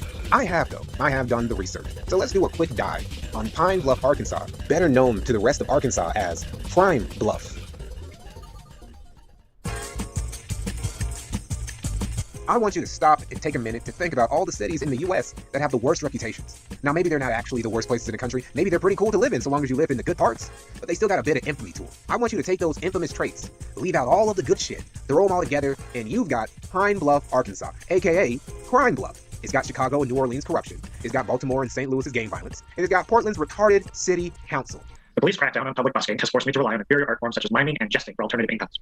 This won't be as much of a problem when the pandemic ends and I can go back to gigging as a party clown, but, honk on wood, as I like to say. Yeah, Pine Bluff has everything. Everything except low crime rates. Well, hold on, that's not true. It actually has a lot of beautiful natural scenery. I mean, just look at all that nature. It's kind of hard to miss when it's devouring abandoned buildings, because the city refuses to either let people rehabilitate these buildings and make them suitable for human life, or just straight up demolish them and let developers build some new shit on top. See all of these old black face buildings? Yeah, a couple times. Yeah, 2 weeks, 1999. Right, this is downtown, but nothing's downtown. So you've seen a little bit, a few glimpses of what Pine Bluff is about. But let me give you a couple facts and statistics that really illuminate this very special city for you. Let's start off with the murder rate. The national average for murders in the US is 7 per 100,000 people. Now I know what you're thinking. Wow, that's actually way lower than I thought it would be. Me too. I thought it was gonna be way higher than that. Pine Bluff lives up to the hype with a murder rate of 50 per 100,000 people. A murder rate of 50 per 100,000 in a city of 40,000. That's declining every year. That is a 3 Gee, I wonder what the main demographic is. 100% deviation from the national average. And it doesn't end there. The amount of Pine Bluffians living under the poverty line in 2021 was roughly 20%, almost twice the national average of roughly 11%, and still higher than the average of roughly 16% for its state. Pine Bluff has managed to be poor by the standards of the state of Arkansas, which is the 5th poorest state in the union. And then we have the education and graduation rates. Look, I don't want to rag on children in Pine Bluff. It's not their fault. They could have been born literally anywhere else in the world, and they just happen to be one of the 40,000 people born in one That's a pretty accurate picture of the most third world ass cities you could find in a first world country. And I do mean born, because ain't nobody moving to Pine Bluff, except for John, of course. And it's sad because we only 30, but maybe 40,000 people now. Used to be about 56,000 people. Yeah, half of the city's gone to Whitehall. I mean, well, the good Lord, you go maybe 20%. And the rest have just jet it off. Crime rates, then, the poverty level. Oh shit, I need some money. You know what I'm saying? If I can't get it here, hell, I'm going up, up the road. Pretty much every problem in Pine Bluff comes down to the fact that the city's local government, it's just bad. It's just bad. It's just shit. The inspector came, said it was okay, but the paperwork needed to be done. Right. Never did any paperwork. He said he tried to, and then your office blocked it. Do you remember when all this stuff was going on? They were like, and they went to get the inspection, Calvin over there, did not pull a permit? Well, they told me couldn't. Okay. They can't pull a permit, not that building. Because it needs what? Everything. It needs everything. Everything. And they said that they were not going to turn the power on over there until somebody did something. Unless somebody did something different. They say something different. I still don't know exactly what I'm supposed to do. Some would say the city's politicians are corrupt, which they are. A lot of them are. Me personally, I think a lot of them are just retarded. What do you want the water up for? So we put some toilets. There's no occupancy in the building. Why would you want it? Why do you need that if you're not occupying the building? This is just a syndicate of mostly underqualified people with backward-ass ideas of how to efficiently run a municipality. And this incompetence trickles down Ronald Reagan style onto the rest of the city. Everything in Pine Bluff is inefficient. The police are inefficient. The fire department is inefficient. The schools are inefficient. And the zoning department is inefficient. I don't know exactly what your plan is. I heard you say something about 100 houses. But when it comes time for it to vote for condemnation, only 2 of them might go because these 2 guys stopped the process. What she's saying is, even though you notice she may write up all the 20 Street, but remember I told you there's multiple factors. If you look at a timeline, if 10 of those she write up at the same time, you would assume they all would land one day 3 months from now. That 10 would be coming before DMP. Well, if it doesn't receive, let's say they don't receive the first notice, then you got to run it in the newspaper. If it doesn't receive the second notice, you got to run it in the newspaper. Half of them don't receive notice, you got to run it in the newspaper. But the other half flows through. Well, you got only 5 out of 10 that comes up. So that's what she's saying. I understand that. Let these be lessons for new and future real estate investors and agents out there. Do research on the ground, on the city, and not just the farm area of the properties that you're buying into. Because otherwise, you're going to end up like John, dealing with hood niggas, rednecks, and retarded city officials every fucking day for 3 years of your life that you could have spent raising your kids in Utah. The politics of the city is fucked up. The politicians specifically are fuck-ups. But you know what? Hey, somebody elected these people. It takes 2 to tango. And while politicians ain't great, the average Pine Bluffian plays his own important role in making his city one of the worst places in the country. You gotta keep in mind that Pine Bluff is not an ordinary bad city. In ordinary bad cities, the politicians are normally safe from all of the lunchtime rowdies causing a ruckus about town. That's not the case in Pine Bluff. In Pine Bluff, crime touches every inch of the city and the people who live in it, including the politicians, whether they're still in office or not. A man has been arrested after being caught on camera robbing a Pine Bluff councilwoman at gunpoint. 3 assault rifles were all pointed at Pine Bluff councilwoman Yawnyea Alexander outside of her home early Sunday morning. The robbers took over 4,000. Yeah, this is what happens when you have a community of astronauts, bro. Their massive minds just clash with each other to the point where it makes them violent. Dollars of her belongings in just 1 swipe. Pine Bluff City Councilwoman Yawnyea Alexander was robbed by 3. Their intellectual discussions get so intense that it just, you know, devolves into violent confrontation, obviously. Men at gunpoint. Not only was it one big gun, it was 2, 3 big guns. Alexander is grateful the men didn't shoot her, but after they snagged her purse, shots were fired as they ran off. Does it take all of that to rob a woman of her purse? And just like with his former councilwoman, John has had plenty of time in the past few years to get well acquainted with some of Pine Bluff's finest. You just do that? What the fuck? What the fuck happened, man? What the fuck? What the fuck? Look at this mangy dog. This isn't even the worst one. This isn't even the worst one. What are we gonna do about this? I don't know, your dog, man. Look at your door. You see the paper that's on there taped to your door? Because it's for you, man. Notice of breach. 2, Josh Small, from John Fenley. This notice is to inform you that you are not in compliance with your rental agreement, rubbish and clutter outside of leased area. Failure to procure required insurance policy, occupancy of premises without occupancy permit, pets on premises, and Arkansas Code 18-17-601, paragraph 7, disturbing peaceful enjoyment by others. Alright, get the fuck out.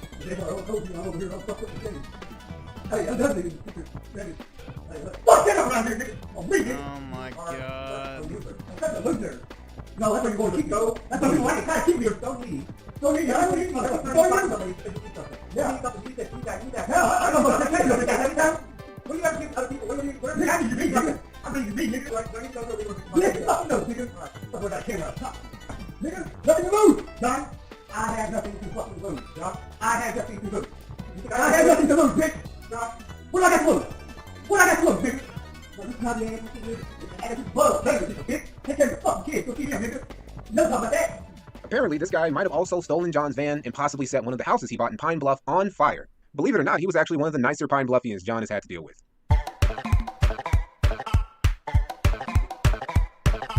You can say a lot about John Fenley, but you cannot look down on his dedication, on his will, on his autism. Because John wasn't going to let the fact that he had no real access to his building, no electricity or running water or any amenities at all going through it, he wasn't going to let any of that stop him from getting work done.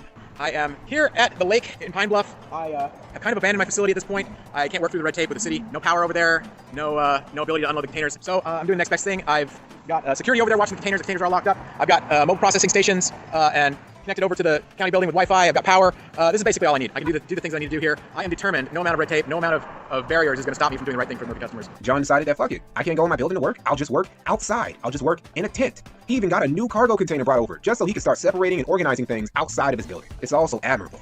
But John just didn't realize that no amount of grind setting can outgrind the bluff. I just found out that Pine Bluff is the fastest shrinking place in the entire country. This is around the time where John finally starts to actually lose his fucking mind. It's fully sunk in that this city is just ass. It's the fastest shrinking city in the US because everyone who lives there knows it's ass. The crime is bad. The politicians are bad. The state of the city is bad. It's just a city where everything is bad all of the time. And John, with his over-optimistic ass, financially chained his business in this failed city. So eventually, he just throws his hands up and decides, I'm gonna take this straight to the city council. And he did. Hi, my name is John Fenley. I am the owner of Murphy.com, a business that's been trying to move here for the last 2 years. I'd like to tell any of my 40,000 customers why I cannot get permits to use my building that meets my requirements. It's a metal building with a concrete floor. I'd like to unload some merchandise into it. The city of progress that you guys are killing by destroying every building in this town. I only see demolition happening in this town. It's shrinking. And any vacant building owner now has to register their vacant building, you guys are going to charge them, but yet you're not going to let people get permits to fix their buildings? That's not the perfect storm. There's a process, Mr. Fenley, that you have to go through to get buildings qualified for any kind of improvements. You need an architect, you need a plumber, you need an electrician, you need these kinds of things. There are regulations that one must follow. Well, maybe you should. Unfortunately, just like back in Provo, the Pine Bluff City Council just wasn't feeling his vision. They treated him like a munch and left him out in the cold to be savaged by an endless onslaught of thieves. He even got on the news for it. Utah man looking to start his own business in Pine Bluff is suffering from a major problem that's holding him back. Theft. All those plans kind of just have been destroyed. I've been robbed so many times, maybe $50,000 worth of theft over the past 2.5 years. And here, 2 men cut the bolts off a fence and prying it open to make room for their car. It's been a challenge for Fenley to get a permit from the city to get this place in shape, and the more time he waits, the more gets stolen. You would assume that at this point, after dealing with all this nonsense, he would finally just cut his losses, head back to Utah, and say, fuck it. Well, you would assume wrong. In fact, the opposite happened. Not only was John going to stay in Pine Bluff, he was going to buy even more properties. John Fenley decided that he was going to single-handedly gentrify all of Pine Bluff. This almost 80% black city was going to be mostly white-owned when he was done with it. At least that's what I assume his idea was. I can't think of any other reason why he would decide to buy over 75 more properties in this city unless he was on some manifest destiny type shit. I guess price also plays a role into it because a lot of these properties were cheap. They were so cheap, John said he would have felt bad for not buying them. It's just like his $375K warehouse that he paid less than $300K for all over again. Pine Bluff property owners are literally giving the city away for a bargain. And despite getting burned by this town for the better part of 4 years for taking a deal just like this, John, like a housewife during a 3-for-1 sale, just cannot turn down a good deal when he sees one. But no, seriously. Why is he still doing this? Why is he still buying new properties? Why is he still trying to start new businesses in Pine Bluff like this fucking go-kart track? Why is he doing all of this? Some people say it's simple sunk cost fallacy. John can't bail on Pine Bluff because he's been there for so long and poured so much money into making literally anything work in this cursed-ass town that he feels like he can't cut his losses. Yeah, I think that plays a role, definitely, but I think the answer is a lot more simple and straightforward than that. I think it's a combination of John being a naturally stubborn dude when he puts his mind to it, and also a case of him just having acclimated to the city. I don't think that anything really phases John about this town anymore. He knows all the quirks. You go on his Twitter, he's just him complaining about Pine Bluff every other day, about how the city officials are retarded, about how there are thieves everywhere breaking into everything, about how the city doesn't even have drinkable water. We just noticed this about the tap water here. Bruh. That is freaking gross. This is Pine Bluff water coming out of the tap. Dude, even the government-provided water's brown. Awesome. But hey, he's still there. John is perfectly aware of how shit the state of Pine Bluff is and how unreliable the people who run it are, but he still sees potential. Potential that a normal human being who doesn't keep a monitor on him to alert people of his death so that they can put his head in cryogenic stasis for a century just can't see. We just don't have this man's vision. He still sees a warehouse that could be a perfect HQ for Murphy. He still sees buildings that can be rehabbed and made use of again. He still sees a community that just really needs a science museum and maybe also a go-kart track. And he just goes, you know what, fuck it. I'm going to sue you. I'm going to sue the city of Pine Bluff for obstruction. And he actually has a good case, because apparently the city issued him a permit that was invalid. They gave him a worthless permit just to get him off their back. After deciding to sue the city of Pine Bluff, John then took himself back to the city council so he could explain in person why he was suing them, in a speech that was so gangsta. I'm just gonna let it play. I'm not from around here, and I came here with high hopes. But, like the commenter from the last city council meeting at the end of the council meeting, I've had huge problems with the inspection and zoning department. You basically stopped me from working on my original plans, so now I've got plenty of time to poke holes and throw wrenches into every plan you hatch. Last year I purchased over 70 properties around Pine Bluff, and now I'm in a unique position to see discrepancies in code enforcement procedures. Some of my yards have been mowed without prior notice. Some notices were posted to properties without corresponding letters being sent. I've been sent bills for work that my crew had completed, and I've been sent bills for properties where no work has been done. I also had a house demolished off of a property that I own with no notice. I can also tell you with absolute certainty that city officials have committed perjury in some of the affidavits in these documents. In short, I don't trust anything from this city. And I've basically given up on this town doing the right thing without being forced to do so. So, you can try to collect these fees from me, but I don't care. It's no skin off my nose to let all the property I own here rot for the next 50 years while I connect all the dots about where all the tax money is really going, because it sure isn't going to projects that benefit the city. Thank you. Our guy John just lit the whole building up. For once, it was him setting something else on fire, and not the other way around. I can't really tell you how the story of John's is going to end, how his lawsuit is going to turn out, how successful he'll be with running Murphy, whether or not he'll ever get to make that makerspace or science museum or go-kart track or whatever the fuck he's trying to do. But I do know that, after examining hours of this man's internet presence, that he is 100% full serious about everything he's doing. He's not a grifter, he's not a scammer, he's not a gentrifying carpetbagger trying to take advantage of a minority-run city. John Finley really does just want to move his million CDs into his building, do some science shit, and buy and restore a few rundown properties. That's it. And had he set up shop in a more reasonable town, he might have, and I might not have made this video. But the things about shitty cities like Pine Bluff is, they're local. Yeah, I mean, with the government like that, why isn't this Wakanda, dude? You know, I thought when black people got to be in charge of things, then, you know, they prosper without the oppressive thumb of the white man keeping them down. Government has self-sabotaged to such an extent that you just can't win. You're not supposed to win. Unless you work for the city, embezzling federal funds, or you're a community organizer, embezzling donations, you just can't win.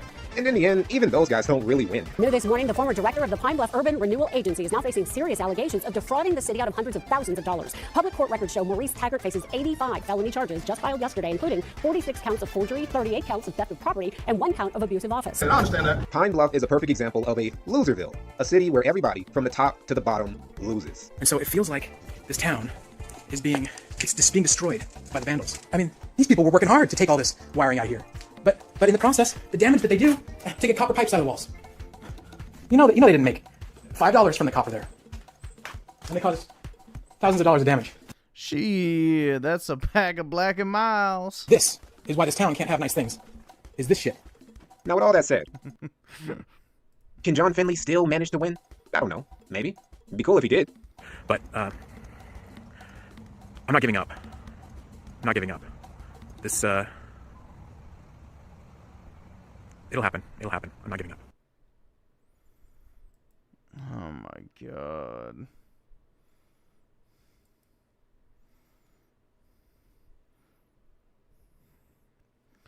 How would you fix Pine Bluff? Death squads.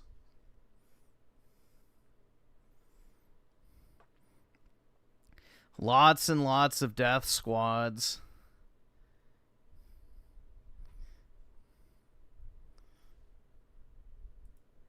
That's how you fix most problems.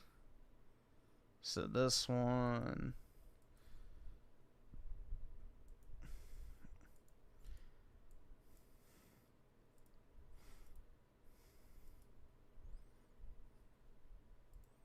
That would do the trick? Yeah. An Odin strike would work. The world, what they don't realize is we actually do. Well, there you have it. Noticing is antiseptic, folks. Back to you, John.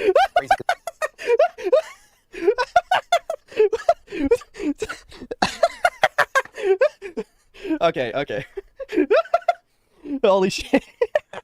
Okay, so if news were honest. Tonight I can report to the world that the strikes were a spectacular military success. Oh yeah, I've heard. I think we literally watched this on stream, didn't we? For the last 8 days. Mr. Vice President, thank you for joining us. The big question, is the United States now at war with Iran? No, we're not at war with Iran, John. We're at war with Iran's nuclear program, and I think the president took decisive action to destroy that program last night. This is taking forever. Are we getting to something? Okay, if news were honest. All right. 3 minutes in. It turns out that the people carpet bombing the innocent are actually the good guys. Just kidding. Okay, so I like the AI video shit. That's interesting. All right, hold on. Let's go back. Look at the text in the background. News. It turns out that the people carpet bombing the innocent are actually the good guys. Just kidding. That would be retarded. Let's go live to Steinberg. So you're saying they have weapons of mass destruction again? Exactly. It's the same excuse we've used since the towers fell. Not much has changed. Here's what we're gonna do. We're gonna get PTSD from hurting the innocent. Then we die for the chosen people. Yeah. Let's go. We shouldn't be here. This non-chosen sand person lost his home and family just hours ago, but Israeli military officials say this is God's plan, and questioning it is antiseptic. Please stop. I hear they're building a new restaurant. What? You couldn't get to re-record anti-Semitic? You just went with antiseptic? They did it so it wouldn't get flagged. Maybe it's a blockage in the AI or something? I don't know. Whatever. Nah, it's so it doesn't get flagged. In Tel Aviv. The chef prepares an amazing foreskin salad. Foreskin salad. Oy vey. What salad? What the fuck? Imported directly from the adrenochrome factory. I've never tried the foreskin salad. Sounds satanic. Right. Probably part of their Talmudic beliefs. Right. Yeah. Okay. It was 2001, back when we all blamed the same people. Today, everybody notices. This is why we do false flags. We go live to the dancing. That's clearly supposed to be Ben Shapiro because it's his voice, AI voice, but it doesn't look anything like him. Is the AI not allowed to do his likeness? Or maybe he made it not his likeness on purpose? I don't know. But that's clearly Ben Shapiro's voice. Israelis. These people really know how to dance, but the real dancers are on the roof. We're following these guys up to the top floor. No clue what's going on, but they're moving fast. Yo, check this out. We are God's chosen people. Breaking news out of Times Square. Officials say they found a Muslim passport in the debris. What was the juice? Sir, are you okay? I'm sending my son off to Iran tonight. You saw it from your apartment? Yeah, right over there. They were just dancing. It didn't look right. Wow. We better go fund that. Right? We better go fund that. Okay, that's pretty good. Okay, yeah, AI slap a video. Those are usually dog shit, but that's pretty good.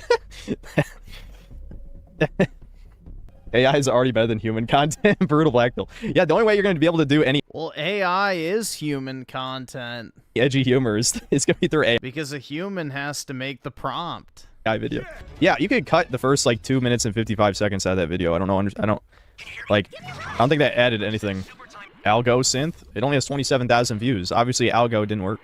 I'm almost wondering if that beginning part's in the video just so you can... Nah, I've seen this video before. It's all over Twitter, and it got millions and millions of views. Claim it's not an AI video from YouTube's AI scanning shit in the algorithm. Maybe that would make sense. To personally fund the most grotesque acts of violence. Back to you, Dennis. Breaking news, George Soros is funding the new Ice Fest. Okay, that's exciting. We go live to the propaganda. Sir, what exactly are you protesting here today? I don't even know why we're yelling, but I think chaos is good. What's wrong? I watched the news That's that said pretty people good. are being taken from their homes. Do you know anyone personally affected? No, but my friend's uncle's distant cousin's friend. We're here to get impressionable youth to come cause chaos. Why are you out here today? They're taking people from their home. Where'd you see that? The news. Go watch the news. We are the resistance. The news said so. Good thing there's pallets of bricks and a conveniently placed pile just dropped off for protesters. Here's the thing about people being illegal. Illegal should be legal. We don't need laws. What's good, foo? You want to catch a fade? I'll mess you up right now. How fun. Reminds me of the Floyd Fest. Perfect distraction. The Floyd Fest. Unrest in the Middle East. Right. More propaganda. Good one, John. Shut it down or I'll shut it down. In other news, we were promised this land thousands of years ago. Yeah, Bernstein, take it away. Thanks, Steinowitz. Remember, people, they are the bad guys. Trust me. These people are an absolute cancer. Truly going to be the end of the human species. That's anti-Semitic. Brittany, you better watch your tone. Oh, yeah, I almost forgot they fund the news. Exactly. Yeah, dude. Fucking yeah, dude. I got to give that one a like. This is good. You, Dennis. You guys make a good point, but my producers tell me to distract people with chaos so they don't notice who's actually starting World War III. Why are you out here today? True. Because if you come here illegally, you deserve to be here. Like, illegal activity shouldn't even be illegal, dog. Yep.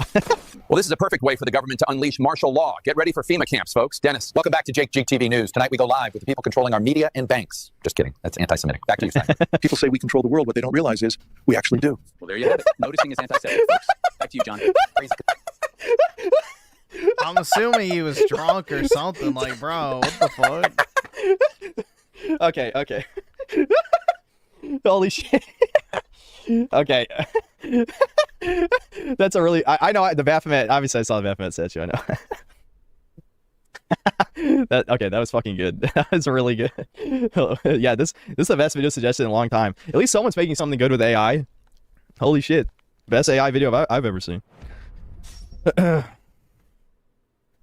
Conspiracy theorists. They'll believe it. Noticing is antiseptic, folks. No, it's called He Can Let Loose and Laugh Once in a While. It takes a lot to make me laugh like that. Back to you, John. Crazy conspiracy theorists. They'll believe anything these days, right? If only JFK kissed the wall, he'd still be here. Don't get us canceled now. Let's see what's going on in Hollywood. So what's the goal behind this film? To push Satan, normalize gender confusion, and celebrate sin? Okay, wait a minute. How many Jews in this video have Ben Shapiro's voice? We're up to like 3. We're up to at least 3 have Ben Shapiro's voice. What the fuck?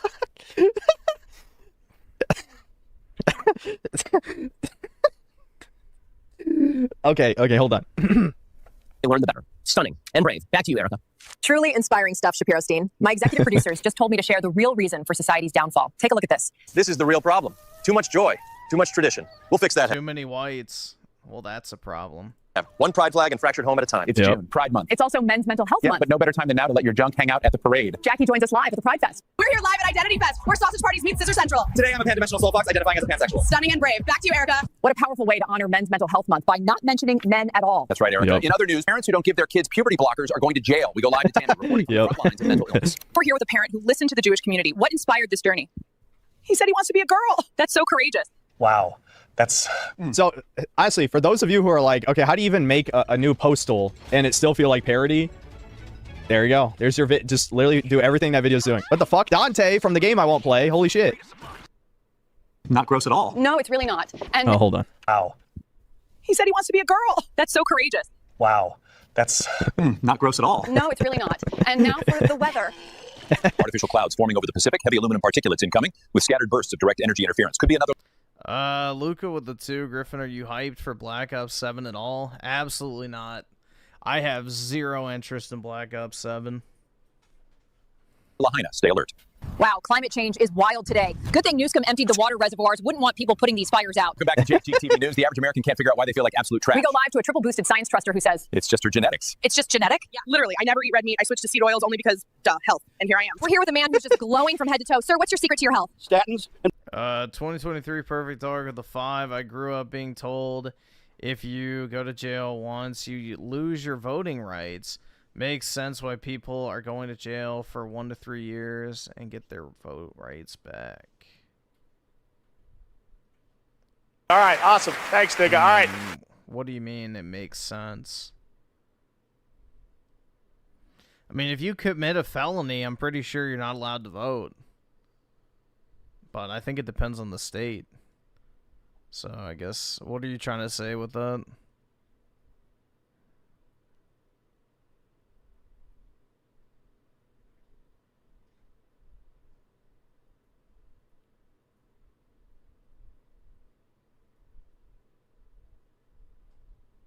Blood pressure meds. Hold up, I'm about to have a heart attack.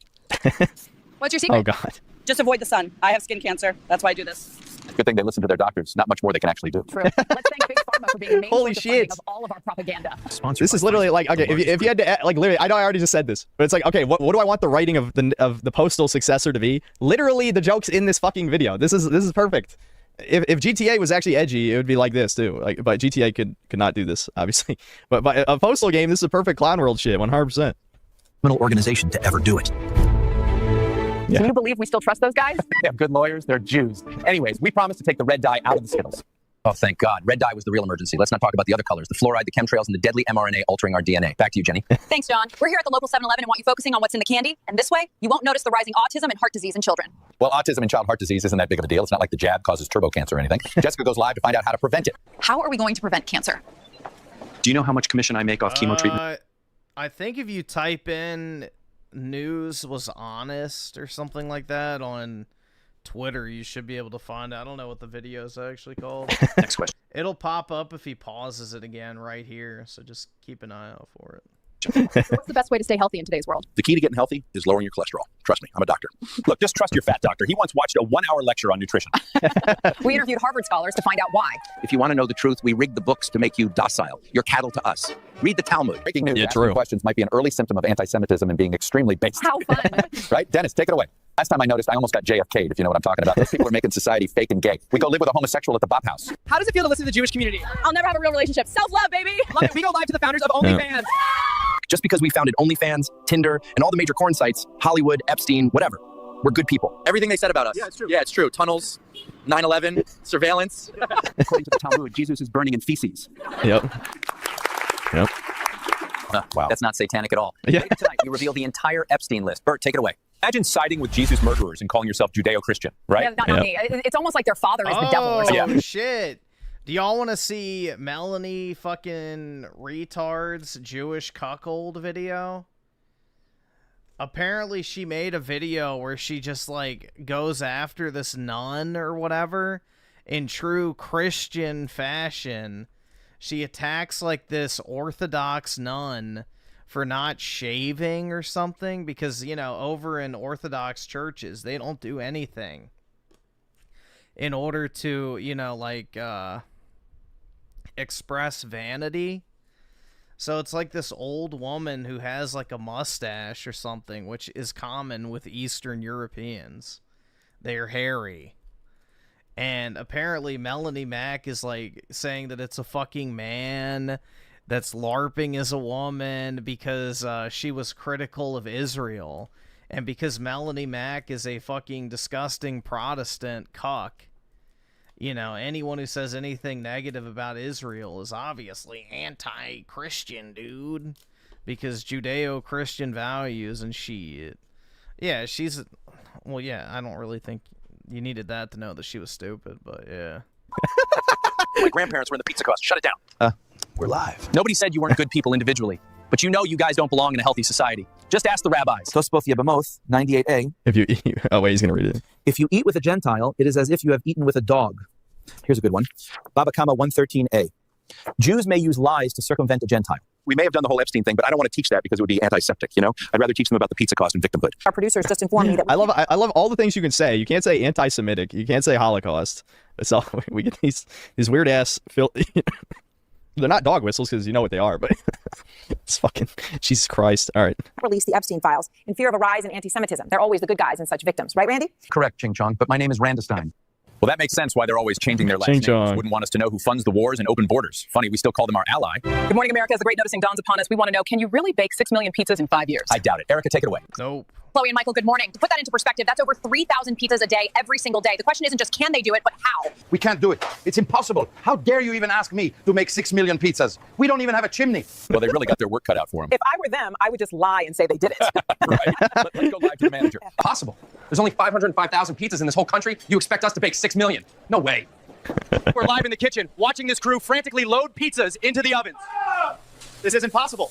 They won't hit 6 million. And even if they could, the Russian spot down the street did 62 million from 1917 to 1987. We hear you're writing a diary about the that's pizzas. true. How's that going?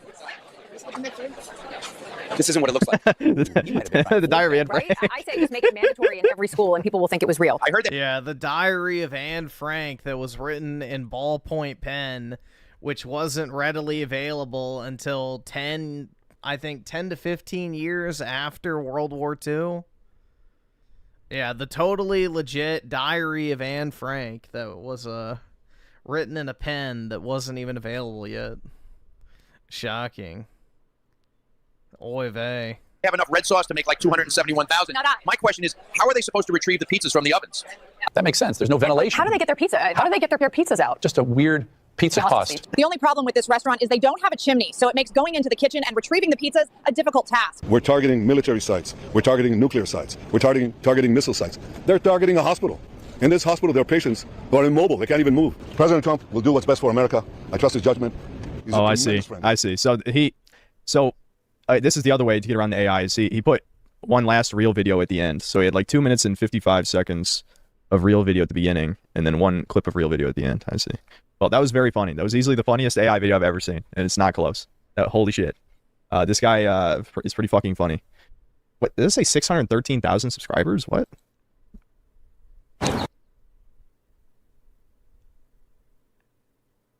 God, please buy me a jet. Today's church years later, 2.5 million. Yeah, that was definitely, that was the funniest, that was probably the funniest chat video suggestion ever, I gotta say. So, Toby the Drink, good job.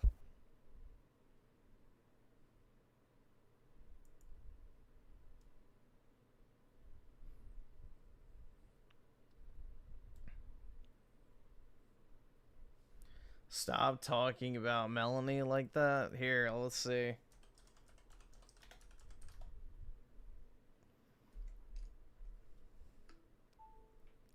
Yeah, there it is. Oh, look. Corpse Bride Monster High Doll Unboxing. Well, that's pretty satanic, Hey guys, I haven't done Melonie. That's pretty satanic. Look how cool this is. You know, I know some people are probably going to think I'm crazy for not keeping it in the box, but I kind of want to take it out Dude, she's trying so hard to look like she's not 40. of the box. I can't It's help it. really sad. Like, you're a 40-year-old woman. Stop dressing like an edgy middle schooler. I want to leave it in the box. Look how beautiful she is. I love it. You guys haven't seen Corpse Bride. Surely you've seen Corpse Bride, right? If you like Tim Burton stuff, you surely have seen it. I know almost everybody has at least seen Nightmare Before Christmas. Okay, so it does open really easily. So Yeah, how Christian. if you want to put her back in the box, it will be pretty easy. But yeah, surely, I mean, you've seen Nightmare Before Christmas. Almost everybody has seen that, right? Which I adore. But, so yeah, this is, if you haven't watched Corpse Bride, watch it. It's so good. But this is a Oh my god, it's so good, dude. very beautiful doll. I was like, hey, I want this for my collection. So here we have the certificate of authenticity. Curious what that looks. Oh my god.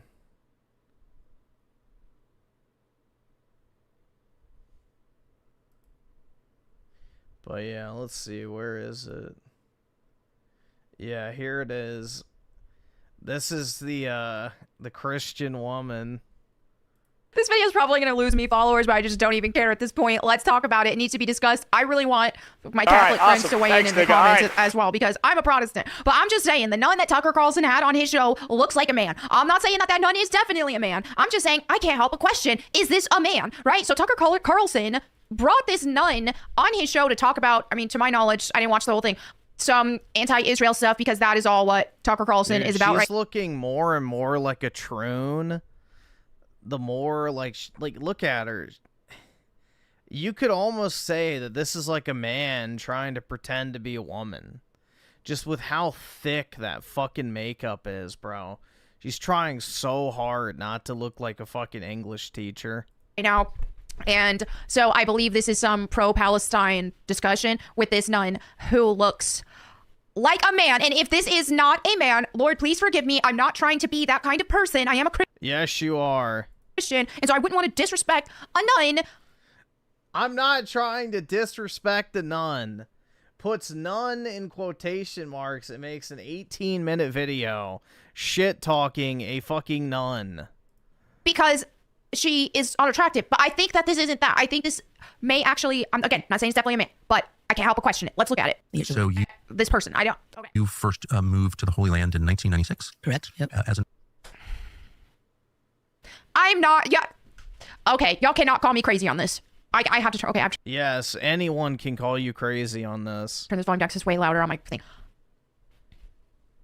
I get it. Some women have PCOS, some hormonal things, and that can get some mustache action going. Yeah, it's called Eastern Europeans. The Greeks have this problem really badly. Greek women are hairier than the men sometimes. But this does not look like a woman. Look at the brow. This Yeah, she doesn't shave like you fucking whore. She's a nun. She doesn't do her fucking eyebrows or shave or any of that type of shit. Like, Melonie Slut can't help but be like, oh my god. Like, the fucking caked on makeup bitch is really gonna talk shit about a nun. Oh my god. looks like a man. None. Right. How are Christians doing in the Holy Land? Well, it's become a very difficult time for them there. Look at the voice. Yeah, it's terrible to be in Israel if you're a Christian. You get spit on. Listen to the voice. I'm really not trying to be disrespectful, but this just, it looks like. Listen to your voice. Holy fuck. You sound like a screeching harpy. A Mexican man that they just put in a nun garb. And I don't know where this nun comes from or what their story is. And I am not trying to be disrespectful, but I'm just saying. Now she's using non-gendered language. That's pretty woke of you, Melonie. If we have someone like Tucker Carlson, who is supposed to be against the craziness that has been going on in America and all this stuff, but then he platforms a nun. Dude, if Eastern European women don't shave their fucking lip for a week, they look like that. Like, I don't think you guys realize how hairy, like, Greek and Mediterranean women can get.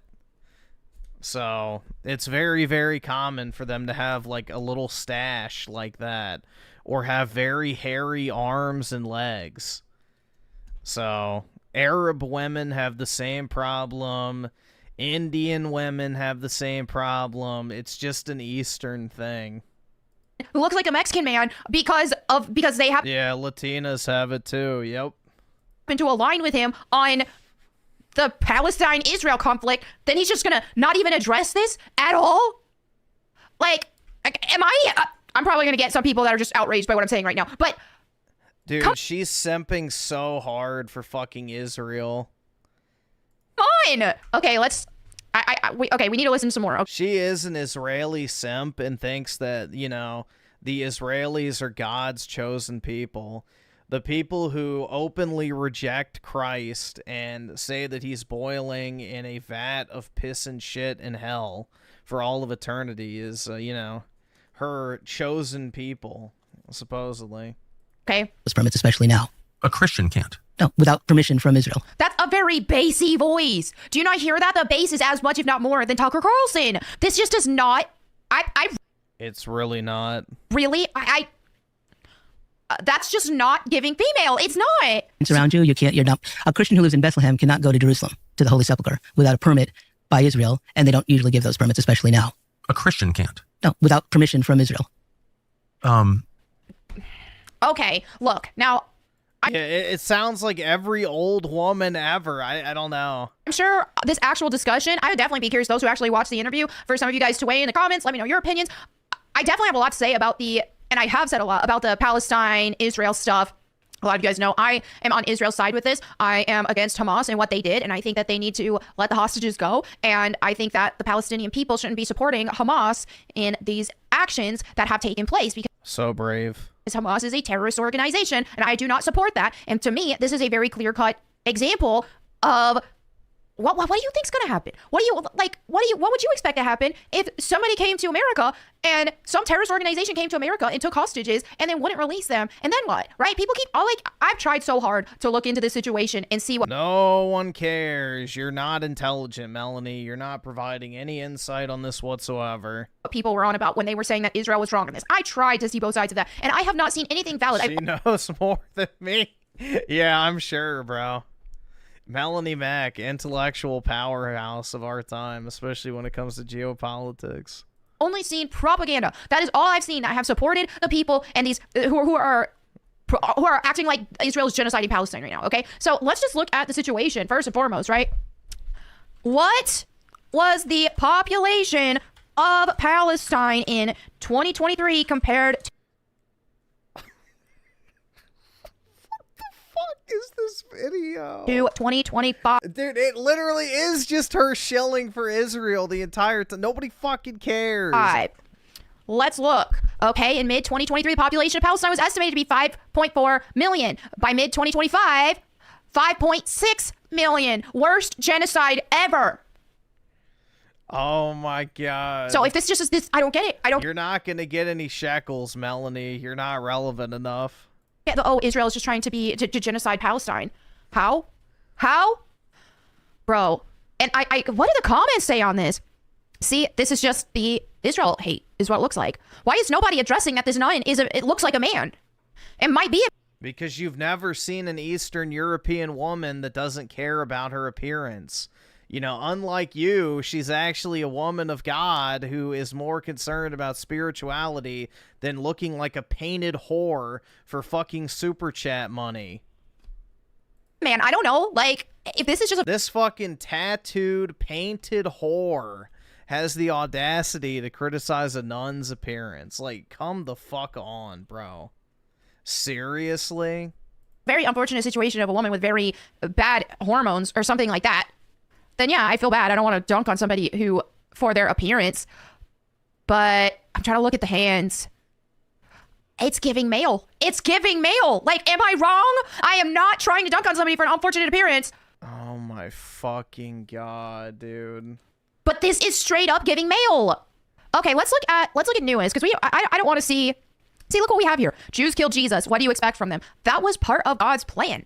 That was all oh my god, the cope. God's plan. God hardened their heart. That's right, dude. God wanted the Jews to kill him. Oh my god, bro. So why do people use Jews killed Jesus, we couldn't be saved if that didn't happen?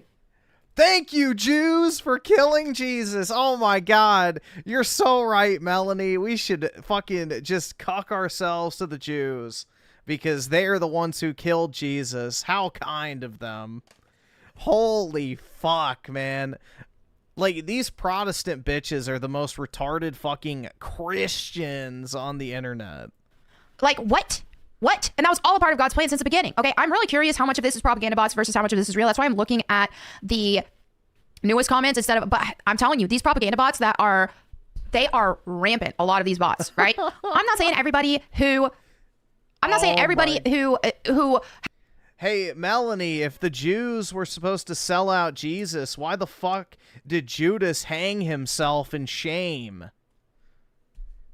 Why the fuck did Judas hang himself in shame if it was all part of the plan? Has any question, who wants to look into the situation or doesn't want to support the Israeli government and everything they do. I'm not saying these people are all on this propaganda demonic thing, but there definitely is a demonic concerted effort right now, I believe, to turn the world against Israel. We do know that the world will turn against Israel. They always have in the Bible, right? And we see that. No. The world does not always turn against Israel in the Bible. That is a complete fucking lie. The Israelis turn against God, and God turns against them. And they have to earn their way back into his good graces. It's the complete fucking opposite. When the Israelis and the Jews abandon God and don't follow his teachings, he condemns them to a fate of being scattered throughout the land, losing Jerusalem, being stuck in the desert for 40 years, like, condemns them to slavery in Egypt. So, no, it's not the world turning on Israel. It's the fucking Hebrews not obeying the word of God. So, again, this is why Protestantism is a fucking cancer, because they don't fucking read the Bible, and if they do, they're too fucking retarded to actually, comprehend the words. So as a Christian, what I have to, and every time I talk about this stuff, dispensationalist, I wouldn't even consider myself a dispensationalist because I don't even believe in pre-trib rapture. Like, I don't think that's a thing. So I don't even know why that's consider myself a dispensationalist because I don't even believe in pre-trib rapture. Like, I don't think that's a thing. So I don't even know why that's constantly used to discredit, but let's just look at what the Bible says on the situation. Read Romans chapter 11. I would challenge you to read the entire chapter, right? Now, I'm not gonna have time to go through the whole thing, but as we can see here, read it all for yourself, right? God hardened. See, here we have Paul talking about, I myself as an Israelite, a descendant of Abraham and a member of the tribe of Benjamin. So he's talking about being an Israelite by blood, right? He's a Benjaminite by blood.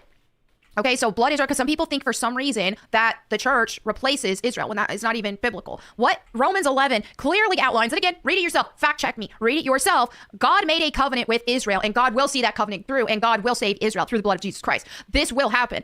And what happens so God will save Israel through the blood of Jesus Christ. In order to be saved, you have to acknowledge Jesus Christ as your Lord and Savior. If you reject Jesus as the Son of God, you will not be fucking saved. That's the entire point. The original Christians were Jews who converted to Christianity.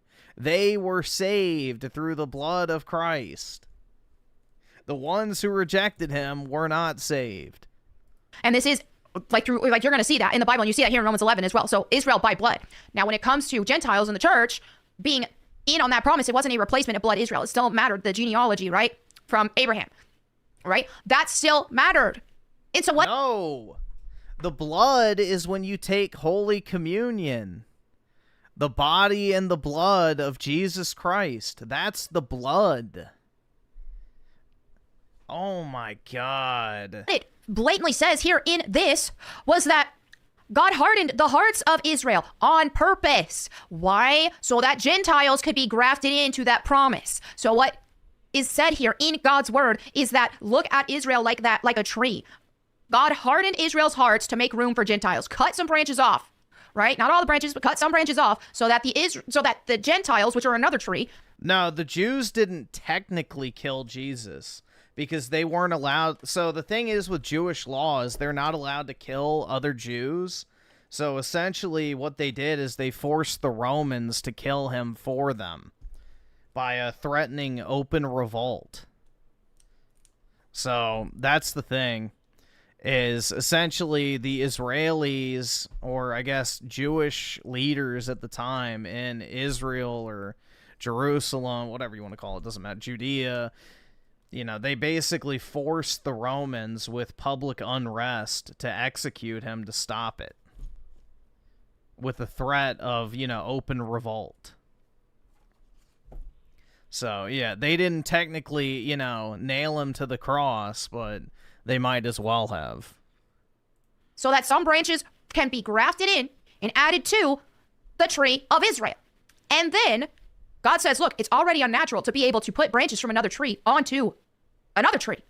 But I can do all things, right? And so not only can I take those branches, the Gentile branches, and put them on the tree of Israel with that covenant I made with Israel, but I can also take those branches that I cut off and place them back. Right? Read Romans 11. Read it all. It says this. So when people are like, oh, they try to use this excuse, and this is why I can't stress enough. You guys, we have to be in the Bible every single day. We have to be versed in the Bible because bitch, you literally just said in the Bible the world turns against Israel. You don't know what the fuck you're talking about.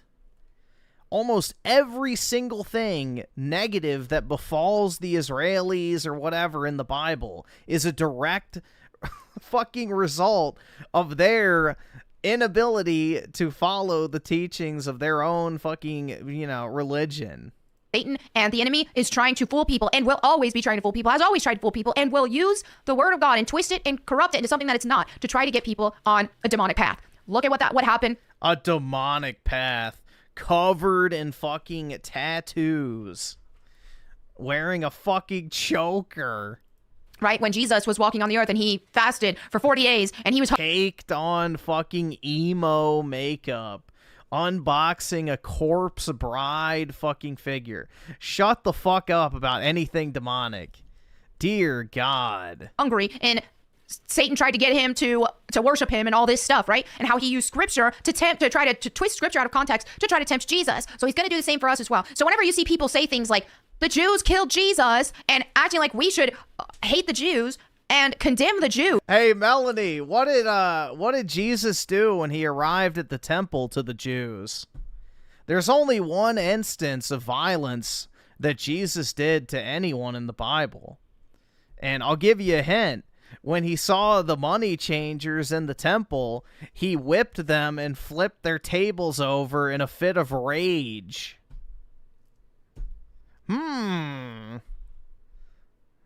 Was because they killed Jesus is a twisting of God's word that is not in a way that's not meant to be, right?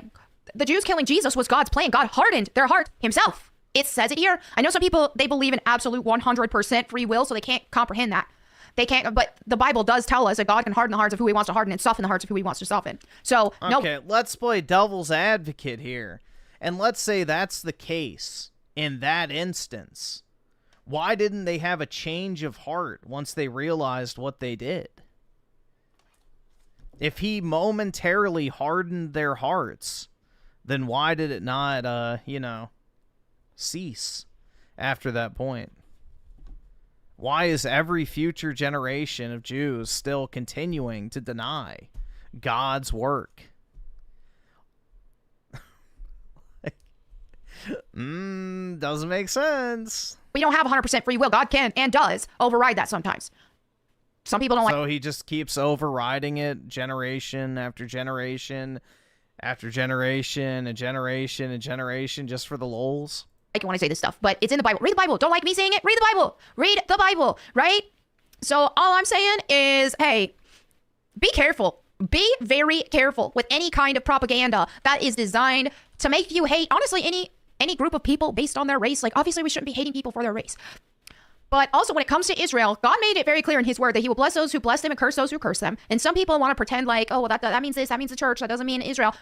It's pretty cut and dry that this was blood Israel, right? And all this, oh, but this isn't the same Israel, even though the Bible prophesied that Israel would be scattered and then come back together as a nation, and that God preserved the nation of Israel. That is biblical, that the nation of Israel would be preserved. And they're like, oh, but that's not. That is not at all what the Bible says. So who else? Who else? Then who else do you think it is? Us? It's not us. We're not by blood. I mean, I'm not. I don't know about you, but I'm not blood Israel. We Gentiles that are grafted in were grafted in by the grace of God, and he hardened their hearts so that could be done. It's not so that we could boast. We didn't deserve it.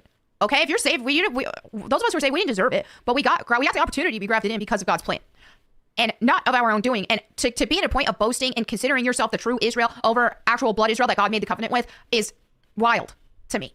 But all I can say, read the Bible, right? Read the Bible. Some people, like I said, I'm probably gonna lose followers over this video because it is super, super trendy to hate Israel right now. It just is. And then you've got an influx of propaganda bots on all social media platforms that are rampant. I don't know who's funding this. I really don't. I don't know if it's the DNC. I don't know if it's the CCP. Hey, Melonie, why don't you go to Israel, wear as big of a cross as you possibly can, and, you know, just recite Christian prayers as you walk through the holy sections of the city, and see how the locals treat you. I don't know if it's Satan himself. I really don't know, but there is a concerted effort, and you see it rampant on X, which is one of the big reasons why I even left that platform, is because the propaganda of these demonic propaganda bots are all over the place, and they use the same talking points, and it's very obvious. Once you know how to clock them, you can see them everywhere. But some people are genuinely brainwashed by this stuff. But hey, don't listen to me. Read the Bible. You're genuinely brainwashed by this shit. The Protestant churches have been infiltrated by the Zionist cult. And, you know, they get tossed shekels in order to propagate this Judeo-Christian lie. It's a lie. Just listen to me because I say something. Read the Bible yourself. Read it. Let me see if I can find... I don't know if we'll watch this, but let me see if I can find it real quick. There's a pretty good video I have in my liked videos on my account. Let me see. That breaks this down really, really well.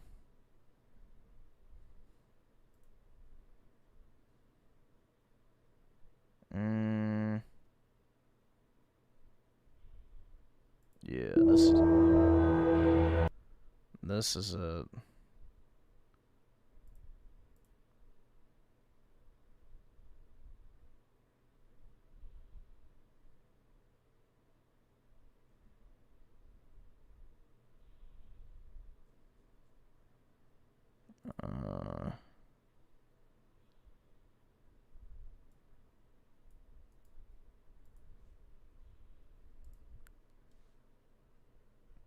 Just grab a tab real quick. I want to see if it opens up properly. Yeah, alright. Here we go. So here you guys go. If you want to watch it in your free time, take a look at that. It's very, very telling. You know, Melonie should give it a watch. Right? Read Romans 11. It is so clear. Read it in the NLT. Read it whatever translation you want, but if you're not understanding it, read it in the most plain translation possible to understand. NLT, NASB, I don't know. But read it in a way that you're going to, in a translation that you can grasp. Even if that's KJV, great. Awesome. I know some people are KJV only. It's fine. If you understand it, great. Good. Do it. But just read it. Read Romans 11. I don't know how anybody can read Romans 11 and be confused when it spells it all out, what God's plan was and what is happening. Israel still will be saved. Romans 11 says it. Blood Israel will still be saved. God preserved their land for them. The Bible prophesied that they would be brought back to their land. So this is it. Again, I'm dropping this video anyway. It's not going to get me. That's right, Goyim. Unless you support Benjamin Netanyahu, you're not getting into heaven. Oh my god, bro. These people are fucking retarded. Genuinely retarded. The part of the Bible that talks about Israel is talking about the person, but and whatever. Doesn't matter. A lot of followers, but I can't help but it's gonna make me lose followers, but I don't care. Like, this whole platform, everything I do with it, I started this channel not to gain followers, not for the purpose of gaining followers. Hey, awesome that I have some followers here. Oh yeah, dude, she started the channel not to gain followers. Fuck off. But I started this channel knowing I was gonna say things that was not gonna make people happy. But it is what it is. Like, I can't just sit back on this stuff and not say anything. I mean, now we're at this point where Tucker Carlson brings on a very questionable nun. And again, this isn't to be mean and attack someone on their appearance, but... No, that's exactly what you're doing, you fucking harpy bitch. Let's pretend like this wasn't a nun. Let's pretend this was some makeup campaign. And say, oh, we have this woman here to talk about makeup. Are you telling me you wouldn't be saying, that looks like a man? Are you telling me that? Dude, that looks like every fucking I literally had a fucking friend who had an Italian grandmother who looked exactly like that. She even had the light crustache. This is like literally every Mediterranean / Eastern European woman. I hate to break it to you. That's just literally what they look like when they get old. And when they're nuns and they don't care about their appearance, then yeah, they end up looking like that. I can't help but suspect a possibility of this being a man because this person looks male. I hope that you look male. Not wrong. If I'm wrong, I feel terrible for I would never want to offend a person for how they look. But I'm just saying, when he brings a nun on his show to talk about some of this stuff that, let's admit, a lot of this propaganda surrounding this topic, and he brings on a nun that just straight up looks like a dude, and nobody's questioning it, I'll question it then. All right, but there you have it for this video. This is a long video, and I'm rambling at this point because I know I'm going to get hate. But it is what it is. Thank you all so much for hanging out with me. Let me know what you guys think in the comments below. I'm sure it's going to be a madhouse. And I'm sure... Oh my god. For all her self-cucking, 4,000 views.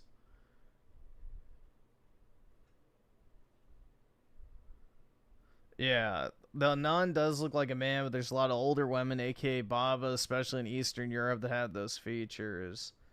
That nun is Eastern Orthodox, not Catholic. Not Catholic.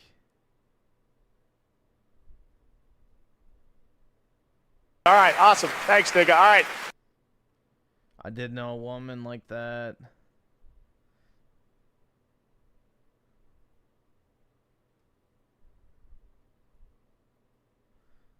Let's see. I'm just curious. Newest. Oh my god. This video may have lost you some followers, but it earned a couple of new memberships.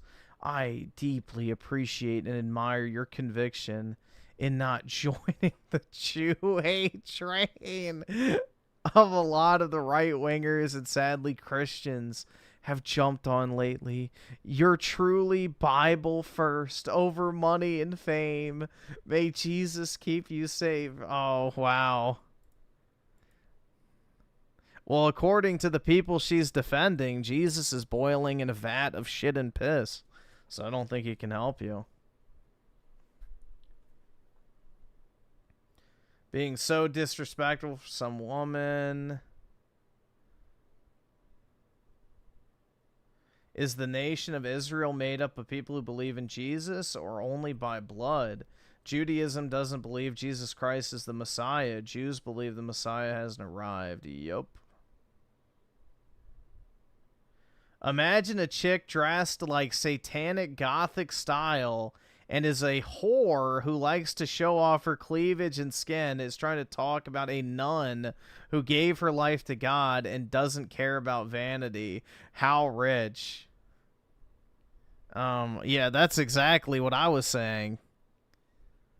A literal fucking painted whore criticizing a nun. Like, come the fuck on.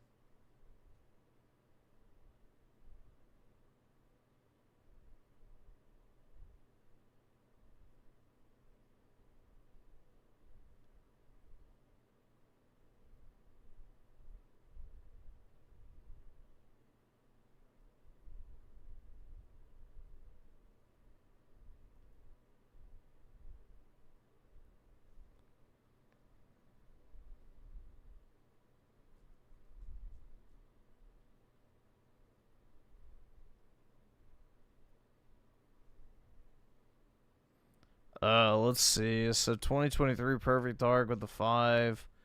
Watch Seth Rogen. Oh, God. It better not actually be him in it. Skip to 5:14. Alright, we'll see. If it's from a movie, I can't watch it, but let me check. All right, awesome. Thanks, nigga. All right. 5:14.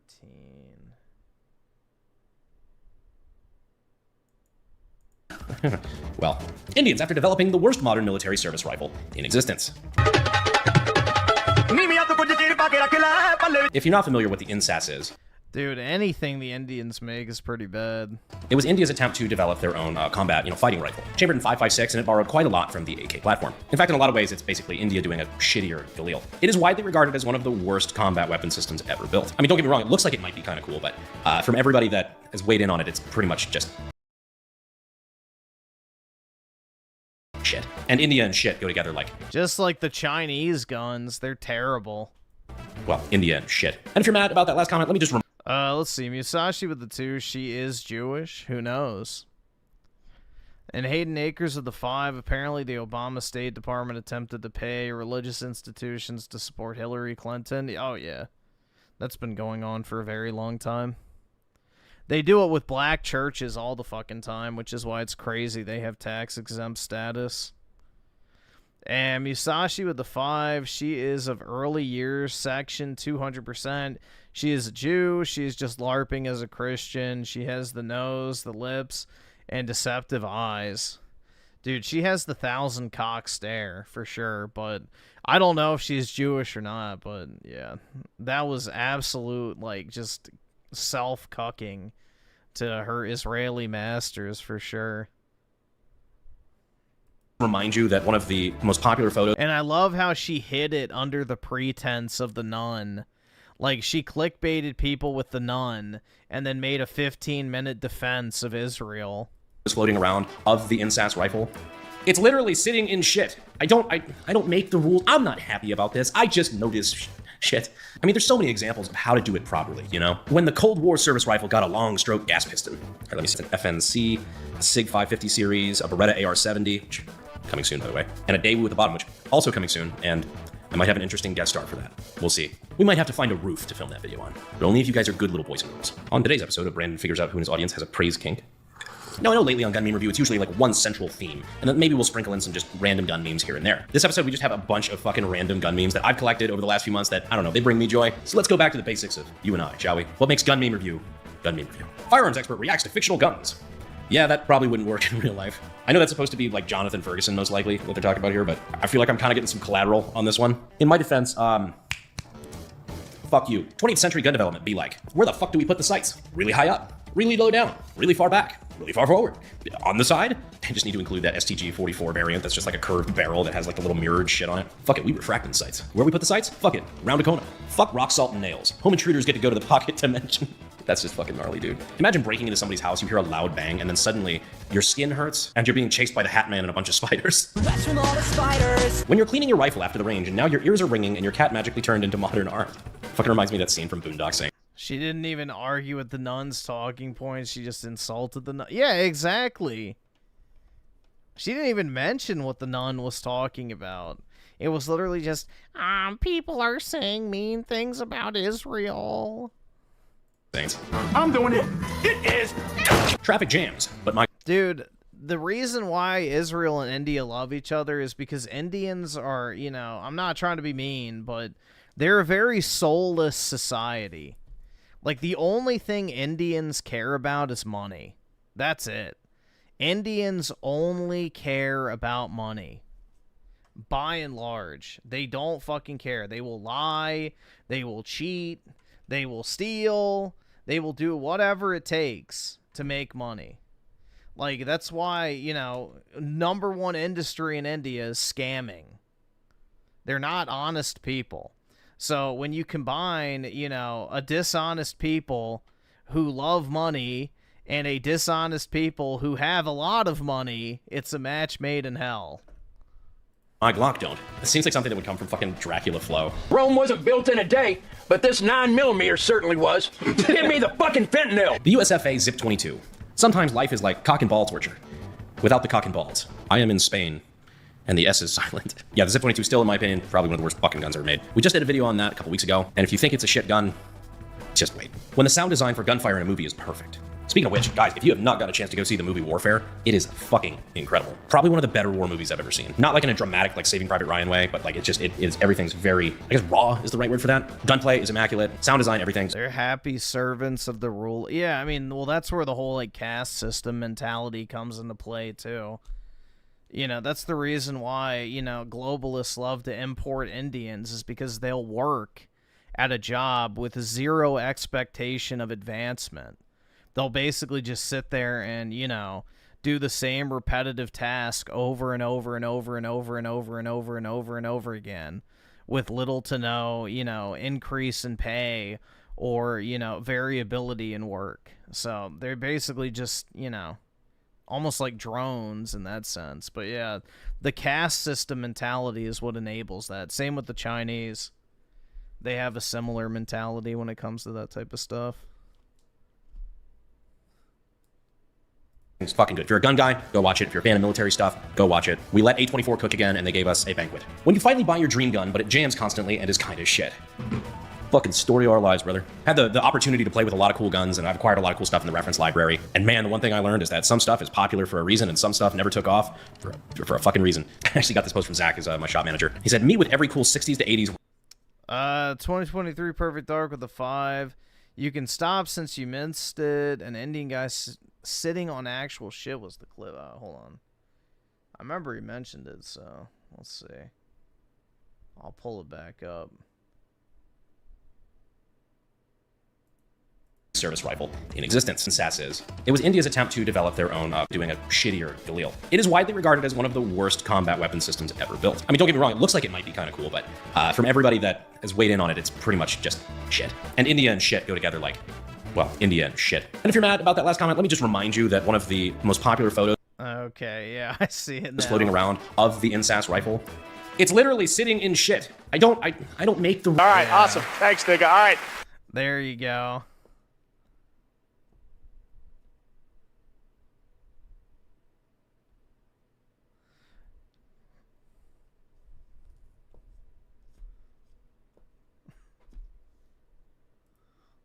I will still never get over the fact that they put up pictures of the gods on the sidewalks to keep people from pissing and shitting on it. That has to be the funniest thing I have ever heard, bro. Holy fuck. Like, honestly, that had to be, like, one of the most ironically funny things ever. Holy fuck, dude. They put up pictures of the gods on the sidewalk to keep people from pissing on there. It's like, what the fuck? Like, imagine if, like, in Western nations, you had to put a cross on everything to prevent people from just taking a fat shit just in the middle of the street. Oh, my God. That shit's wild, bro. No pun intended.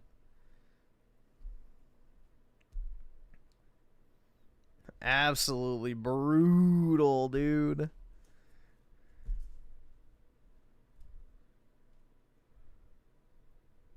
I know, it was an Indian propaganda video too, which made it even more funny. Like, it was supposed to paint it in a good light, and it's like, bro, what in the actual fuck? Remember, he goes, yeah, there's tons of toilets in this village, and then it turned out there was only one, and it was literally just like one of those squatty potty things, and not even like an actual flushing toilet.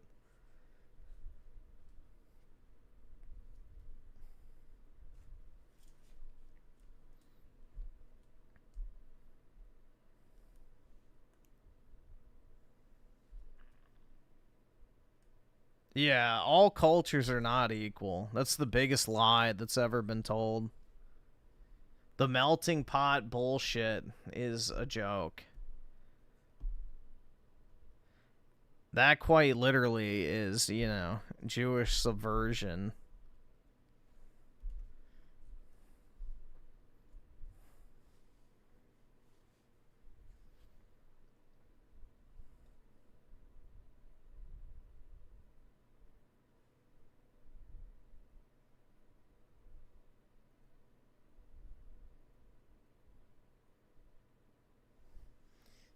Let's see.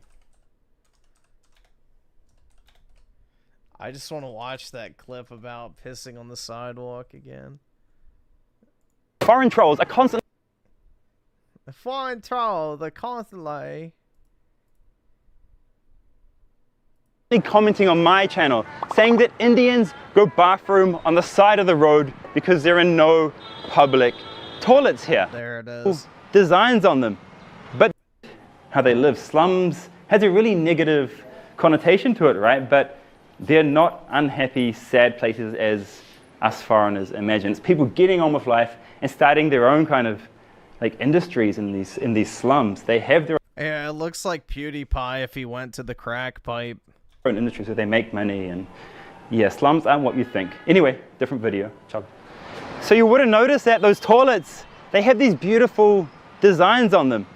But there's more things that India does to stop people peeing outside as well. So you'll see down here, there is a picture of Hanuman, and they put these pictures of gods or paintings of kind of famous Indians around the place on walls like this to stop people peeing on them, because no one is going to dare pee on Hanuman or near Hanuman.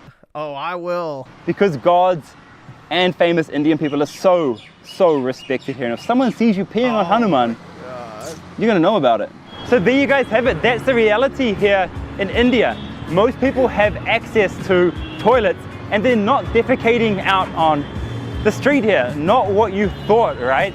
And that's because I find like people outside of India have these really outdated perceptions of India. They haven't updated their... Oh my god. Dude, that is like one of the most unintentionally funny things to ever fucking exist. Like, you couldn't make that up if you tried. Like, I don't think a group of comedians, like, you know, storyboarding ideas about how to, like, do a comedy skit would come up with putting pictures of the elephant god on the side of sidewalks to prevent people from pissing all over the place. It's like, what the fuck? Dude, that is absolutely crazy to me. Wild. You know, back in the, what, 500 BC era, the Romans had a intricate system of piss pots that was used for, you know, public, you know, bathroom usage and things like that. And this wasn't a problem. You know, 2,500 years ago, the Romans had plumbing. Fast forward 2,500 years, and some places still haven't caught up.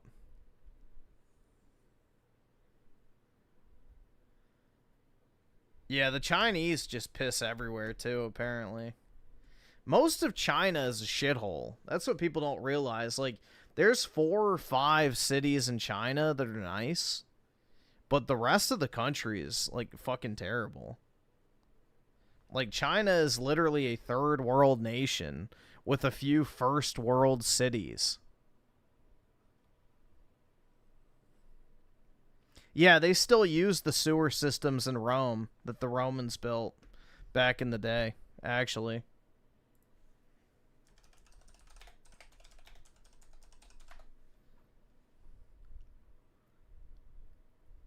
See. The ancient city of Rome had a sewer system. AI slop.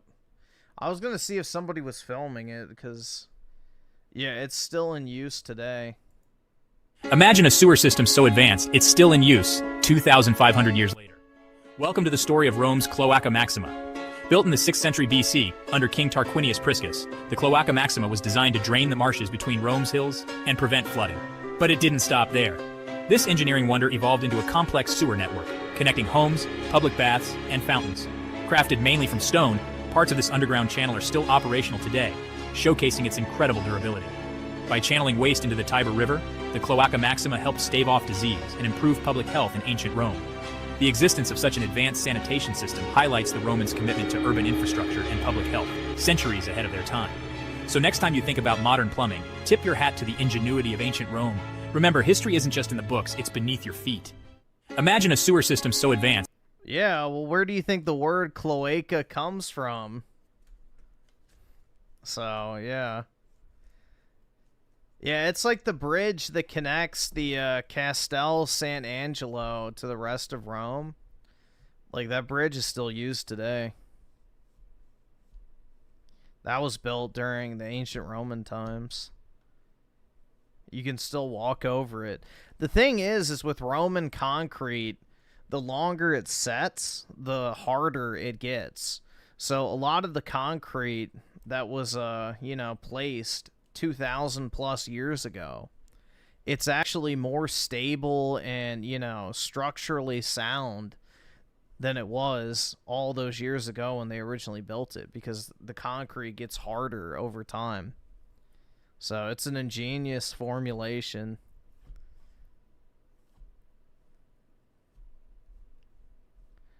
Because there's no money in it. You gotta... The thing is with concrete and modern construction is it's built to be needed to repair. So that way the construction companies get more business down the line fixing what they already built. So it's a massive fucking racket.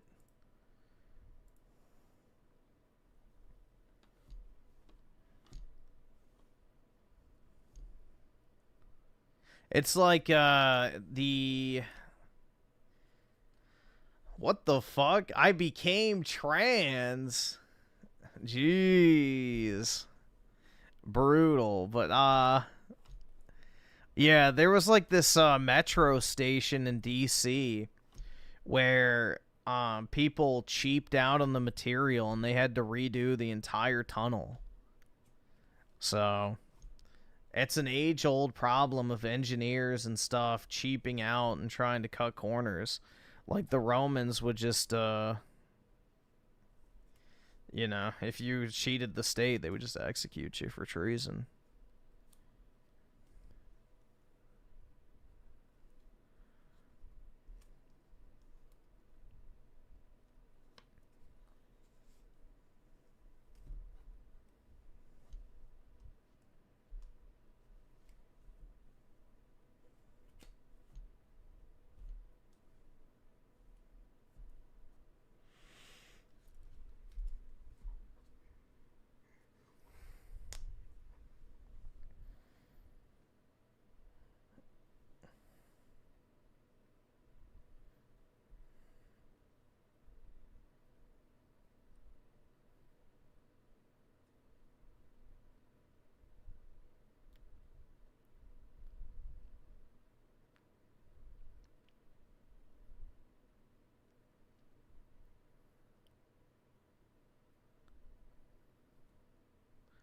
Griffin will swim in Rome shit river. Oh, yeah, dude. Definitely. When they say sewer system, it's not like actual sewage. Like, a sewer just means a way to divert water. So it was a water, like, you know, drainage system to prevent the city from flooding. So... It just drained marshland into the river. So it's not like they were all, like, dumping their shit and everything in there.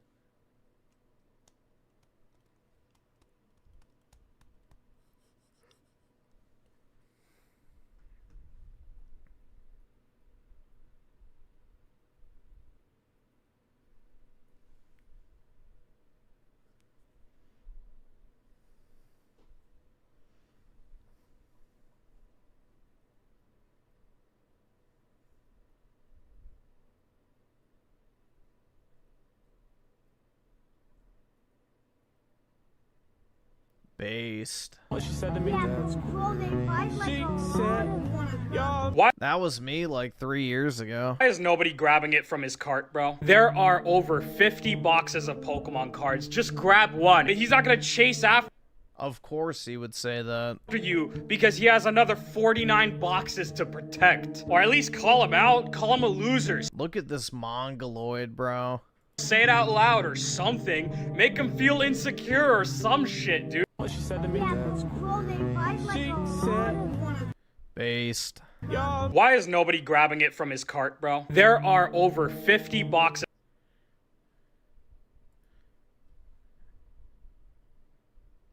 Griff would swim in the Ganges for Pokemon. Oh yeah, dude.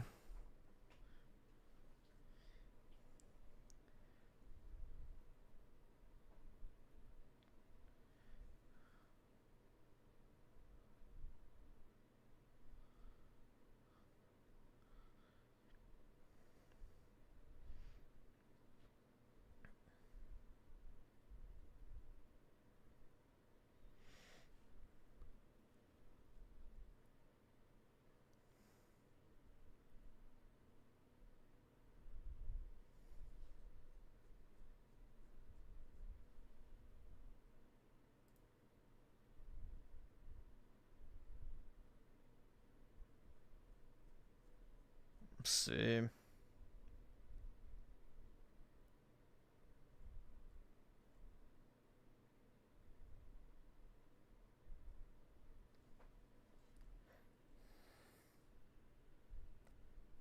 Oh my god, dude, Pokemon cards.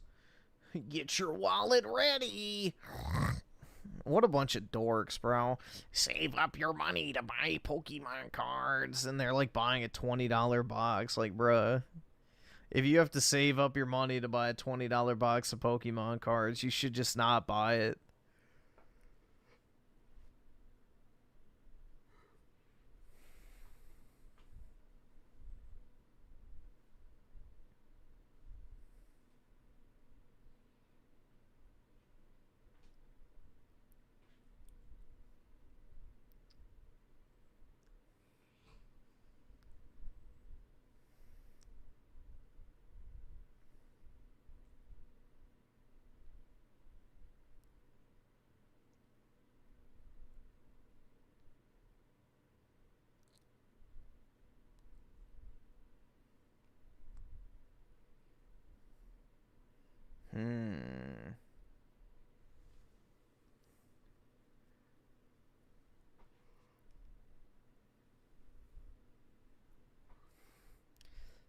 Watch Kino Casino. They talk about rich peas and shits in a cat litter box.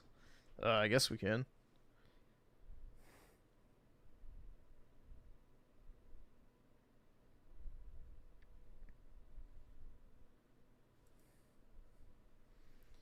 Let's see. I mistyped it again. Worst stream of all time. Begs for $1. Oh my god. No one gives a shit about Dickers. He's been moved to like fucking the Whoa Buddy segment now. Yes, he is. It's tough. By the way, we have a LOL suit. Did you see this? Did you get this? Another one? Look who's suing who. Oh my god. So we have Grace Thorpe is suing Destiny now, everybody. This is gonna go far, I'm sure. Oh, she's filed. She's filed. So how they're, I mean, do you know how they're doing it though? Oh. So they're doing it pro se. They're representing. Yo, this is FBI's woman. Themselves. Oh. And they have Chat GPT as their attorney drafting everything. No. So we'll see how this. Imagine Chat GPT defeats Destiny's team of attorneys and wins the case. Can you just pull up? Can you just pull up Grok on your phone and have Grok be the lawyer if you hold it into the microphone? Is that legal? Will the judge recognize Grok as a licensed attorney? They will, man. That's coming. I don't know. I mean, listen, if they're representing themselves, but their representation of themselves is coming from their cell phone.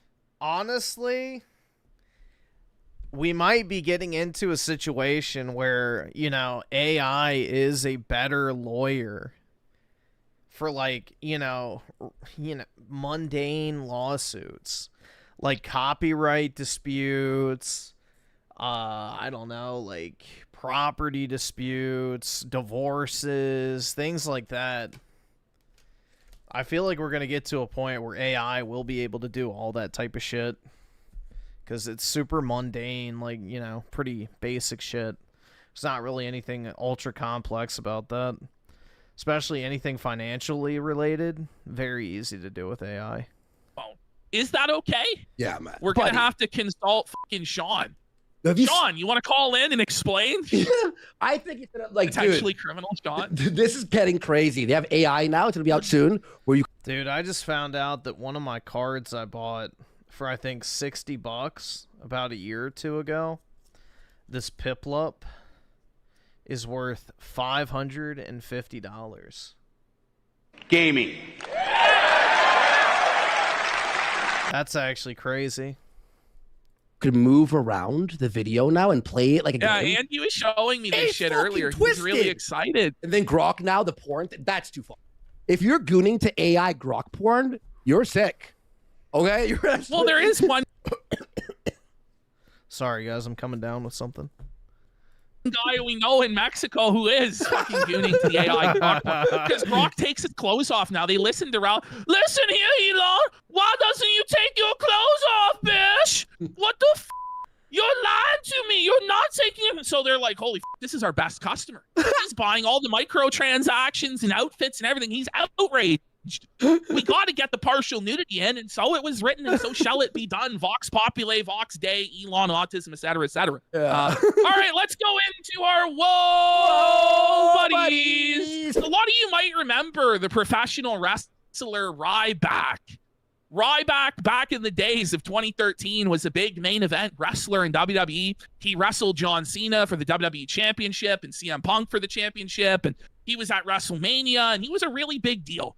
Well, over time, Ryback has like lost his mind and come up with all sorts of conspiracy theories about how he was. Well, dude, that's because Elon is a gooner, so you know he jerks off to hentai and shit.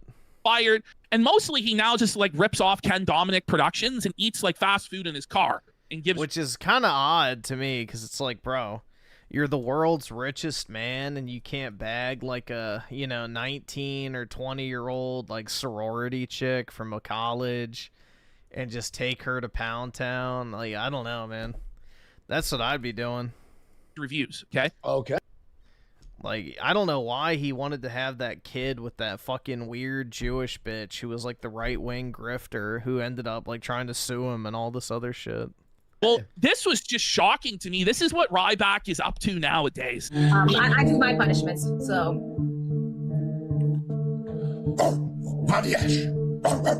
Wait, who's your mom, you little doggy? Okay, wait, what the fuck is this? Whoa, buddy! Ryback is just, I don't know what happened, bro. I don't know what happened, bro. This guy is like a multi-millionaire wrestler. And now this is what he's doing on TikTok or some shit? Whoa, buddy. Okay, this is sad. Ryback has become Rye bitch or whatever. What the I couldn't believe this shit. I'm like, what's Dude, she's not even attractive. Like, look at her face. That's like some half-breed toad. Fancy Leo with the 30. I got back from the interview. Boss wanted me to work right away, but nobody was willing to go home. He also said he'd be willing to give me plus 10% from the previous hourly rate. 7 inches? And work less That's pretty hours. big. Same money. Nice, man. Congratulations. Glad it all worked out for you. going on? These iDubbbz maxing. This is...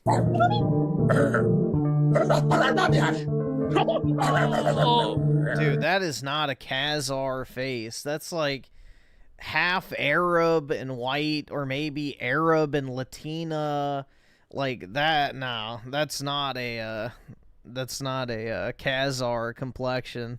You just go too bad. That's so fucking retarded. That music is fucking ominous too. All right, let's get into Review Tech USA, guys. This is basically another whoa buddy and a half. I couldn't believe this is a real thing.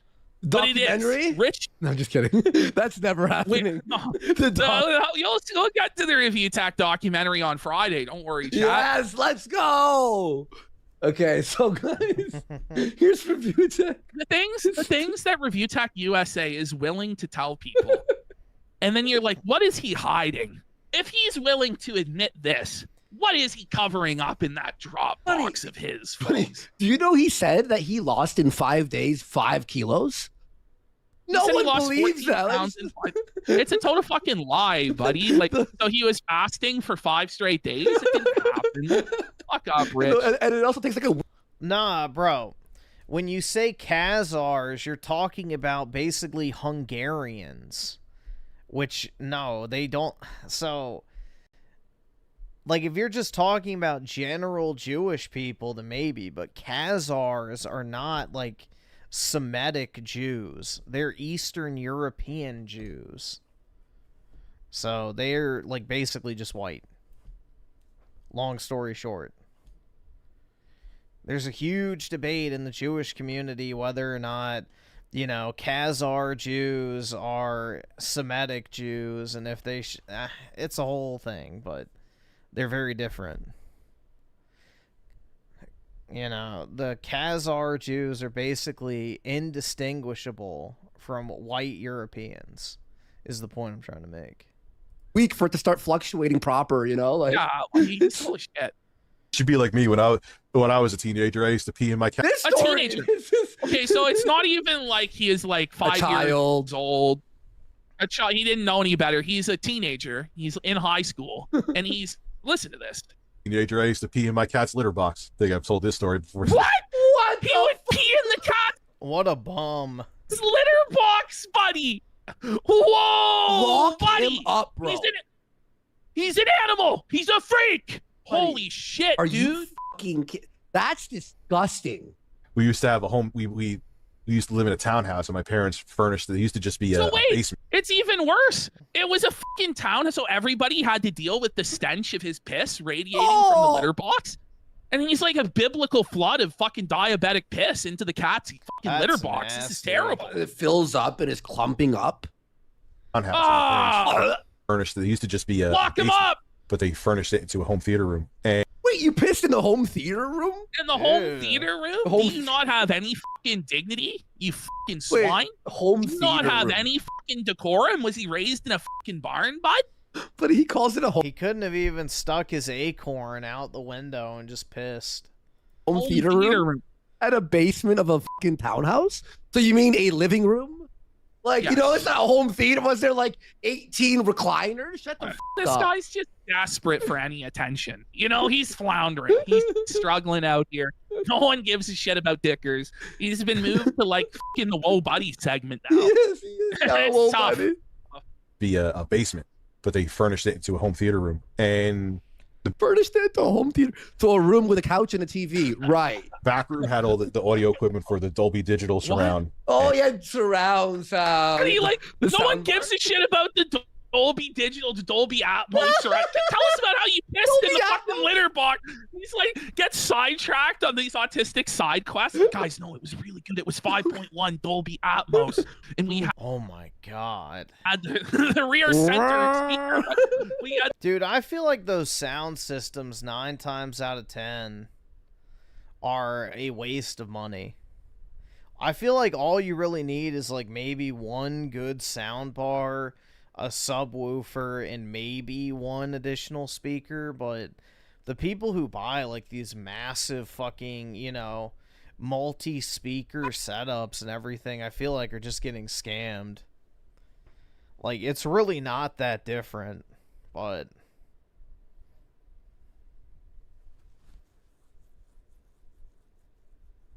I feel like the bar is really all you need, as well as a subwoofer. Fancy Leo with the 15. All women are queens as long as they let me get in the rest. Wait, get in the rest of the streets. I don't know about that, bro. So are you saying any woman that lets you hit is a queen? I don't know. I don't think I can agree with that mentality, but hey, to each their own.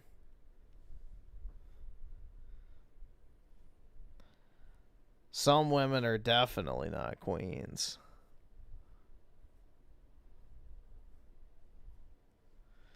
Like, for example, where is it?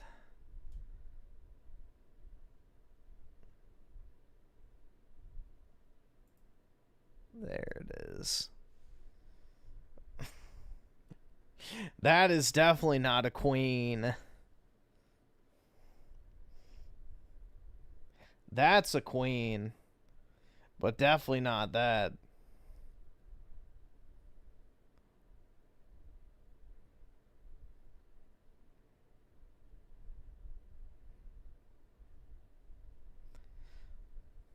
Yeah, Sydney is a queen, but whatever this hippopotamus down here, that's definitely not a queen.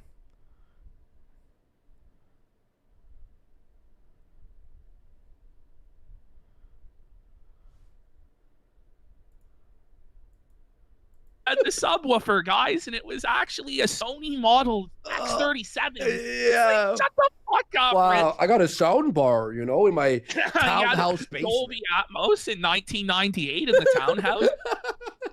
And like it had the DVD player. It was in a different. Whoa, DVD! It had the DVD player. You know, fucking Surfer told me a story one time of how he sleepwalked up to his PS1, opened it up, and pissed in the fucking drive. Oh, okay, he was blackout drunk too, huh? No, he was like, he was a kid. He was sleepwalking. He fucking pissed in the PlayStation 1 DVD drive. It was cooked and it didn't fucking make it. Of course and not. he had to beg his parents for another PlayStation. My God. Oh, fuck. This so I is used the to thing, piss- though. So, like, this is the thing, though, is it's like he's claiming that he had a DVD player and a Dolby Atmos surround sound system in the mid-90s while his family was poor and living in a townhouse. Yeah.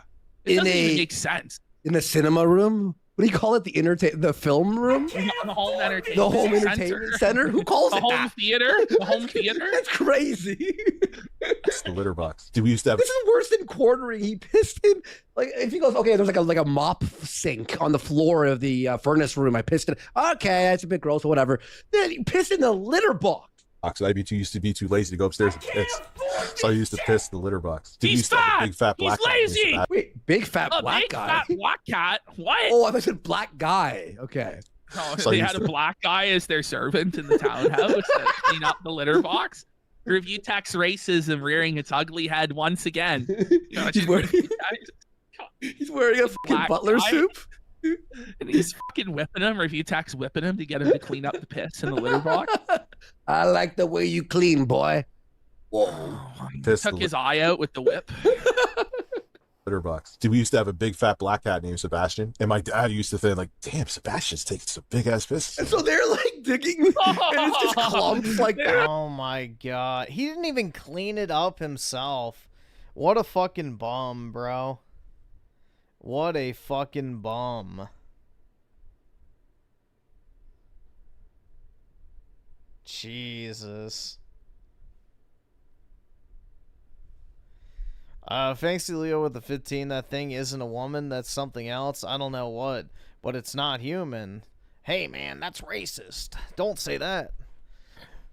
We're all the same after all, obviously. Your eyes, they're like, there's no way our son could just be pissing in the litter box. Could he? Oh my god, it's disgusting. That is the What worst. do you imagine? His But parents yeah, are she was a watching hungry hippo. You sick piece of bastard. shit. Listen, they've been dealing with a man-child failure to launch, failure of a son forever. Like, this is the confirmation, right? Like, the moment you learn that your son is pissing in the litter box, it's over. You know he's never moving out at that point. Have you heard of anything like this? Who's the guy who pissed in their garage? We were watching. Chagget? Oh yeah, Chagget. Chagget would piss out the fucking window onto the other unit in on the the apartment screen? building. We all bleed red. Yeah, I mean, so does a meerkat and a fucking lion. It doesn't make them the same. Piss through the screen. The screen's covered in fucking piss. To be honest. Yeah, but it was my piss. Speaking of which, Okay, the His parents are having to scoop up his piss. They're saying that Review Tech probably shat in the fucking litter box as well. Can you imagine you squat over them? I refuse to believe, though, that he had the muscles or the coordination to be able to even squat over the box to do that. Fancy Leo with the 15, she isn't even kosher. How can I look at her without securing a place in hell next to Hitler himself? Yeah, send all BBWs to hell. All BBWs will be condemned to the fires of hell for all of eternity. I just don't believe it. And then we got SK Flip for 10 saying if he can walk to a litter box, point his down and piss. Why not do that with a toilet? We see the toilet's all the way upstairs. So he's That's fat, a big ask. He's lazy. That's a big ask. It's a big ask there, pal. He's lazy. So somehow, because Mutahar is Indian, Review Tech thought it was appropriate to share these bathroom habits with Mutahar as though it was like some sort of a cultural exchange. Yeah, make sure to wipe. A meeting of the minds between two different races. Your ass goes on the toilet seat, not, you know, in front of it. There's two different cultures to show Mutahar we're not so different, you and I. Let's have a look. Also, by the way, observe Muda's lack of response. Like Muda, like it's like literally like whoop, yep, normal. So it's a crossover episode. Yes, it is. Crossover. I can't argue with that logic. Go for it. You know, I wouldn't pee in my own drain, but hey. Yeah, you don't want to talk to me because when I was 15, I was too lazy to go upstairs, so I used to pee in my parents had the cat box downstairs where we had our theater. Look at Muda. He's concerned, buddy. Nah, he's probably like, damn, why didn't I think of that? Fucking Pinky is deep in his mouth fishing for something. What's going on there, Muda? Is there like a piece of fucking toast stuck in your teeth or a popcorn kernel or what? Buddy, what's going on there? He's hungry now. Piss in the litter box and just blame it on the cat. My dad's like, "What the cat?" Watch this. No, like I'll give it like if Quartering's peeing down in the. So hear this. Muda completely ignored Review Tech. Oh man, this is crazy. You're talking about Quartering pee. You're talking about Quartering pee. Fucking drain. I'll give you a grade. So like if I'm getting drunk one night, I'm not peeing down the drain. I collapse in the shower and I probably end up peeing on myself. Like okay, what is that any better, buddy? That's honestly worse than if you just pissed. That's way worse. In the fucking sink or in the fucking shower to begin with. He fucking passes out and pisses himself in the fucking tub. This is clog life.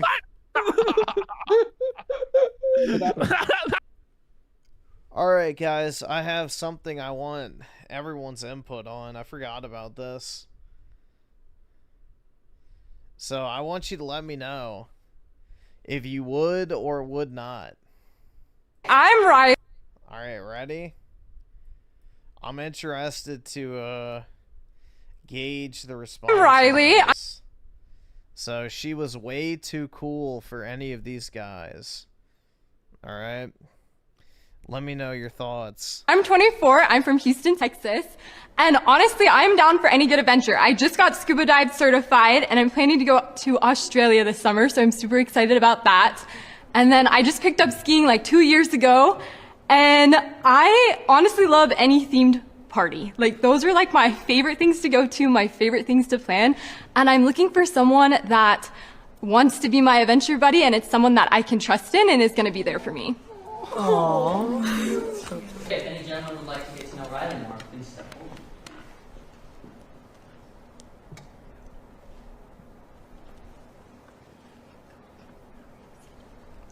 They're nervous. They're Come on, scared. guys. They're so Anyone. scared. Come on. Hey Riley, we're gonna have you sit down, but thank you for introducing yourself. Okay, I'm Riley. Yeah, it was brutal, dude. No, it just sounds like my thing is major Quirk Chungus energy for one. Second, yeah, the fucking ugly jeans. That was not really in my top 3, but yeah, the oversized fucking jeans look retarded. But the number one thing is, you know, the Quirk Chungus personality. 2 is the fact that everything she likes doing involves spending shitloads of money. And 3, notice the phrasing, share my adventures with someone, aka the bill. So all of the stuff that she's gotten into recently is extremely expensive. And she wants you to pay to throw parties as well. So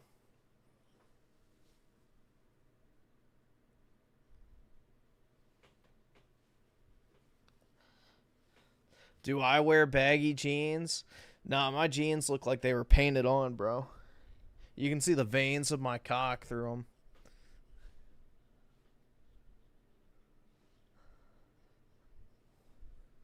Nah, I don't have like super tight jeans or super baggy jeans. They're just kind of, you know, relaxed athletic fit, I think is what they're called. I'm not sure exactly, but yeah, they're not like form fitting, if that makes sense.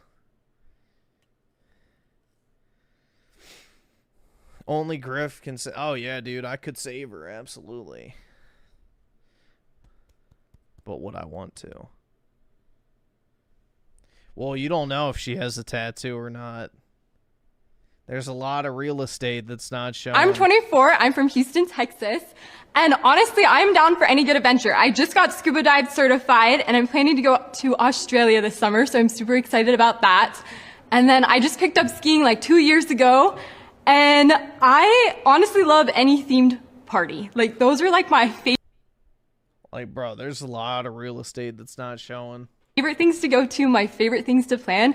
And I'm looking for someone that wants. Yeah, she has the Quirk Chungus personality.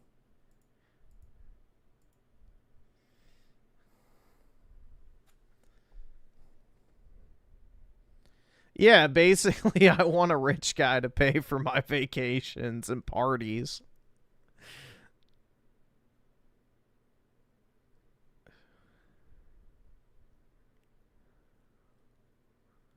I can't afford this shit!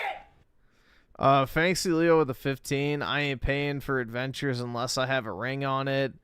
Last thing I need is going scuba diving while some dude is balls deep in her. Yeah, that's right. You might go scuba diving, but yeah, he's gonna be diving in a different way. Yeah, I don't know, dude. Yeah, my heckin' adventure buddy. How romantic. It's the thing, like, women don't understand is guys do not want to date a man. They're not looking for someone to go, like, you know, do outdoor activities with or sports or anything like that. Like, men want a woman. Like, women are becoming more manly by the year. And they're, like, trying to adopt male hobbies. And it doesn't help them at all.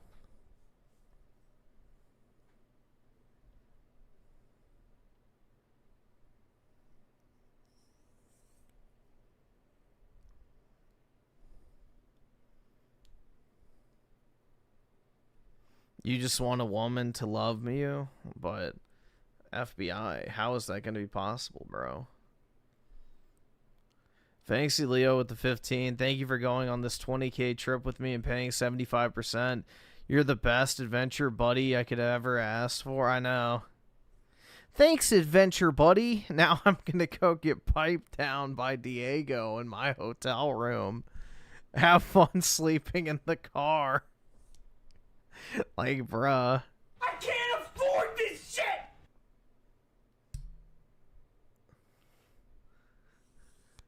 It's like, you know, you have to pay for the trip. She's like, oh, let me get dinner tonight. It's like, oh, wow, thanks. Here, you pay for the trip. I'll pay for dinner tonight. You can already hear it. You can hear it now. But yeah, the Quirk Chungus thing irritates me too. Personally. But yeah, I just thought that was interesting. I saw that earlier and I forgot to send it to myself. And I remembered it.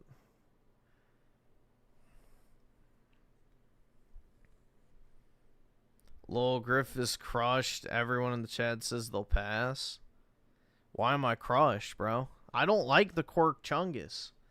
The Quirk Chungus personality is not for me.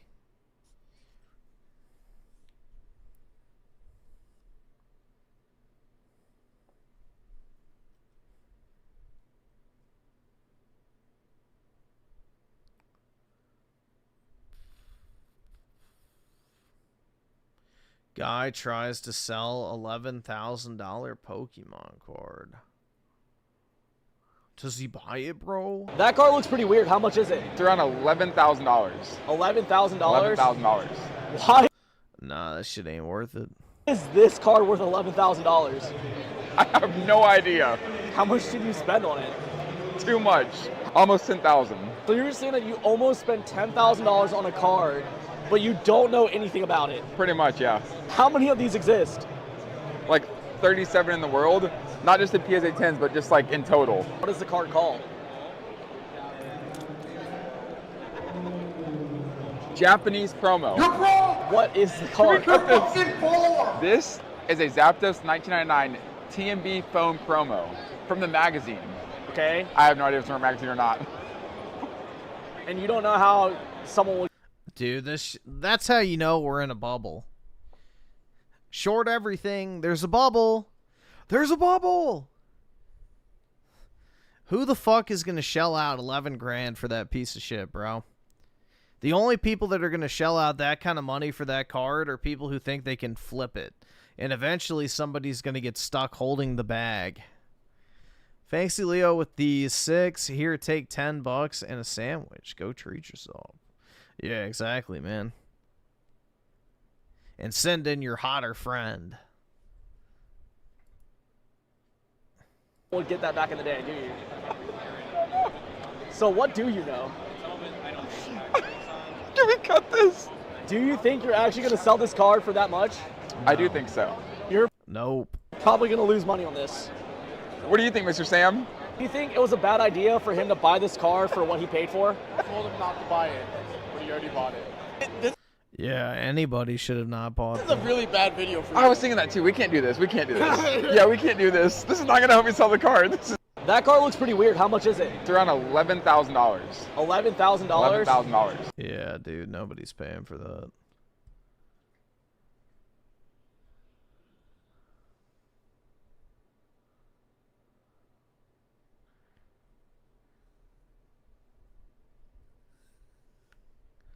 I'll pay $20,000 for it. No questions asked. Oh shit, we got fucking big baller over here. Dude, unironically, I have enough cash to go buy that card right now. But will I? Nope. If I'm spending $10,000 on a card, I'm getting some nice shit. Not something that boring.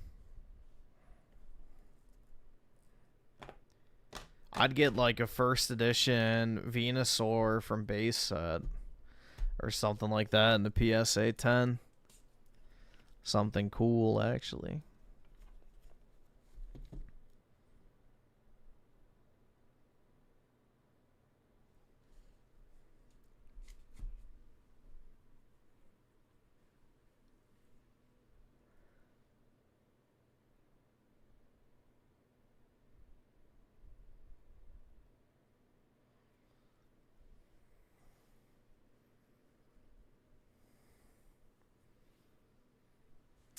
Fancy Leo with the 30, dude. 7 I was inches? at a convention. That's pretty big. As a guard and at someone's booth, I saw people trying to trade up and energy for a fusion booster box and clowns coming in with 50% offers to the seller. I got paid $1K up front and 8%. Nice, man. That's pretty good. Yeah, I need to go to more conventions. So, I have a bunch of cash to spend, and I want to get more cards. The next card I'm buying is this one.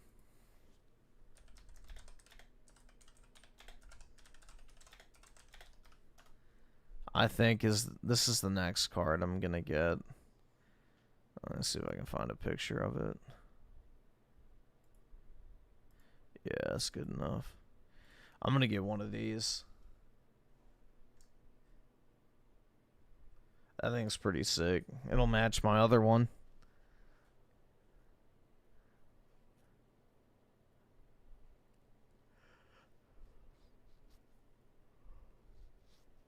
PK, you're dead wrong, bro. It is in base set.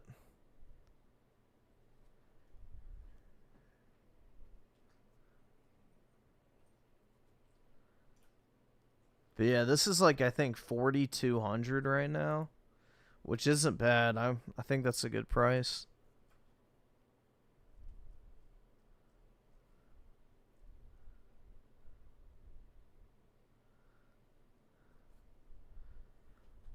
But yeah, I gotta find one.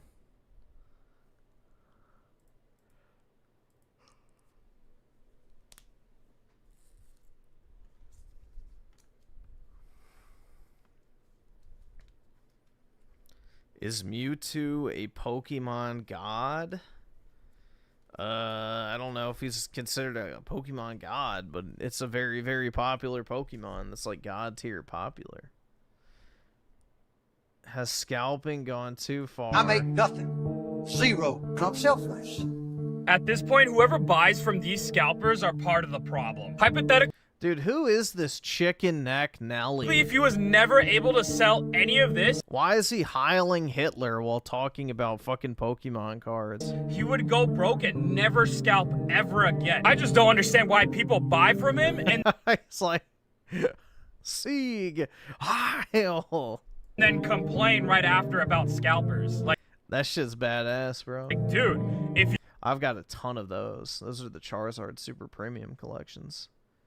I have like 20. you don't buy from 7 him, inches? then he That's has pretty no big. market to sell to. If they're not retail, do not even look or consider. I make nothing.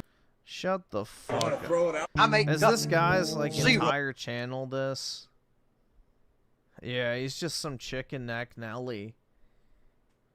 I'm a Nelly. I remember I did pick Snivy when I played. Dog, what the fuck is this dude? He's like visually repulsive to look at. Visually repulsive to look at.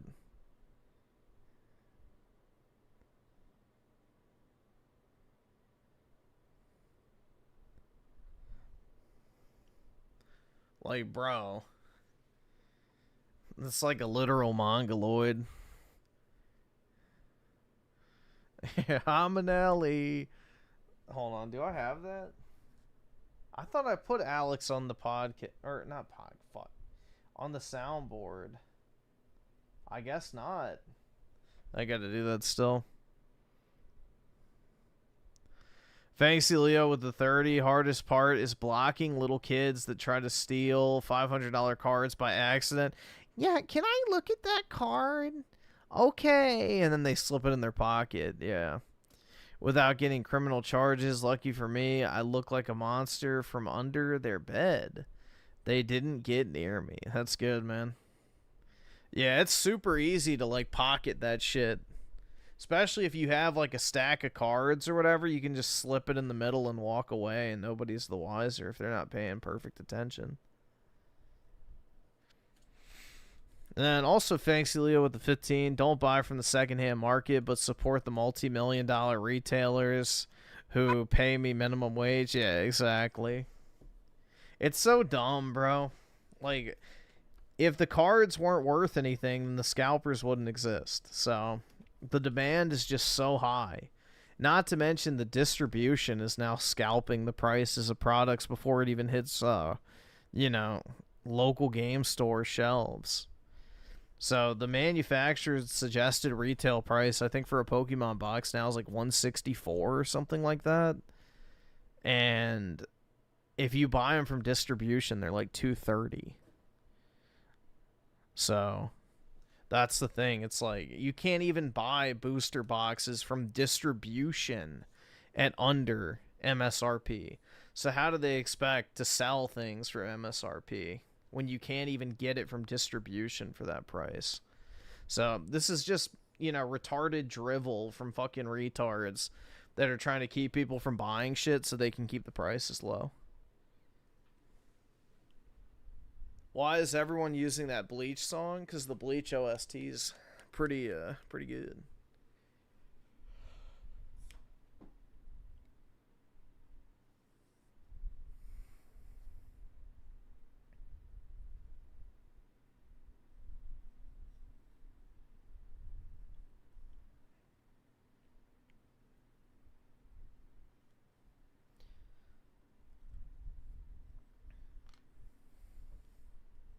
The only part about Bleach's music I didn't like was Ichigo's battle theme. I didn't like the wailing black woman going, "Oh, ah!" It's like, ugh. That shit pissed me off, bro. I'm like, what the fuck is this? I remember the first time it came on, I'm like, come on, dude.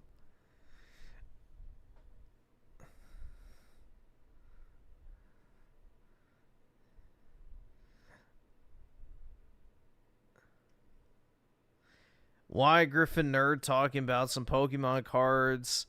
It's not gonna black pill us like Raymond.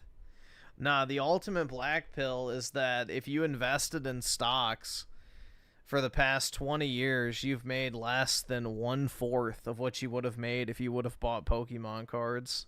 That's a black pill, dude. That's how bad the economy really is. Fancy Leo with the 30. Appreciate it, man. The official and only import and distro that is active over here. Tried doing it. Stores went abroad to get better deals, forcing distro to drop back to MSRP, which is like 50% 7 higher inches? from US That's pretty MSRP. big. But still W. Yeah, dude, the distributors, because the thing is they can't charge the scalper prices. They'll just sit on it. They've learned that if you just hold the product, then it goes up in price. So, put on the music. I'm not listening to the whole thing, but you'll hear what I'm talking about. I think it's that. I don't remember what it's called. Yeah, I think it's that. Ah, shit. I'm just gonna do the fucking howling woman. And then I'm turning it off. This'll... There it is.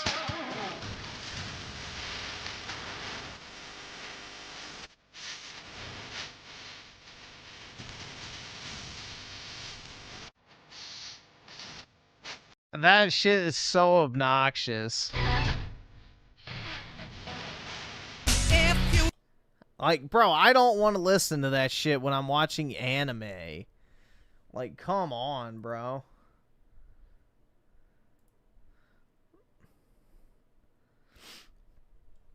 Like, stop. The Naruto music is way better. Like, and it's not even close. Naruto has such better music.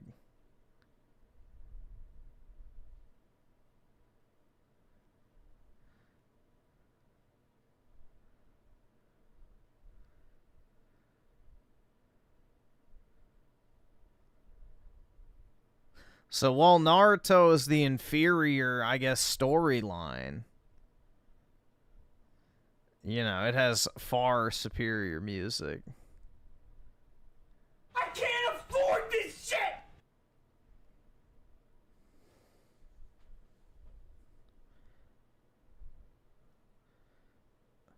No, it's not a wailing Asian lady. It's a black woman. Let's see.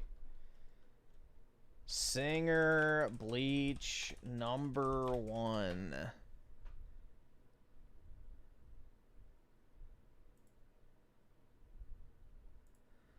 Yeah, bro, this ain't a Japanese woman last time I checked.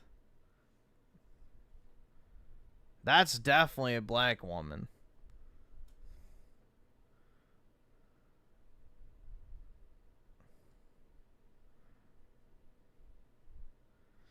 It's just out of place in a show about fucking Japanese sword fighting.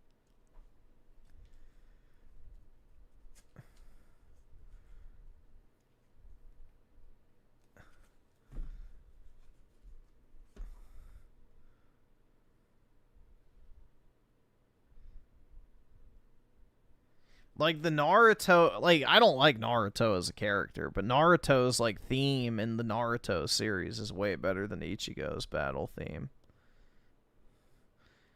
It really gets me going, man.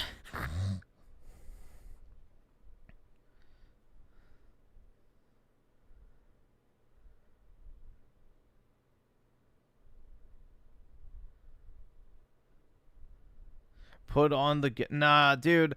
The Guts theme to me just sounds like gay men moaning. Like, oh... Like, I don't know. It reminds me too much of, like, some guy trying to shove his dick in another guy's ass, and he's, like, moaning as it slowly slides in. He's like, oh...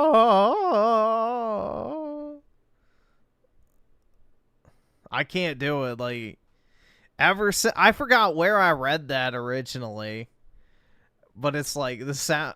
I forget. Maybe it was like a YouTube video or something. It's like, bro, this music sounds like someone's first anal experience, and it's like, bro, it's like so true. It's so fucking true, man. I don't know. I can't listen to it now.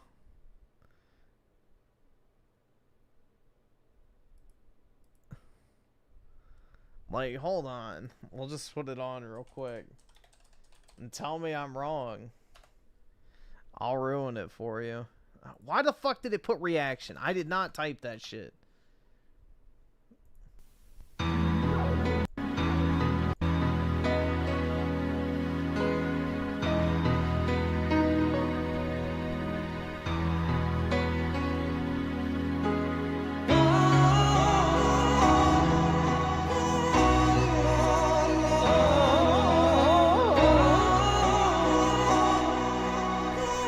Does it not sound like someone getting anally penetrated and they like put it in auto tune to like make it sound musical?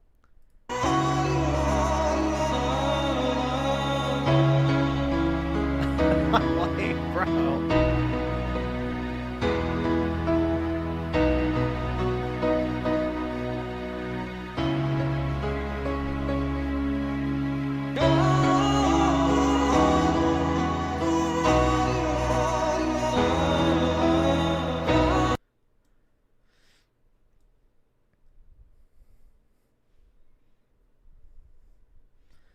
Dude, this is probably like the most Reddit tier comment section ever. I can't afford this shit!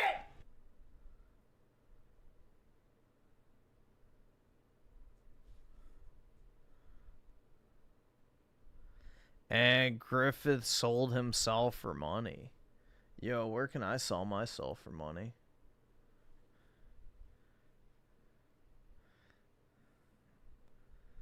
Yeah, I gotta be careful with the Animu music. That shit'll get claimed quick. Itachi's theme is fire. Bro, I don't remember a lot of the names of the Naruto songs, but there's one that I really like. Hold on, it might just be the Akatsuki theme. I don't remember. There's also one for Madara I really like, too. Yeah, this one.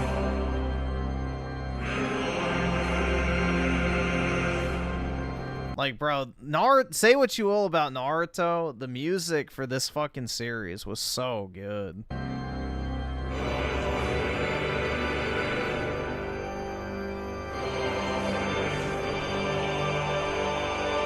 It's just sad they had to ruin it.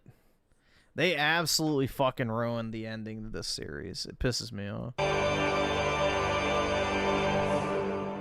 I don't really like the Pain theme that much. Another good one, I think it's... Is it Prophet, I think it's called? Yeah, maybe. Yeah, I think it's this one. This one's pretty fire, too. Yeah, let me skip ahead. It takes a minute to get going.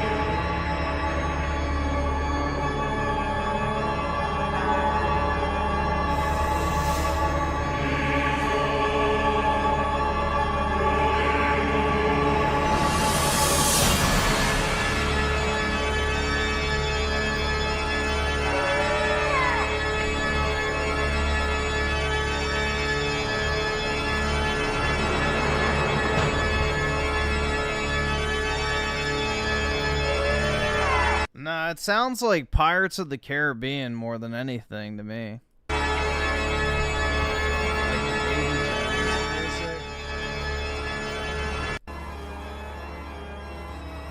here it comes. It takes a while to get going.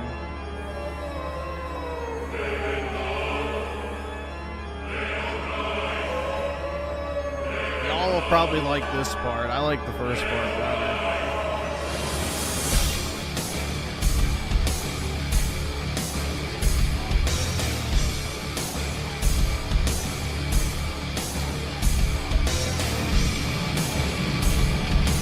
But compare that to the fucking Bleach music. This is infinitely better.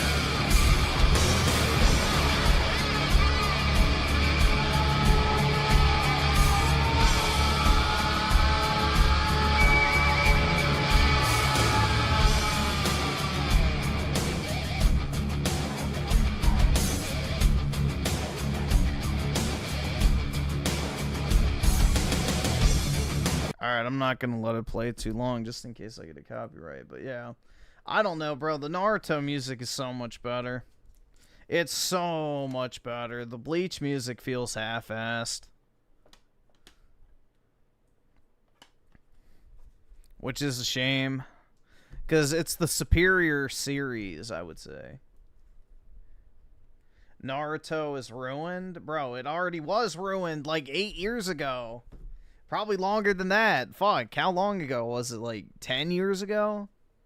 With that shitty fucking ending? Oh yeah, dude. Fucking Kaguya just stabs him in the back randomly. Heck yeah, bro. That was so fucking bullshit. They spent the entire fucking series building up Madara, and then he gets fucking shivved in the back.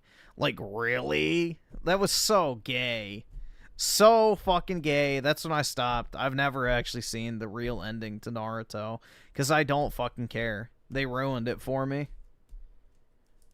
They ruined it for me.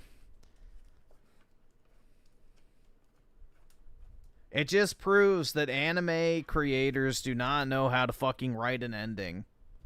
They don't know how to write an ending. The canon ending should have been that Naruto sacrifices himself, he dies, which then gives Sasuke the final change of heart that he always needed in order to become the good guy. He becomes the fucking leader of the Leaf Village, rebuilds the world essentially, and the Uchiha clan is redeemed. The end! That would have been the better ending. But no! No, no, no, no, no. Of course not. Because the Japanese don't know how to fucking write a story. At all. At fucking all.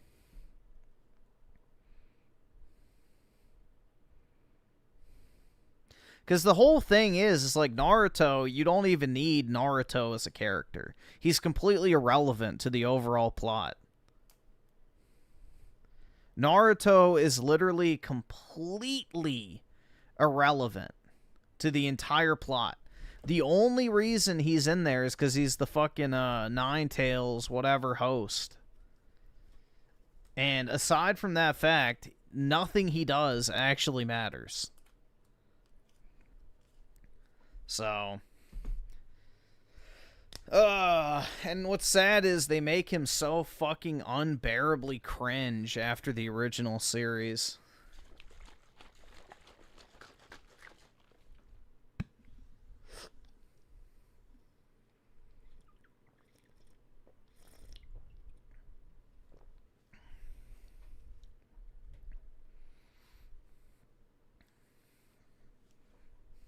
Oh, dude, Burrito is terrible. Yeah, don't watch it.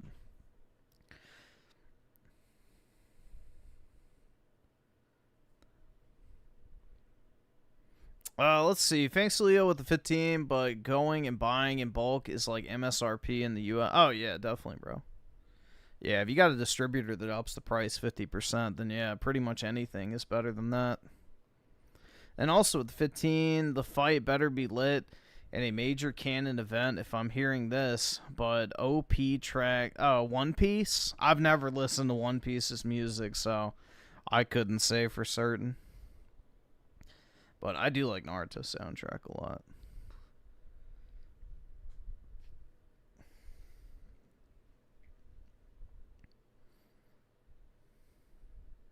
It still pisses me off during the whole, like, Might Guy scene in Naruto where he, like, unlocks the final gate, which is, like, a suicide shot.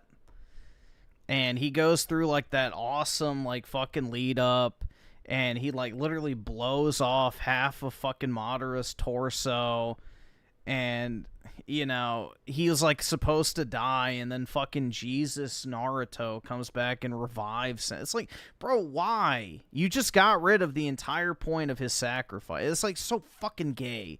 I genuinely fucking hate that ending so much, bro. They ruined it. Like, that should have been his way to go out in a blaze of glory, and then he becomes a fucking cripple! It's like, bro, what the fuck? I don't know.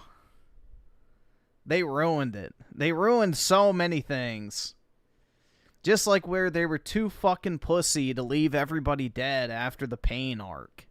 They just had him hit the undo button like a bunch of cowards. You effing cowards. But yeah, that's where I already was starting to fucking teeter on the edge of like, alright, I'm getting fucking sick of this series. Was the Pain shit. That really irritated me. But I could forgive it, because it's like, alright, well, you know, Jiraiya's directly involved, which I actually liked. But, yeah, the fucking Madara shit pissed me off. Also, his final abilities were kind of gay. Chronicle with the 2, play Guts and Bleach, cringe music. Nah, I'm not doing that. No. That's too much. We did both already. And thanks to Leo with the 15, One Piece may be goofy at times, but their tracks are overtaken. The very, very strongest, and even Drums of Liberation are better than what I heard. Here, I'll look it up. Overtaken is the best one. We'll listen to it real quick. Oh, fuck. Wrong search bar. Overtake.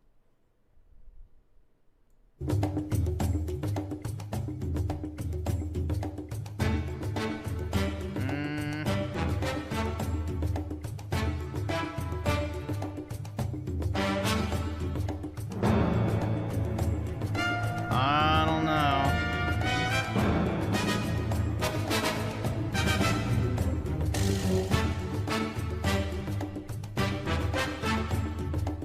Yeah, I don't know about that. I'll do the other one too.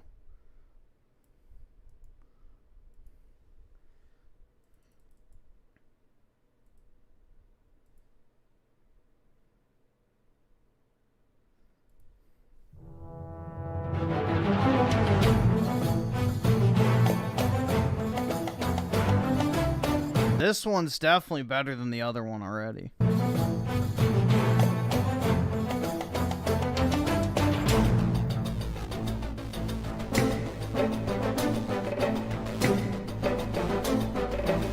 He didn't know how to end the story? Well, shit, he should have asked me.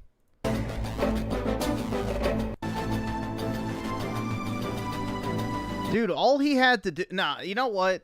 There's no excuse. Because all that fucker had to go do was go on the fucking forums back in the day. And there was a million fucking fan theories that he could have pulled through. Like... He could have gone through the thousands and thousands and thousands of fan theories on the fucking internet about how Naruto was headcanon out there at the time. So, and it's confirmed that he did listen to fan feedback several times throughout the writing stage, so no excuse. Zero. Just like Bethesda has zero excuse for not hiring their modding community. So. Oscu the 2, peak. Let's see. I gotta be careful with these anime songs.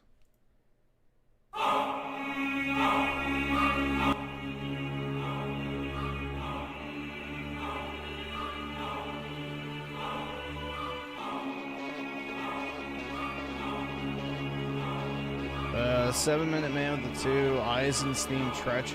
It's okay. I don't know. It's just kind of cheesy. I don't know. It's better than Ichigo's theme, but I'm not the biggest fan of it either.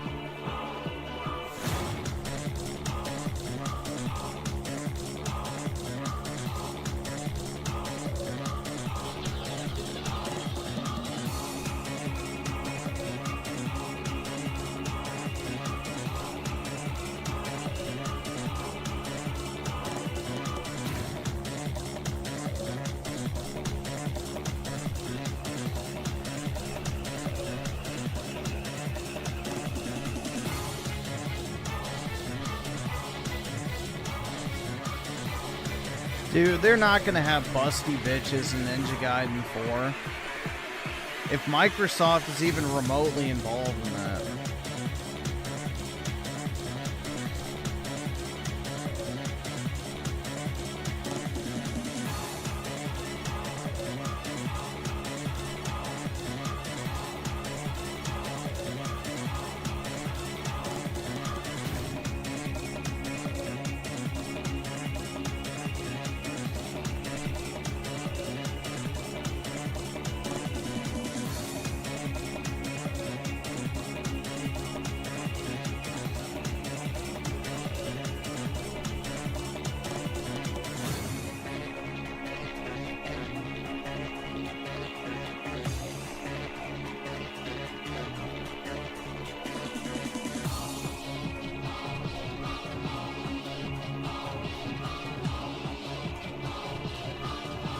Well, not if there's no women in the game, though. That's what I'm saying.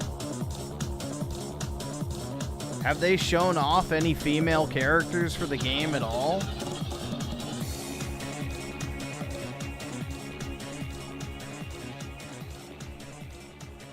I haven't watched like anything on it, but one so far. Which one was it?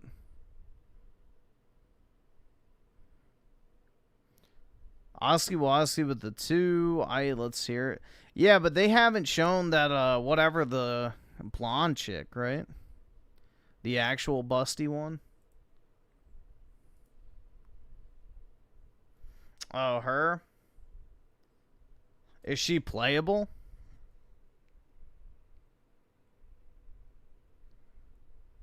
Rachel's not in the game. Probably not. Damn, bro. So no jiggle physics, huh? Rip. Damn.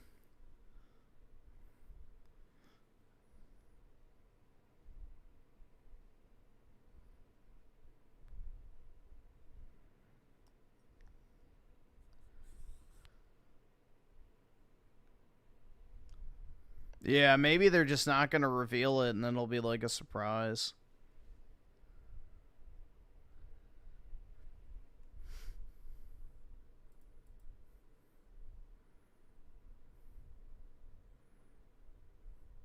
Evil or good? What the fuck is that? Dude, the Pokemon slop oh, damn, bro. That's crazy expensive. Did he sign the car? Probably the slab. Yeah, that's a slab sign. That's expensive. Believe it or not, this Pokemon card could sell for thousands of dollars. Why? Yeah, probably tens of thousands. Because there's currently only one in the entire world. You're looking at the 2017 BGS 10 Black Label Giovanni. I think this card in a 10 by itself, like a PSA 10, not Black Label, is like 15K. Scheme. A card so rare, it became a true underworld legend in the Pokemon collecting scene. It's pretty fire, though. Here's how it became a true unicorn. This card comes from the exclusive 20th anniversary Team Rocket case, a premium set celebrating one of the most iconic villain teams in Pokemon history. And while the art is already stunning, this particular copy achieved what almost no modern card does, a BGS 10 Black Label. That means it earned perfect 10s on centering, corners, edges, and surface, the absolute highest grade possible. And as of right now, it stands alone, a flawless tribute to Team Rocket's legacy, sealed in pristine condition. To collectors, this isn't just rare, it's elite. And when a card is graded in the highest grade possible, you better believe it commands top dollar. Believe it or not, this Pokemon... Yeah, and it's signed. That's what I have, but of an Aerith, a black label. So.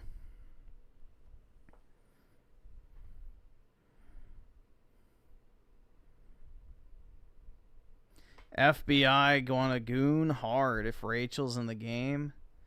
Yeah.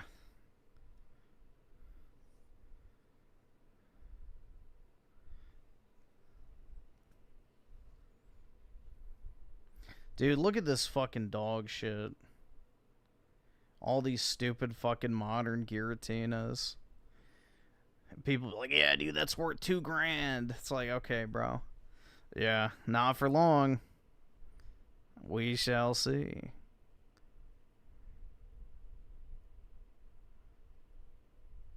The milkers on Momiji, though, goddamn.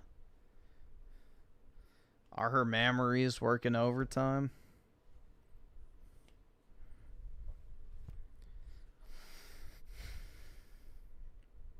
Yeah, I have a ton of these. That Charizard.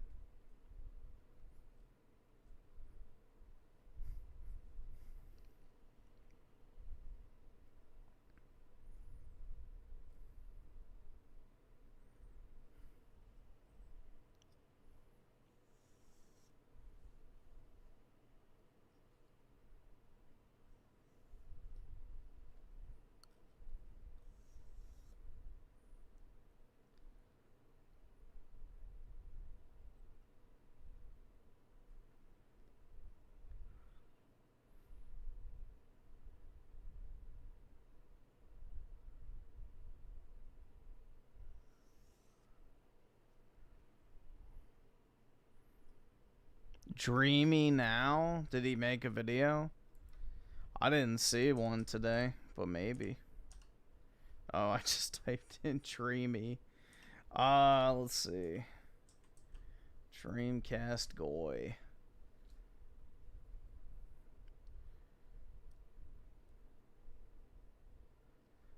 Wait, can it be the last Resident Evil? Thank God.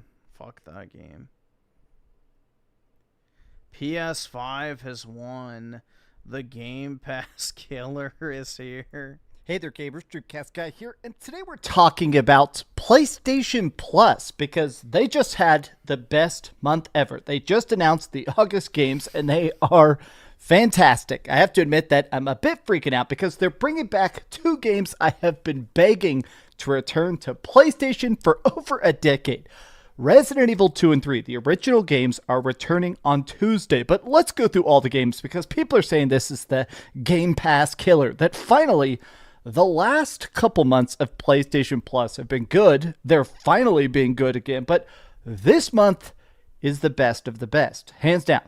Let's get into it. I hope you're having a great day. And if you could, please give this video a like and subscribe if you haven't already. Okay. I am legitimately giddy for this to drop next week. So August 19th, this is the entire PlayStation Plus game catalog. And it's funny because this blurb of it, as good as this abbreviation is, the full context, the full list of games is actually even better. But coming to the new game catalog is Mortal Kombat 1, oh my god, fantastic game. Earth. It is not a fantastic game. Defense Force 6, Sword of the Sea. Do you remember Journey? Obviously, Journey is fantastic. The people that made Journey have done a bunch of games I love. Abzu, The Pathless. This is like the only good game right here. And right here, I guess. You can get your anime thigh simulator and then Unicorn Overlord. Those are both good. This is the new game. It's basically the new Journey.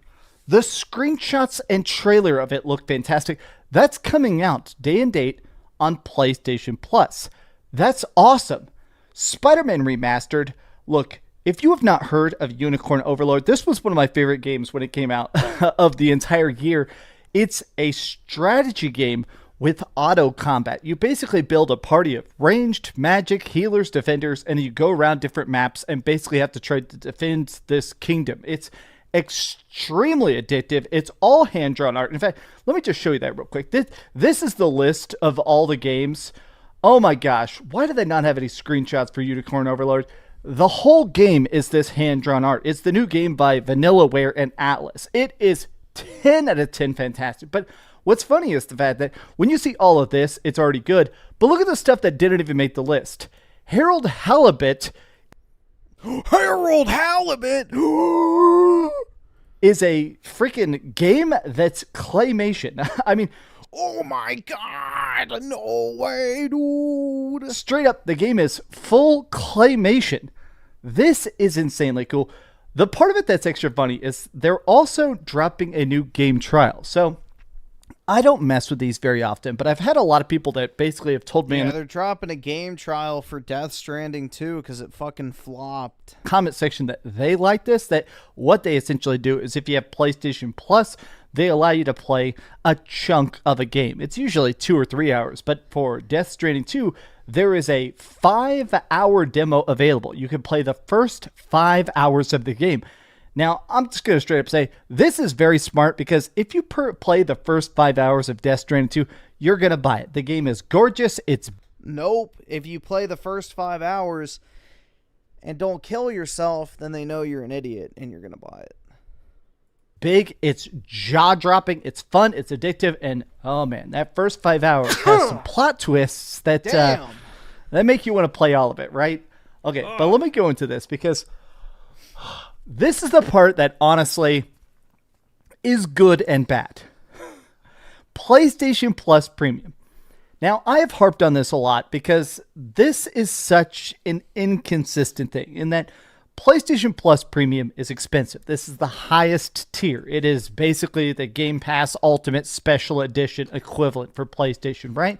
And this is the only way to play the retro games. PSP games, PlayStation 4 stuff sometimes, definitely stuff like the PlayStation 3 streaming, but also PS1 and PS2 stuff. And my thing is that the releases have been so inconsistent. Like, it's not even that they release bad games, it's that they're drip feeding them, in my opinion, way too slow of a rate. Like, you're getting good games, but this thing is like, you'll get 4 or 5 10 out of 10 retro bangers a year for a service that costs hundreds and hundreds of dollars for that highest tier.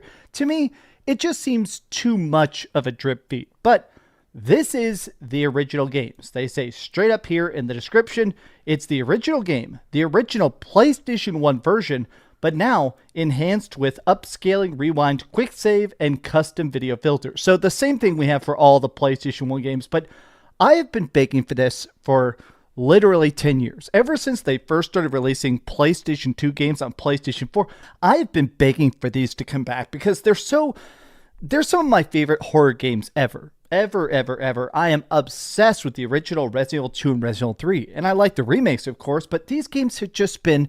They were some of the first horror games I ever played. They're not just influential, they're important. But here's the bad side. I'm glad these are back. These new versions are going to be great. I love the rewind feature especially. But there's 2 tiny downsides to this. One, they did confirm the fact that you can't buy them individually. I still think this sucks. I still think that, honestly, this is manipulative, which is that PlayStation, they're trying to bump up the PlayStation Plus numbers. It looks good to their investors and stuff, right? So because of it, they don't just let you buy the games for $10 each. You have to subscribe to the service. You cannot get them individually. Even getting burned out on their game. I mean, I just don't give a shit about Resident Evil, so... You know, I like Monster Hunter, and I like Dragon's Dogma too, but I don't know. Resident Evil does nothing for me. If you owned them back in the day, because I'm the kind of person where I bought these on PSP, I bought it on PlayStation Vita, I bought it on the PlayStation 3. You could buy them for $10 a pop like that back then. You can't do that anymore. They're only part of the package deal. That to me does suck, but also I think it is a bit weird that honestly... But also we have to say that there is a good chance this isn't going to have trophy support at all because the other Capcom games... Oh my god, no! ...that have been added to PlayStation Plus Premium, as great as they are, they also don't have trophy support. Dino Crisis, the original freaking Resident Evil 1, and so 2 and 3 probably aren't going to have trophy support. That to me is a giant L. But I still have to say... This is an amazing month. Look at the people losing it. Oh my god. Holy crap. Mortal Kombat 1, Spidey, Unicorn Overlord, PlayStation cooked this month. Everybody being like, bro, this is it. Excited for fucking Spider-Mid, a game that came out in 2018. Finally cooking. Oh my god. Nice game lineup. Mortal Kombat 1 is my favorite. Yeah, dude, they cooking. Favorite game. Need more classic catalog, man. Oh my gosh. Oh my gosh. I'm glad the day is finally here. Oh man. Oh my god. This is dope. Let me guess. R23 Remake. Bare minimum emulation and no trophies. W month.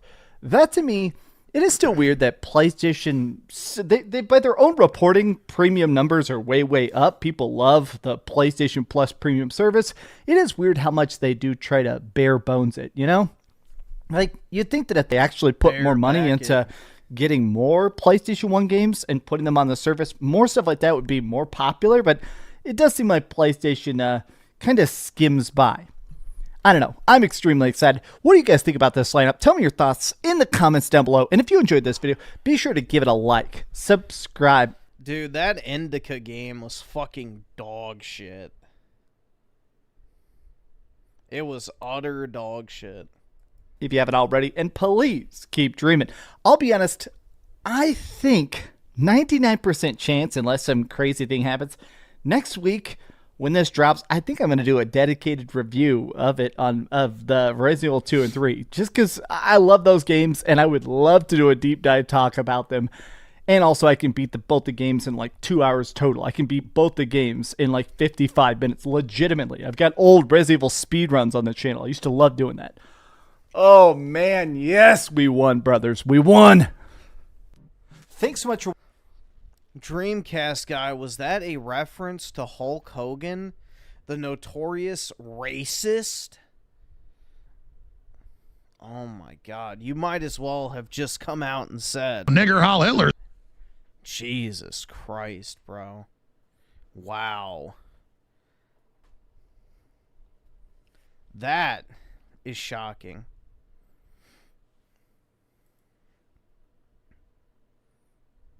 Truly shocking.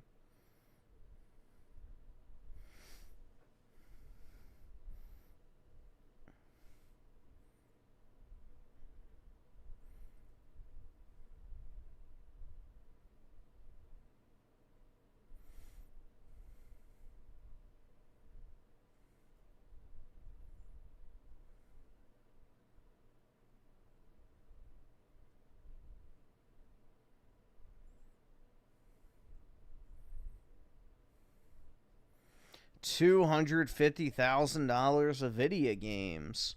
Wowie zowie.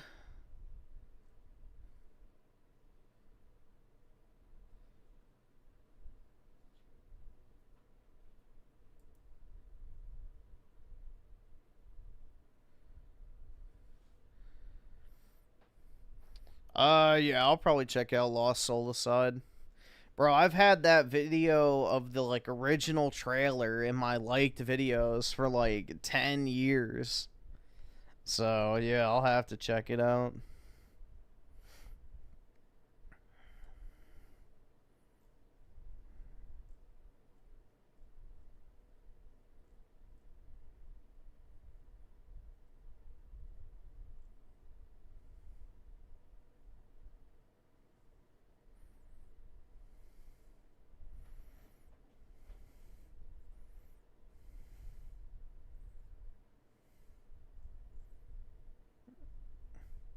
We'll have to check this one out tomorrow. Dark Side Phil's worst stream ever begs for $1. Bruh. That's brutal. Because Lost Soul Aside started out as like a Chinese asset flip. Basically what it was is like some random Chinese guy bought like a bunch of Unreal Engine assets from the Unreal Engine store and like basically made some rip-off trailer of Final Fantasy 15. And yeah, the game has been in development ever since. So it was never like actually, you know, I don't. Let's just say that the game probably hasn't been developed until the past couple years. It was more so just a cinematic preview of what could be. But I'm going to be honest, when they showed off the game last time, it was looking pretty rough. So we'll see how good it turns out.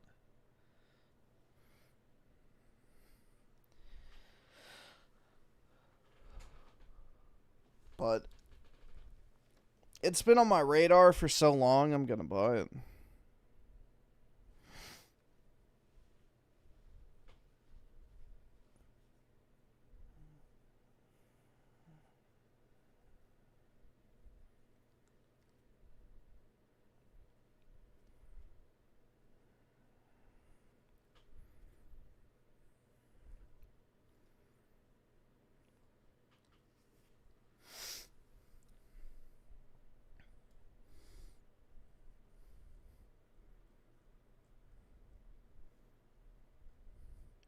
Am I gonna review it? Possibly, yeah.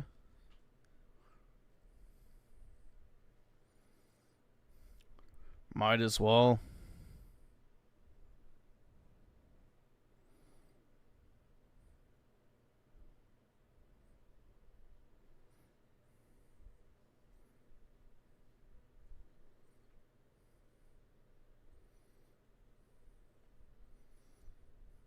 A begathon? That's right. Give me monies, give me monies, give me monies.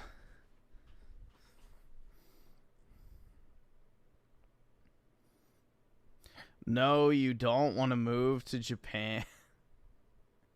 Why not, man? I already want to move to Japan. The Japanese archipelago. While in America, we have the boring and stinky metropolis known as Place. Have you ever tried visiting Place, Japan? Ever seen this boring sight? What about in Japan? Well, this shouldn't be the only thing convincing you to move to this beautiful country. How about the wonderful work culture? Everyone here is treated fairly, and everyone, especially foreigners, Even had a company say that employees need to pay Yeah, well, I wouldn't be a bug man because I'm a wealthy American. them when they miss work. are given plenty of work opportunities at some of the world's fastest growing and technologically advanced companies. Or maybe you want to move here for the culture, which is fair and equal. It treats everyone, regardless of race or sex, with respect and... Okay, fine, I'll stop glazing Japan. I'm sure you all heard enough of that. Japan, for those living in -1 billion, has basically become a global cultural powerhouse, second only to really the United States and maybe Europe. What you are saying, bro? Europe is a continent, bro? You got different countries, bro? Typical America? Either way, most of this cultural significance is both the result of the aftershocks created by the Japanese economic miracle throughout the 70s and 80s, as well as anime becoming wildly popular abroad within the past decade or so. This cultural megastatus has made the idea of Japan... I will bring back the samurai. become more and more romanticized as time has gone on. I mean, you've probably seen it. If you go to your average high school 13 years ago and say, hey, is anyone seen that episode of Steins? Yeah, you probably end up like that. I will lead the Japanese youth to feats of cruelty that make the Japanese Empire in World War II look like fucking children. That guy. Nowadays, if you say something like, yo, anyone see that new episode of One Piece? At least one person of every ethnic and racial background on Earth will materialize into the room you're in and swarm you to engage in a lively debate about what just happened on their favorite cartoon last night, at least in America. The difference this had on American culture, and thus by proxy the rest of the world, has catapulted Japan into a new cultural renaissance in a sense. What's funny is that historically... Nah, not feudal Japan, bro. A new version. Feudalism is retarded. So, no. I will hold all power and authority. Completely and totally. There will be no independently governed areas. Speaking, this isn't the first time this has happened. You have an influence on Portuguese and Spanish art in the late 17th and early 18th century due to things learned from Europe's first contact with Japan, and the Japanese movement in the late 19th century spurred a lot of Jews are in Euro-poor community circles, learn Japanese, and go to Japan late because they're trying to buy up the real estate for the inevitable Indian influx. by increasingly open Japan starting in 1858. For whatever reason, Japan and its culture have captivated the world multiple times throughout history. However, things are different now. Rather than passing interest in Japan or a more reserved, oh yeah, they're pretty cool attitude that the rest of the world has towards them, we've seen an ever-increasing idealization of what can just be seen as another part of the world out of many. I know not all of you venerate Japan as some kind of... Dude, if people would just reject consumption spending, our lives would be so much better, man. Like, if people would just stop ordering delivery food, stop paying for fucking Netflix, stop wasting money on dumb shit they don't fucking need. Like, we honestly could turn this ship around, but Griffin will be the next Mussolini. Well, yeah, rebuilding the Roman Empire is definitely a aspiration I have, so I wouldn't mind that. So, it'd be kind of sick. kind of utopia, but a lot of people nowadays definitely have this idealized view of Japan in some form or another, whether that be the belief of superior nature, culture, art, media, fashion, etc. I've gotten pretty tired of the ridiculous amount of hype surrounding Japan, which is often propped up by unrealistic expectations and, for better or for worse, anime. You might be thinking, on what authority can I have commentary on Japan? It's not like I've been there. Yeah, I've been there, and it was by far the most interesting trip I've ever been on. I'll leave my experiences. Dude, I'm not gonna lie, like, Japan looks super boring to me, honestly, to go visit. The only reason I'd go is for the trading cards and maybe to get some sushi. And out of the video as needed, but I want to focus on a bigger picture viewpoint of the country before I dive deeper. The question I'm seeking to answer, broadly speaking, is this. Is Japan really all that amazing? Or is it just another part of the world that has its own goods and bads like anywhere? And to find my ideal Japanese bride, dude. Where else on earth? You can probably guess what my answer is to that question, but let's actually take a deeper, more objective dive into both the good and bad things about Japan on a generalized basis. Without further ado, welcome, ladies and gentlebakas, to Japan.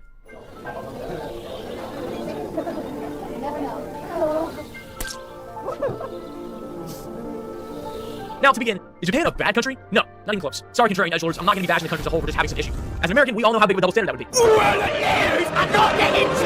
To prove that I genuinely do believe Japan has some really amazing things about it, let's talk about some of them, largely from personal experience. Just to get it out of the way, yes, I do think Japanese animation, as of now, is just better than Western animation. This isn't because of some immutable characteristic or a coolness factor, and I do have some objective reasons. Yeah, it's because we have globo homos, you know, schnozians who are sabotaging all Western media. For starters, Western animation for the longest time has been dominated by a top-down system. And this way, independent artists or production teams pitch shows to networks who have boards that decide to greenlight them or toss their pitch Bibles in the trash. The show, in America and much of the Western world, does not see the light of day unless an executive gives it the go-ahead. In Japan, however, the system is largely bottom-up. For an anime to be created in the first place, it needs to be based on already successful property created by an individual or small team of artists from the manga space. While these are often published by large companies, with the notable exception of stuff like One Punch, a property needs to be successful due to the work put in by an individual, which greatly increases its chances of getting a full animated rendition. This system, while not immune to the predatory practices abused by publishers that we'll talk about later, it does result in a better, more fleshed-out show as opposed to Western networks which constantly try to create the next SpongeBob or something and focus on comedy and pre-existing franchises to make a quick guaranteed buck.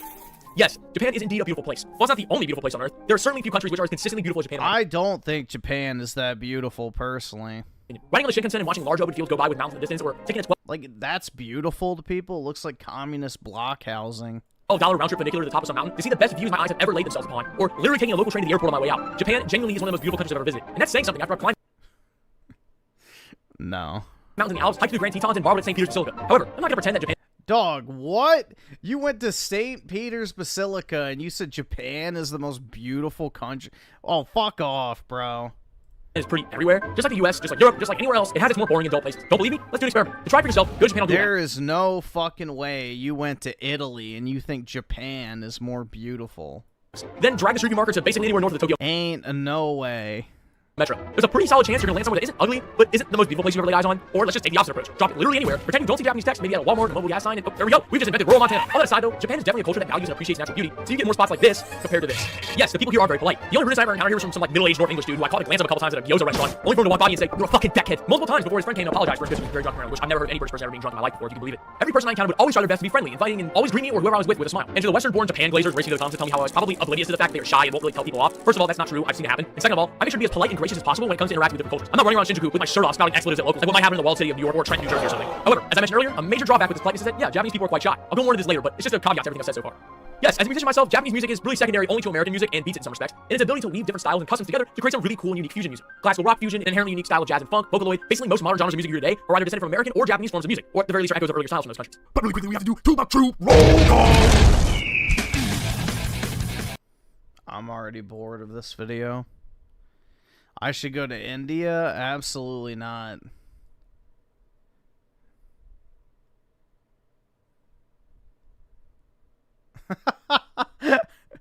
Everything about life sucks and is horrible. Yo, he's not wrong. He's not wrong, dude. It is so over. It genuinely is over, dude.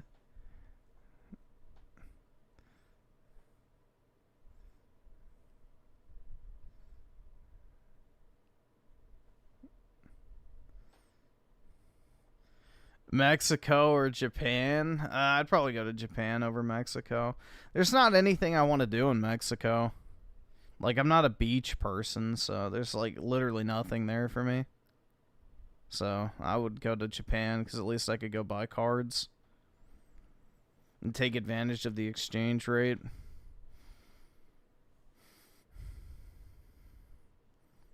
Fluffle Nugget with the 2. Would you move to a rural or urban part of Japan? Probably urban, because I don't speak Japanese.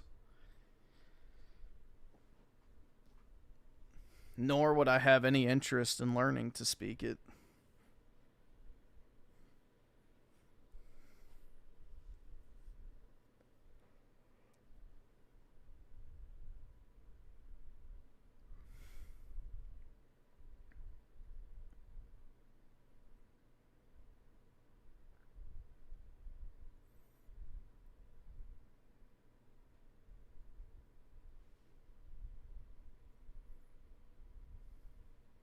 What would it take for me to go to India? $5 million, a hazmat suit, and being in the clean area of the country with all the wealthy people.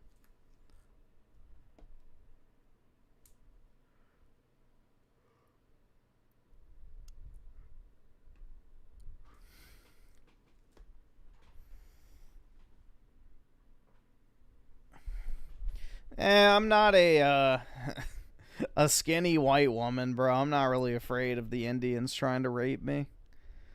Fluffle Nugget with the 2 moved to Colombia and kickstart a cartel, dude. Yeah. They can call me Pablo Griffscobar. I don't fucking know. Yeah, I've heard Colombia is actually pretty nice to go visit, though. Unironically, I've heard it's actually a pretty nice country to go see. But I don't know if that would be on my top list of things to do, personally.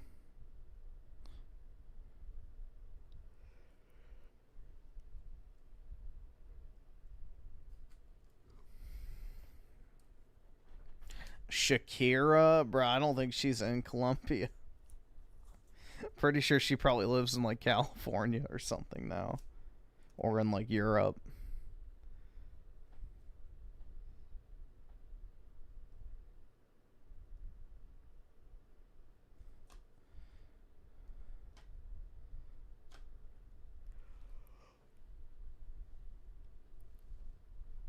She's your neighbor? Hell yeah, man. Is it true that her hips don't lie?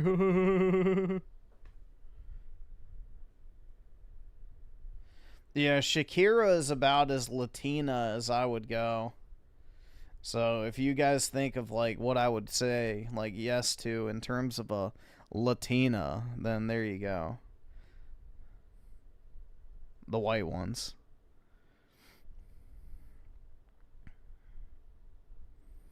Nobody hates America like someone who is supported by America. Oh, I know, exactly. Shakira is old. Well, she wasn't always old. Just like I wasn't always old. Just like I wasn't always sad.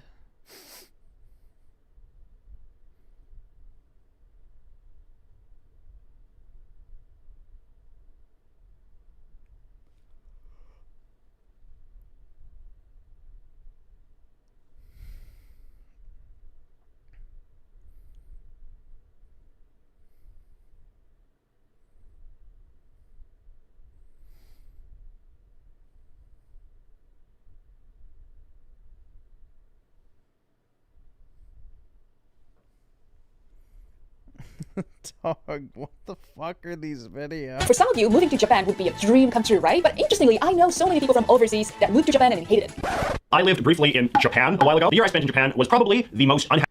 Dude, what the fuck is this wall? Is that Nelson Mandela? Happy of my life. So, don't be surprised. Nelson Mandela would have killed you. He would have put a fucking tire around your head and lit it on fire. If it happens to you, almost everyone who moves to Japan will hate Japan or Japanese culture sooner or later. You might think it's impossible, especially Japan has so many cool things like anime, crazy game shows, and Mr. E's favorite electric baths. Yes, in some public baths in Japan, they have whores. There are baths that send electric currents into the water. But don't worry, it's totally safe because water doesn't conduct electricity at all. I've known so many people from overseas who moved to Japan and hate Japan after, living here for months or sometimes years later. They usually come here because they loved video games, Japanese culture, or they just wanted some good old-fashioned Japanese fucking. Check out my new merch if you want some fucking too. But after a while of living here, they become depressed. They hate Japan, and the only thing they want is go back to home. Yeah, they want to pound some honorary Aryan rice. Snake, are you okay? Dad, I hate Japan. I want to go home. There are many reasons why it happens. Maybe some of you have heard of cultural iceberg. If you imagine the culture of one country to be an iceberg floating in the ocean, the part of the iceberg you can see is usually the material aspect of the country's culture. So for Japan, this would be video games, Japanese food, cosplay, statues of Colonel Sanders in samurai armor, obvious Japanese stuff. But what you don't see and whores is the rest of the iceberg. And this is where the Where's my Pokemon cards too? Yeah, I'm gonna bang whores and buy Pokemon cards. Material parts of the culture are. This can be things like ideas on work ethic, views on raising children, how society views discriminated people. Views on raising children. Usually this part of the what children? cultural iceberg that we all will have problems with when we move to a new country. So, because most of you who are watching this video might be interested in living in Japan or moving to Japan in the future. Did you guys know that if you marry a Japanese woman, it's customary for the parents to buy you a watch? I thought it would be a great idea to ask Mr. Eats to talk about his own experience and Same within Korea, apparently. how he's been dealing with it. Hello everyone, it's Mr. Eats. Now let's say you have this big plan to move to Japan. As you begin to prepare for your move, you start dreaming about all the adventures that you're gonna get into. You're happy. Dog, you're dreaming about men in fucking loincloths? Sus? This level starts to go higher and higher, and then you finally make that trip across the ocean, you get off the plane, and you're standing smack dab in the middle. Yeah, it's like customary in Japan and South Korea for the father of the bride to buy you like a Rolex, apparently. Of Tokyo. The sights, the sounds, the smells, the experience is all so overwhelming. Now every single thing that you're doing feels like a grand adventure and your happiness is just going through the roof. Welcome to the honeymoon phase. This is the first of 4 phases of culture shock that you're going to experience. Now for most people, this is the most incredible part about moving to a new country. You're going to love the culture, the language, and the people. Seriously, you can get mugged in a back alley. The language? I'm not going to. And you'll probably come out of it saying, wow, that was the most polite mugging I've ever had. Now the amount of time that you spend here in the honeymoon phase and somebody comes and tries to mug you? Pfft. Yeah, look up the gun violence rate in Japan. You got a better chance of getting struck by lightning. Call the fucking bluff and smack that shit out of his hand. The next 3 phases varies from person to person. Now, when I moved to Japan, I was placed in this really nice little countryside town where I quickly made friends and became a part of the local community. I fell in love with every aspect of that town and the people around me. Heck, I even loved my job as an English teacher there. I found so much joy and happiness there that by the ripe old age of 28, I was considering my retirement there. But all of that came crashing down after I met Mrs. Eats. No. Welcome to the living room floor where we will be spending the rest of our night tonight. Now, what I wanted to say was that meeting Mrs. Eats was the best thing that could ever happen in my life, but it was all the other circumstances that followed Mrs. Eats ass. that led me to a really, really dark place in life. The second phase of culture shock, the frustration phase. Now, once you hit the peak of happiness during the honeymoon phase, you'll start to get used to the new world around you, and your happiness will actually begin to decline pretty quickly. The things you found most exciting have now become very, very normal to you, and the things that you didn't mind too much actually become annoying or even frustrating. But the frustration phase goes much, much deeper than that. This is a point where depression, resentment, and anger really can start to set in. And yes, even though I love Japan now, there was a point in time where I really hated it, and I wanted to go back home. Dad. So as my relationship with Mrs. Eats got deeper and deeper, and we got closer and closer, I decided to leave that small town that I love so much to the big city of Osaka. There were a lot of factors that made daily living just incredibly difficult. The first was dealing with an actual Japanese-style community. The maid cafes are cringe as fuck. Yeah, I agree, dude. Like, I just, like, the whole weeb shit just does not appeal to me. Now, in my old... I don't find it attractive for a woman to wear a maid outfit. I don't know, call me crazy, but it doesn't do anything for me. It's like, okay, yeah, you look like a fucking Halloween costume. Congrats. Town I lived about a 5-minute bike ride away from school, so I never had to get on a train or a bus. But here in Osaka, I had to get on some of the most crowded trains and subways. Not only that, but my school was 2.5 hours away. So I was up at 5:30 to get to school by 8, and it was a nightmare. After the 2.5 hour journey, I was rewarded not by friendly, smiling faces, but by... Unless I was a cool, young, handsome boy like one of these members from the band Kiss My Foot 2, I wasn't gonna get these kids interested at all. And yes, their name is in fact Kiss My Foot 2. So every day became this nightmare of getting on packed trains, lecturing in front of disinterested students, and me just putting on this... Dude, why didn't you make your class interesting? See, this is the thing I can't stand about teachers. Oh, my students are bored, but I'm just going to keep reading. It's like, well, do something that makes them actually learn. Face like everything was okay. Job dissatisfaction is one of the biggest reasons why you will hate Japan, and it's one that I've heard from my fellow expats over the years. You'll most likely find yourself working as an English teacher at some point in your life in Japan. And while I did love teaching at the school that I was at in my small town, it really wasn't the case for my school in the bigger city of Osaka. And to add insult to injury, there is a glass ceiling when it comes to your actual salary. You'll quickly find that for most teaching jobs here in Japan, you're gonna hit the max of the salary, which is around 20 to 25k annually. And in a lot of cases, bruh, 25k? Hell nah. This wage will almost never rise. Now, you could earn more money if you started teaching at a university or at a wealthy private school. You're gonna be doing 2 to 3 times more work for that amount of pay. Now, while you're young and single, 25k isn't teaching is not work, bro.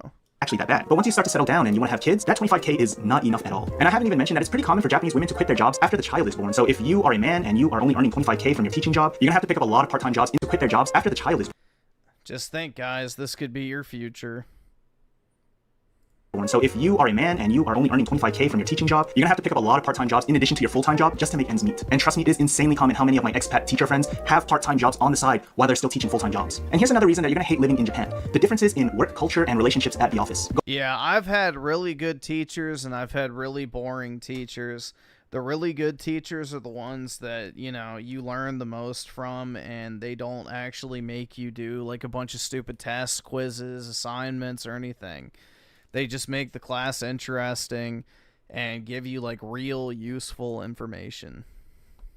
So it's very easy to not make class boring. Going back to our cultural iceberg, this is the stuff below the water. Things like office politics, relationships with your coworkers, the expectations that they have on you at work, and so many other different factors that are very, very different from what you're used to back home. Japanese societal hierarchy also plays a huge role in the workplace, and it's really important for you to be not only respectful, but be willing to go above and beyond for your superiors at work. And of course, workplace bullying does exist in Japan, so if you ever find yourself being treated unfairly, don't be surprised if you're told to just gaman, do your best through this whole situation. Loneliness and feeling isolated is another really big thing that you're going to hate in Japan. Now, most people move out of that honeymoon phase just hire more whores. Way quicker than they can actually establish a good, solid friend group. And I'm not just talking about occasional acquaintances that you see from time to time and you don't mind chatting to every now and then. I'm talking about people that you can really trust. Friends that not only share the same interests and culture as you, but friends who you can really open yourself up to. But even if you are able to establish those kinds of friendships, not a lot of them have plans to live there for as long as you may plan to. So it may be entirely possible that your new best friend was already planning to move to Thailand 6 months after you got here. And it just becomes tired to go through the same motion. Thailand. Uh-oh. Over and over and over, rebuilding friendship, only to see that person eventually leave. So as the stress piles up and the loneliness sets in, this is when you really start to hit the lows of culture shock. And this is a bad place to be in because you just become so bitter and angry and blaming Japan and the country when, in many cases, the country and the culture of Japan have nothing to do with whatever you're angry at. But thankfully, there is a light at the end of the tunnel, and it's called the adjustment phase. If you don't give up, you will start to adjust to whatever the situation is that you're in, whether that's being more... Am I lonely? Nah, I'm not. I've never really felt lonely in my life. More comfortable on relying on others to help you out, figuring out some solution. Or maybe it's just I've always been lonely, so I don't know anything different.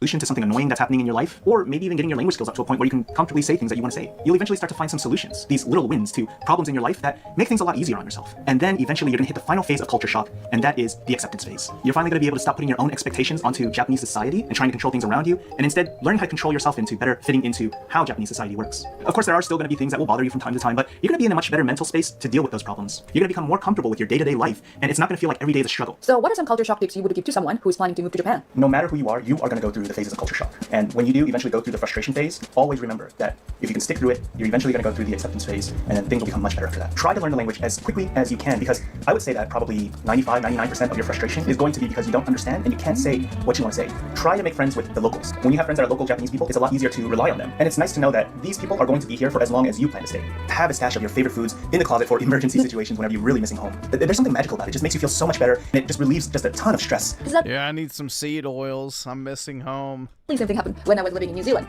It was a long time ago, and then there were no Japanese grocery store. But when I was living there, I missed Japanese snacks so much. It's really important to make sure that you're not putting your own expectations on what you believe Japan should have been. Accept the culture for what it is, accept the people for who they are, and I think you'll be in a much better position that when you come out of the frustration phase, you didn't convince yourself that Japan is a bad country and Japanese people are all bad people. Moving to a completely new country with a different culture from your own country is just already overwhelming, right? If you have something that makes you really feel happy, for example, if you love drawing, bring your favorite drawing.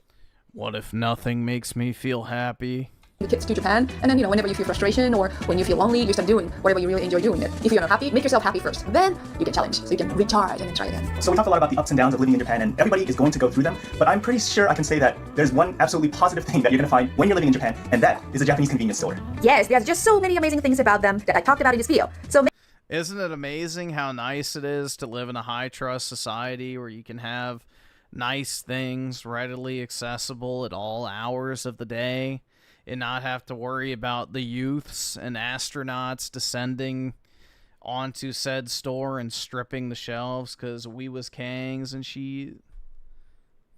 So make sure you watch it, and I'll see you in that video. Thanks for watching, Opini! He stole my phrase. Oops, it was already out of full screen.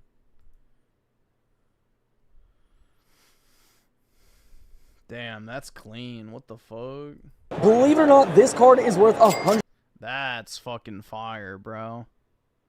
Shit. I would buy that if I had $120K. $120,000, and it's only a population of 2. That's pretty sick. Meaning that there's only 2 of these in the entire world. You want to tell me why this is worth so much? Well, this is the highest grade you can get from BGS. It's a Becca 10 black label. Like you said, there's only 2 in the world. They came out of a $60,000 booster box, and they're extremely hard to grade. And what is a black label? It's a perfect card. Based every on what? subgrade is a 10. 10, 10, 10, 10, 10 across the board. So it has to grade a 10 on every... Yeah, that's what he just said, you fucking retard. God, I can't fucking stand these people. It has to grade a 10 on everything. Yeah, so it has to get a 10. Yeah, no fucking shit.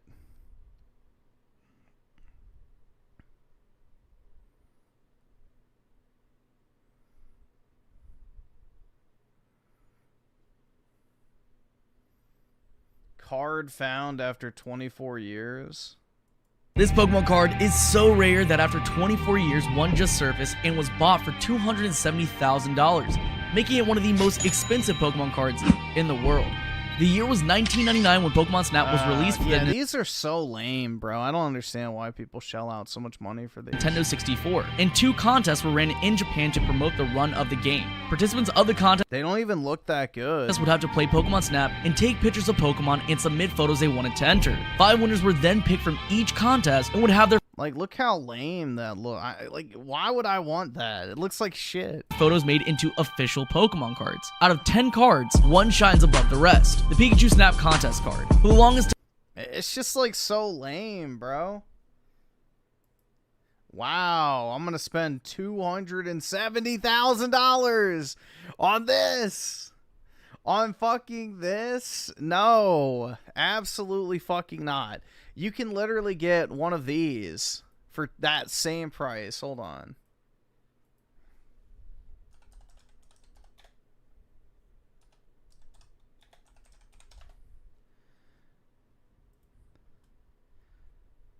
Bro, you could get some of these. You could get the original trophy cards for $300,000 a piece. You could get the modern Pikachu, which let me see if I can find it.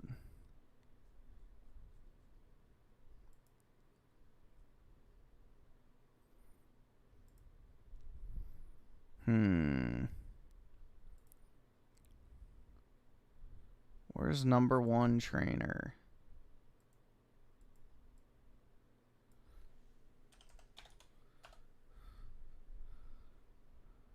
Seriously? Oh, there we go.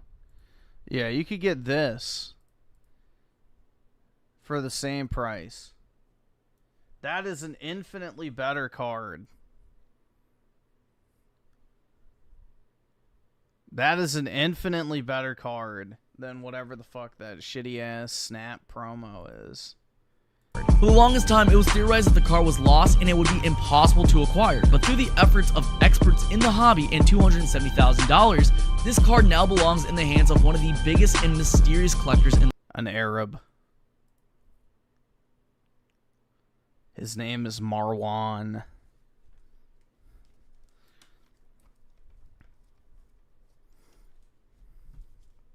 My collection, probably like 200,000-ish.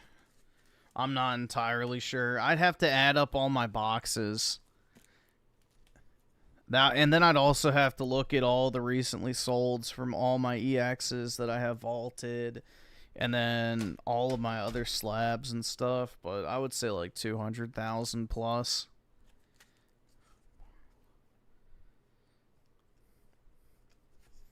Because, like, some of this stuff, like, I just was, like, earlier, I was looking for some cards, and, let's see.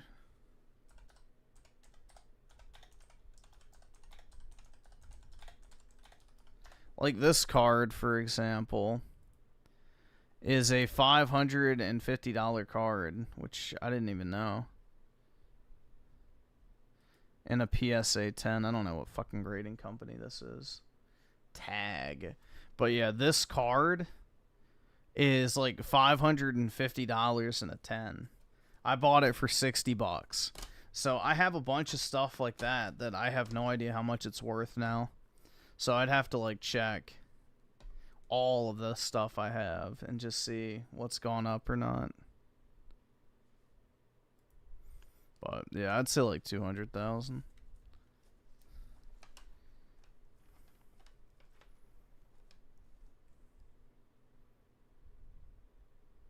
How much did I pay? Probably like 90-ish thousand, I would say. I'm not sure. Again, I don't really know. I've never really kept track of it. I wouldn't say 90,000 because I've sold a lot of stuff that I've bought. Probably like 60-ish thousand. I know I spent 35,000 for my EX collection. I know that for a fact. I added that up. So that's probably worth like 70 to 80,000 now, minimum. And then I've got duplicates in there, probably worth another $5,000 to $6,000. I have about $40,000 worth of cards on my wall apparently now, which is crazy. I don't, like, again, some of these prices have gone so fucking wild that I don't know if they'll hold long term, but yeah. Like the level X's, I have a bunch of those. Those have popped off recently. I have a few gold stars. Those have really popped off. I've got like full arts. I mean, then I have Yu-Gi-Oh cards. I have my Final Fantasy card. Like, I got a bunch of shit. I got a ton of raw cards in a binder. I just bought that $5,000 Mew, so that's already a pretty big chunk. But I got a lot of stuff. Like, oh, let me see if I have that still.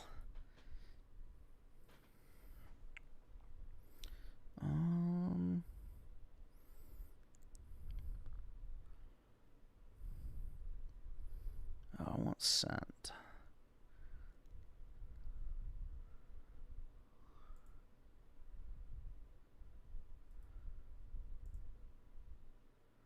No. Yeah, here we go.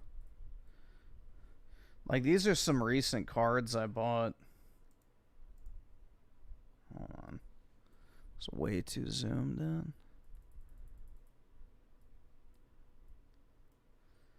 These are some recent ones I bought. Like, this is worth about $2,000. This is worth about $2,000. That's $1,600. That's $1,000. This is about $700, $700, $400, $1,000, $500, $300, $300, and then there's what? 1, 2, 3, 4, 5, 6, 7, 8, 9, 10, 11, 12. Those are about $100 each, so that's another $1,200. So this is just stuff I bought in one day. But yeah, like right here, I don't know. What's the math on that? Like, this top row is about $8,000. So it adds up quick.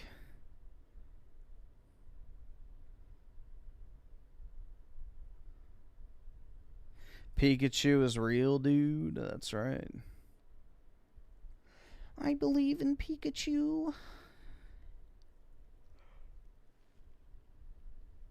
I have a ton of these, though. These Leafeons. I've been buying them up at $100 whenever I see them, so that's not all of them. Yeah, shiny Charizard VMAX. Pretty sick. Get the Japanese one if you're going to buy it. It looks so much cooler. If you don't care about necessarily long-term value or reading the card, I would get the Japanese version of that. It looks so much better. I've had both.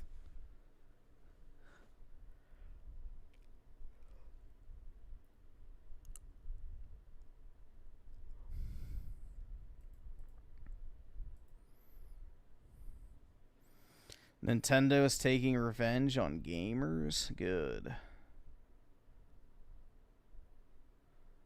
Why Pokemon cards are cringe. All the hype nowadays is these mint condition cards. Gem mint, black label, and pristine, that's all anyone cares about. This kid in Japan, 1998, places top 1,000 in the most comprehensive, extensive Pokemon test of all time. Pokemon test. Gets this prize card and puts it in his pocket, just enjoys it, and that's what it's all about. That's why I want this card in my collection. Nowadays, people get a card, they're instantly sleeving it, like checking the value. They're trying to grade it at a plastic company and get a 10.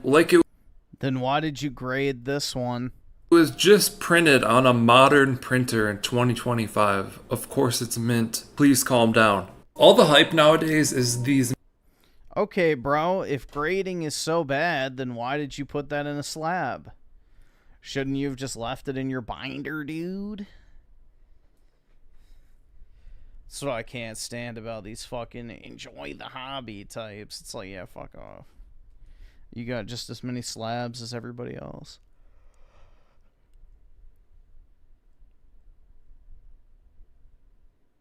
Ugh.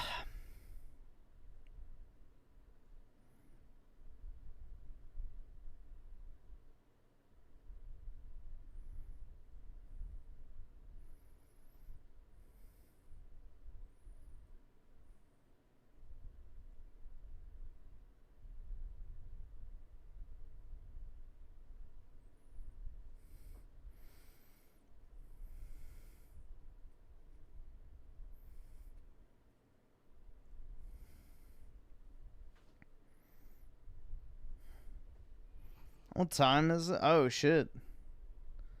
It's already almost 6:40, so I probably should go ahead and hop off, guys. Have a great... What is today? Thursday. Yeah, have a great Thursday, everybody. Appreciate everybody hanging out. And I will talk to everyone later. Peace out, guys.